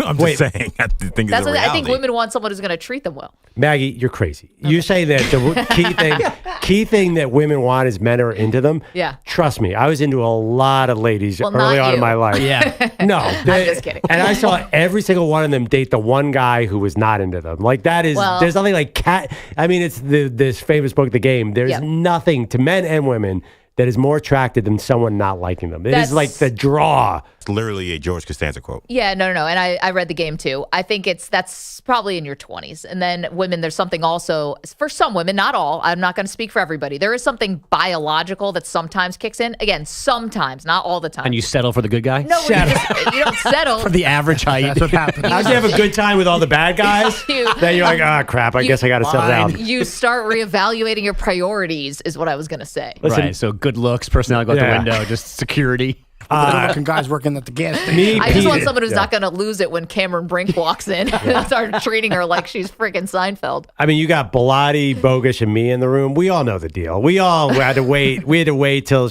our wives got all the bad guys out of their system and settled in. that's right. And But being into a girl was like, ooh, at college, I'm like, wow, I'm really into her. I'd be like, wow, Andrew Perloff's into me. Maybe I should consider. No, it doesn't work that way. He's a nice guy. And then you're like, what if Prince Charming walked in and he was 5'2"? Guess what? Prince Charming just walk out because it ain't working. Don't give me this.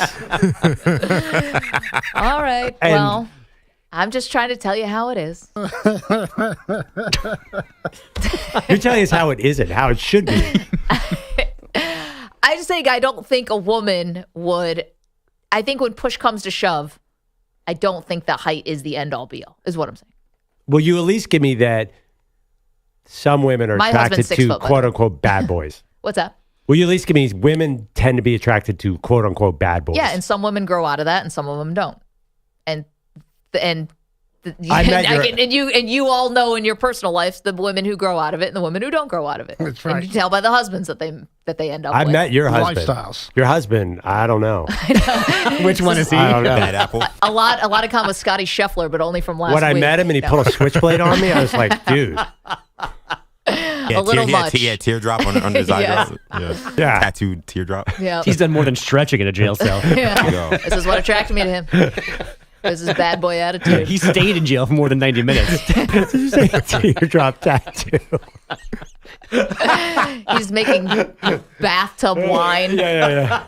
How many kills does he have? His stories are the ones, that's why I'm with him. See, for some reason, I had this picture of a guy pulled up in a 50s-style leather jacket on a motorcycle. Like, I had Maggie pegged for the Fonz, not like the modern. He just walks with the Perloff like sup slim. Remember when George is trying to be a bad guy and he's sitting there, Costanza and Seinfeld, and he's like, yeah, I'm a bad boy. And they cut to the image and he's ironing his shirt. No, she goes, is that your orthopedic back pillow? Oh, man. Going for the Fonz, you got Donnie Most, or whatever that guy's name is. So does mechanical engineer mean he makes the machines that make the meth? How does that work? Yes, he uses all of his forces for evil. Gotcha. Yeah. Oh, gosh. Hey, baseball. The Yankees lost last night. Yay. Ty France with a chance for the lead. There you go. Base hit. Mariners have the lead. It's 5-4 Seattle. Ty France going the other way. Ty France, as we say, doing Ty France things. Man, we all say that. Dave Sims, Mariners Everybody TV. knows that. That's how you get a hot chick, doing Ty France things. Shut down. Ladies and gentlemen, I'm Ty France. Seattle, a 4-run night to steal a 5-4 win in the Bronx, ending the Yankee winning streak at 7. The Guardians beat the Mets because it's easy, 3-1. Cleveland's won 4 straight, 7 of 8. The Twins have lost 7 in a row, scoring just 12 total runs, a 12-3 beating in Washington last night. Guys, back to you. Bogus, thank you so much. See you on the phones. Want to react to Perloff and dating people who are tall? Yeah, it's not going to happen. I'm happily married, but if I could do it again, to date a 6'8" woman would have been interesting. I know, but see, she would have maybe thought you were doing it as like a, just cause. Just to tell the story. Yeah, right. She'd call you a short king at what are you, 6'1"? You think I'm 6'1"? If I'm 6'1", you're 5'2", dude. Oh, sorry. You're 6'6". All right, we'll get to all of that. Much to be done. And don't move.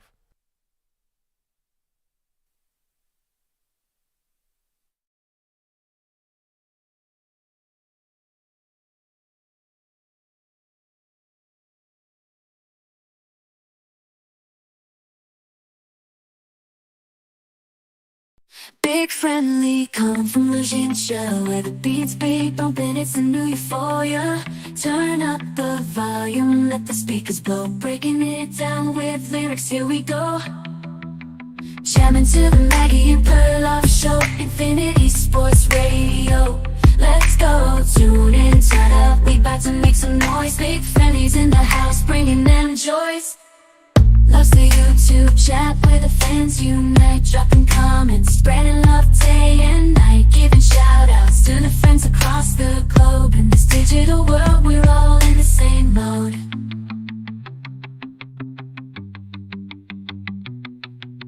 Jamming to the Maggie Perloff show, Infinity Sports Radio. Let's go, tune in, turn up, we about to make some noise. Big friendlies in the house, bringing them joys. Jamming to the Maggie Perloff show, Infinity Sports Radio. Let's go, tune in, turn up, we about to make some noise. Big friendlies in the house, bringing them joys. Loves the YouTube chat where the fans unite, dropping comments, spreading love day and night, giving shout outs To the friends across the globe, in this digital world, we're all in the same mode.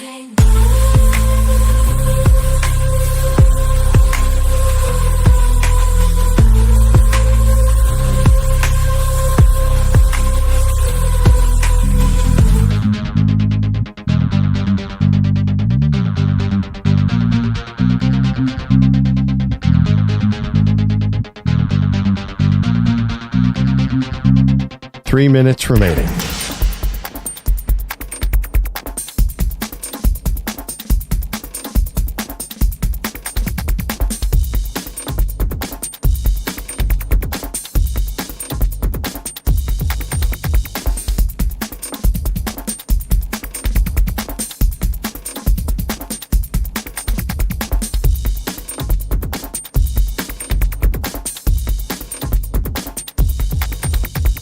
Two minutes, 30 seconds remaining.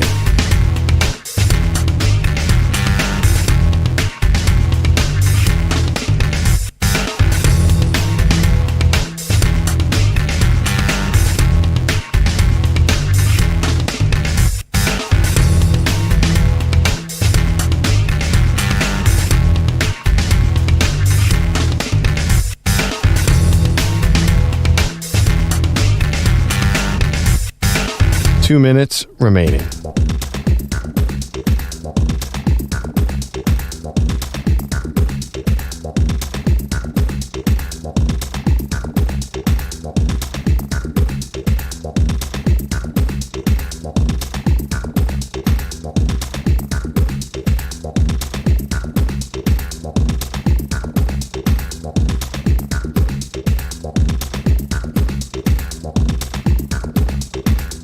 1 minute, 30 seconds remaining.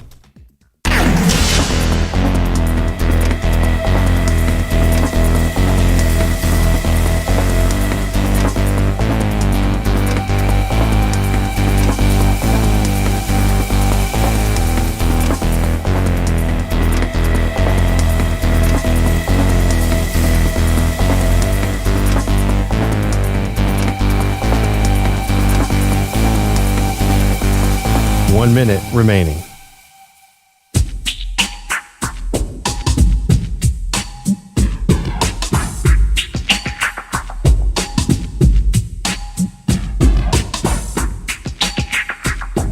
.45 seconds remaining.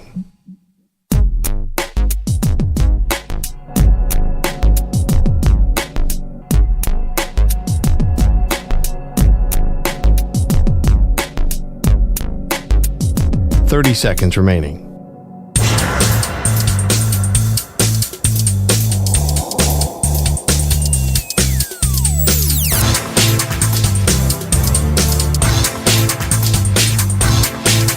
.15 seconds.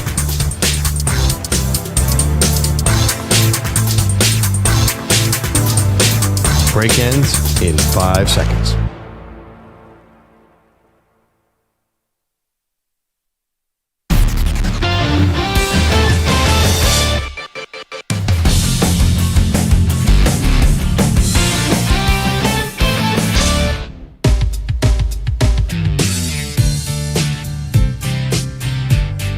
Welcome back. Maggie Gray, Andrew Perloff.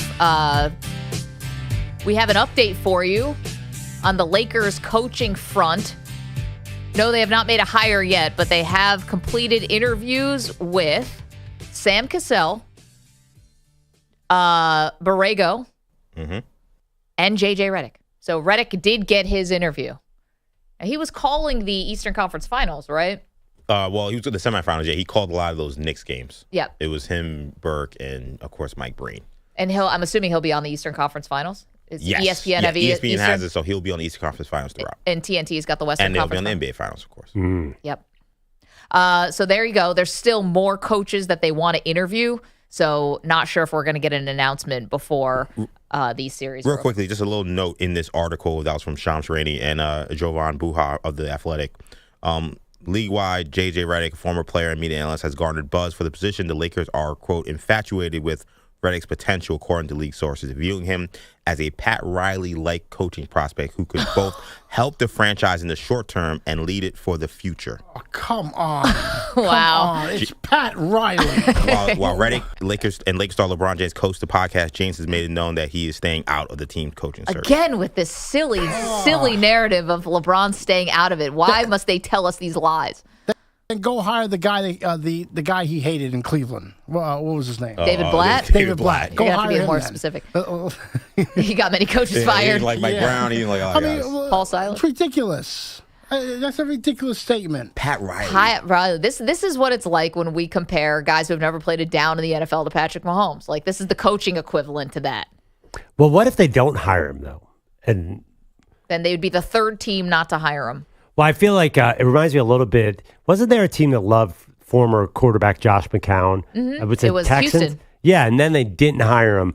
What if the Lakers say all that stuff about him, then don't hire him? Then, like, who's going to hire him? Then they think he's Pat Riley, and they're going to pass and hire James Borrego, who feels like I think he's the Vegas favorite to get that job for whatever reason. Yeah, this is, I think they're telling you, maybe without telling you. You got these, that kind of report infatuated with his potential generally comes out 2 days before they make the hire, but they're saying they still have more candidates to interview. So, Oh, really? I feel like it's not a done deal at all that they're going to hire him. you don't think the odds will change after this comes out?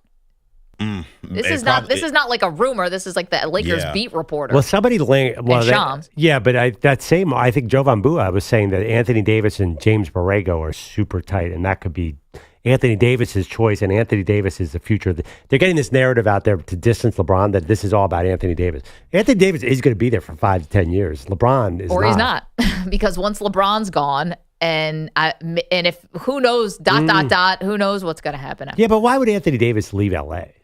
I have no idea. For what? I don't know. Doesn't Maybe this he gets traded. Doesn't this wording sound a lot like Jeannie Buss talking about Pat Riley? I know we just watched Winning Time. Yeah. A guy who was an announcer who they just threw in as he was an assistant coach before he then became the head coach. Yep. But That's like true. when I read this statement, I think, oh, this is Jeannie Buss, who was infatuated with Luke Walton and like what he could be as a young head coach in the NBA. I'm starting to wonder if this is a Jeannie Buss push. They should just hire Jay Moore. Her husband? Yeah. Tell some jokes? Yeah, I mean that's Make where some they're going. substitutions? There'd be 3 people, and we're really hot and heavy on JJ Redick. I mean, get lost. If I'm a Lakers fan, I want to interview 50 candidates. Bring them all in. Bring Stan Van Gundy, Mike Gundy. Bring in whoever. Mike Gundy, I'm a man. Yeah, come on. What are we doing here? The It's the skills Lakers. translate. Could he go from college football to the NBA? Why the hell not? Big Friendly is in California. Hey, Big Friendly, how you been, sir? Hey, Magsy Malone, how you doing? EJ the EP, Bellotti Gotti, 411, the man with the information. And Perloff, me and my sister talked, and out of respect for the great late Chuck Daly, you are now Daddy Cool. You are officially the coolest person on the show, hands down. We are in trouble. Big Friendly, you got to call every day, man. This is just made my day. Chuck Daly, University of Pennsylvania coach turned NBA champion. Yes. I mean, it behooves me that the NBA does not give that man the respect he deserves because he came in and broke up the Lakers Boston party on purpose, and they don't give him no props for that. And he looked immaculate. Am I right? Yeah, hey, Daddy Rich. That's why you Daddy Cool. Didn't he You also always coach the look Dream good. Team? Yes. Yeah. Yes, he did. Real quick, Perloff, before I get into dating the tall girl, the Eagles are coming to L.A. this year again. Can we make a small jersey bet? Now, I'm pretty sure there's a lot of jerseys you could fit. There's not many I could fit. So can we bet if the Rams win, you have to take a picture in a Rams jersey that doesn't fit. If the Eagles win, I will take a picture in the Eagles jersey and send it to you that doesn't fit. I love it. I love it. In fact, Big Friendly, I will buy you that Eagles jersey and send it to you. Wow. My cousin did that last year for the Lions and Rams. He sent me a small jersey. I'll have to send you guys the email that to make me take a picture in a very small Lions jersey, and that was the whole joke. All right. Friendly, what do you have on dating tall women? Yeah, what do you said, know here? This was something he never got to realize as a younger man, which was dating a woman taller than him. Perloff 6'4". Well, I'm 6'5". In high school, when I was playing football and sports, you know how it is. You go around to a lot of the different places where there's like football, basketball, volleyball. When they took Poly football team to a girls basketball tournament. I ended up talking and hanging out, I'm not going to say no names, with a female who played for Cerritos, and she was just under 6'9". I will tell you this. Whoa. I will tell you this. It is very, very... It's a very warm feeling when you walk into the room with a woman taller than you and people are admiring her more than you. You know you came in as the life of the party. I love it. Friendly, that tells a lot about you that you're willing to cede the spotlight to someone else. And thank you so much. And Perloff has accepted that bet. I want to turn the tables for you, Maggie. Would you ever date a 7-footer? Is there a too tall? See, I don't love to say anything about height because I think it's so silly because that's not who the person is. That just happens to be something about them that they can't control. You're 7 feet tall. It has nothing to do with you and who you are and your personality and any of that stuff. It's totally shallow. Would you hook up with Boban? It's going to be a heavy no. Oh, man. And that's all the time we have today. We learned a lot. Thank you to EJ Stewart. Thank you to Pete Pilati, Andrew Bogish, Andrew Kaplan, Guido's Coffee Drinkers Callers. Everyone did their part today. Michael Pennis, thank you. See you tomorrow. Phoenix.